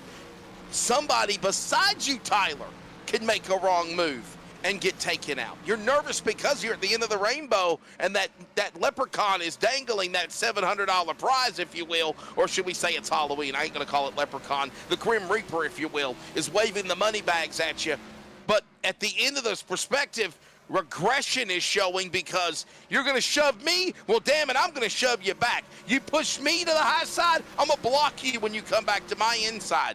This is what's going to happen as we close in to these final 25 laps of this race, my friend Tyler. Yeah, it is, and it really does feel like Groundhog Day up in the booth with all these cautions and all these restarts. But one thing remains the same. Kyler Wynn and Garrett Maines up at the front. Then you have Velike. He's up there in the third position. Matthew Lee in fourth. Logan York in fifth. Then you have Christopher Carter. Joe Herta, who was involved in a wreck earlier, he's back up here in the top 10. Chris McCullough. Mike Davenport has also reemerged from his Halloween grave to make a return inside the top 10 at this point in time, Wesley and Jacob. But we got to do this again for another restart here at Daytona. And listen, I see people hating in the chat box, and they're talking about professionals or very well put together event, but what a flop, a shame. Listen, guys, I mean, at the end of the day, you get an iRacing rig. You have somebody tell you, I'm going to pay you $700 if you can survive 500 miles. And I'm sorry, Tyler and Jacob, we might be friends in the broadcast booth, but we're on that racetrack right now, and Jacob, you're in my way. We're going to have beef. I'm going to move you out of the way to win the damn race and take the money. Well, that hurt my feelings. I'm sorry. That hurt my feelings. My feelings are sensitive, Wesley. I can't believe you would talk about me like no, to be honest with you. Sorry, Karen. Well, to be honest with you, I mean, for $700, and I love you, and I know that you've done a lot of great things for me, and with North Georgia Speedway and Dixie and everything. But I hate to tell you, buddy, I'd dump your ass for $700 too on here. So I mean, I would. Yes. Tyler, you do it too. You know damn well you would. I've seen the way Tyler Dittmer drives on NASCAR, by the way. Whoa, excuse you. I have enough wins that were done clean. Excuse you. I didn't mean that in a bad way. I'm just saying that you drive aggressively the way that you're driven, Tyler, is what I meant to say. That's what I meant. Especially with some people, you do have to drive aggressively back. Looks Very like true. 26 drivers will remain on the lead lap. Malik Ray back in the 25th position, but he's off pit road. He is still running. Meanwhile, let's set the stage. Kyler Wynn, your leader. He took the outside. Garrett Maines inside, row number 1. Then you have Landon Velike and Matthew Lee. Then Logan York and, gosh, I am really struggling with my throat right now. Christopher Carter We've been talking in for row 4 number hours. 3. We have. I've had to hydrate a couple of different times. Meanwhile, though, Wynn and Maines, your front row here, Velike and Lee, row number 2. Who gets a better shove? The iRacing virtual pace car makes the hard left down the virtual Daytona pit lane. Maines and Wynn come to the Geico restart zone. Wynn gets a good jump. Matthew Lee's close enough, but Velike's even tighter on the back bumper of Garrett Maines as we're back green here at Daytona. Can somebody get Tyler Dittmer a cold beer? Maybe that would help out his throat as much as it can. Kyler Wynn going to jump down in front of Garrett Maines. And now this inside lane's going to start to roll. Lee jumps down in line. Now that front, 6-7, give or take. They're going to try to roll single file right here. They may be thinking to wait to the end right here, Wesley. The inaugural winner of NASRA back during COVID of 2020 is Clinton Maines Matthew Lee. If you remember the door banging download, Jacob, I told you about that story. This man has been playing possum all night. He's now found his way in the top 5 now. Here comes a change for the lead, though, as Maines is looking on the bottom. Tyler off 4. Kyler Wynn, no help in sight. Will McCullough go up there and join him? Yes, he will. Meanwhile, Garrett Maines, your race leader. Velike there second. Logan York in third on the bottom. Kyler Wynn had a shove for McCullough. He'll maintain. He'll actually get the third place position back. Maines leads at Daytona. I would watch out for this outside lane right here with Kyler Wynn. The McCullough boys know how to get it done on these super speedways. And here he comes. Now Maines jumps up, puts the block on Kyler Wynn. McCullough, he had to get out of the gas to the inside. Landon Veliki trying to get up here and get the lead, but the outside lane is just too damn strong. Look at the hocus pocus going on down the back straightaway. 1 minute on the inside. Throw the dust to the outside lane. Now open the door to Velike to the inside. Maine says, no way, Jose. Throws the block on the number 62 as they work three. Yeah, I expect to see Maines jump back up top. No, we can't. Kyler Wynn is there. Meanwhile, Velike to the back bumper. Maines almost causes trouble there. They make contact with Wynn and Maines as they go through the tri-oval. McCullough all over the back bumper of Wynn as they work towards 1 and 2. Kyler Wynn trying to put another iRacing win on his resume. Won the Podium 500 earlier this year. Now he's trying to win the Halloween 500 here tonight. But he's got to go through Garrett Maines to do it. Also with Landon Veliki right there behind him. And also he's got Christopher McCullough trying to give him the shove. Back straightaway, John Deere Green poking to try to make it a 3-wide lane, and somebody pulls in front of him. Here comes now also the number 1 machine. It's going to be Malik Ray trying to climb back into this mix. My apologies. That's Herta. Check that. The 94 is also looking good on the outside. Yeah, McCullough's running well there right behind Kyler Wynn. You got Herta right there as well as Jones. He's sitting back there in that all-white number 22.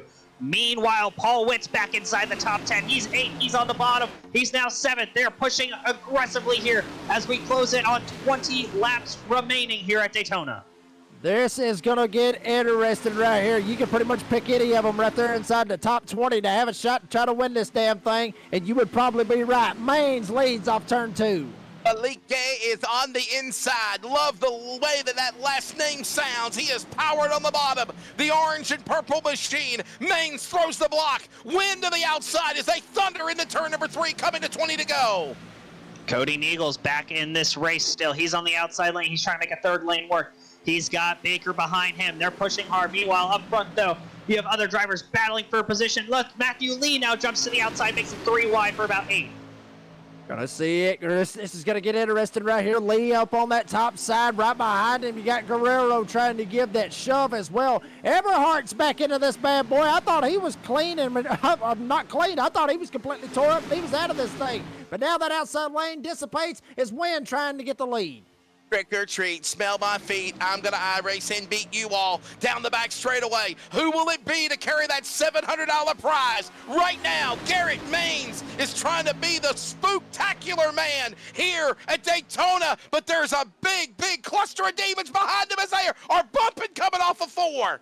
Big stack up there in 3 and 4. That's going to hurt the outside lane. Eberhart goes to the outside 3 wide. He's got Eagles behind him. They're going to push forward. Meanwhile, Wynn gets Maines loose yet again. That allows Velike to take the lead. I'm telling you, look at this cluster, just like Wesley Allen said. I mean, they are clustered up all over the place. First one on the top is Eberhart. Eberhart trying to get this outside lane to roll, but Garrett Maines is wheeling that damn thing coming off of turn 2. It is Maines now up in front. Win.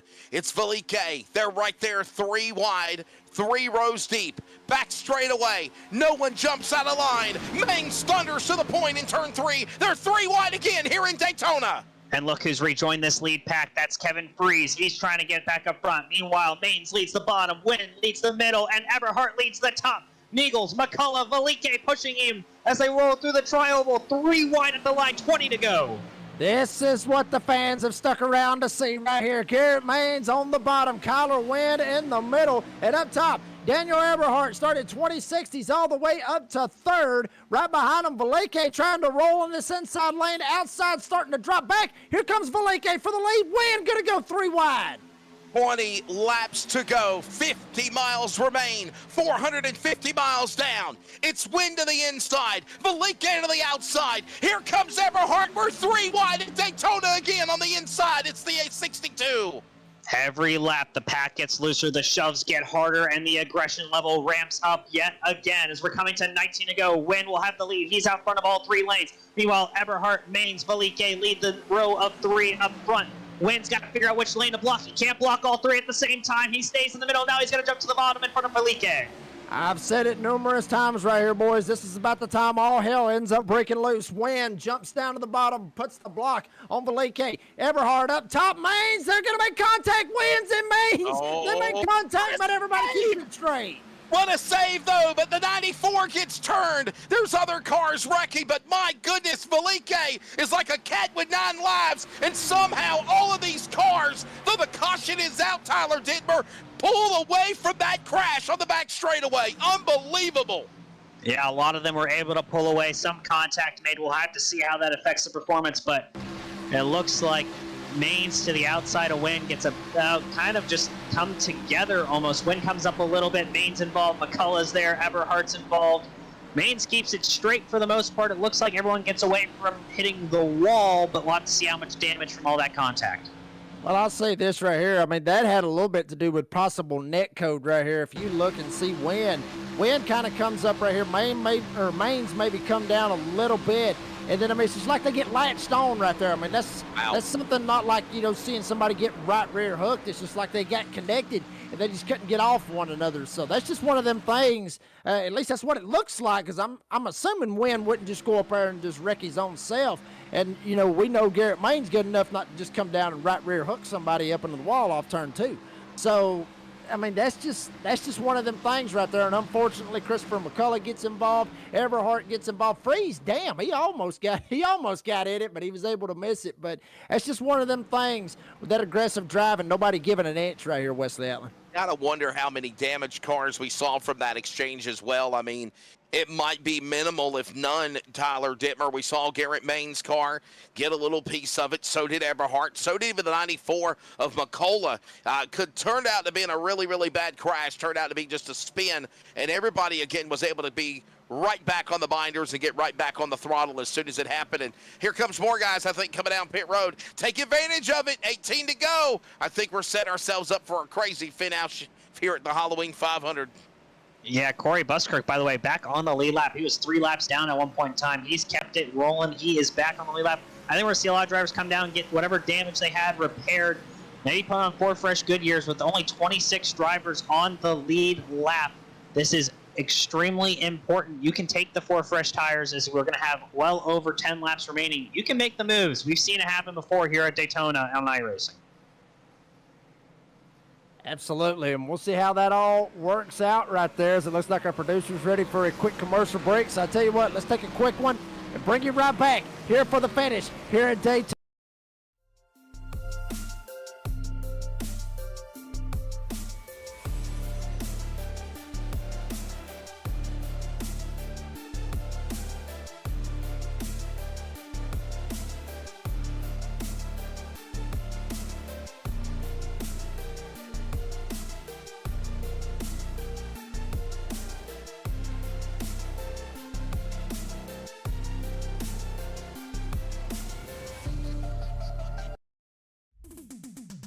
Starbase 1552 Comics.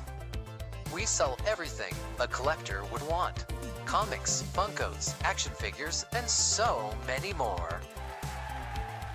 A real American comic book shop. We are online only. Starbase 1552 Comics. Find us on eBay Auctions.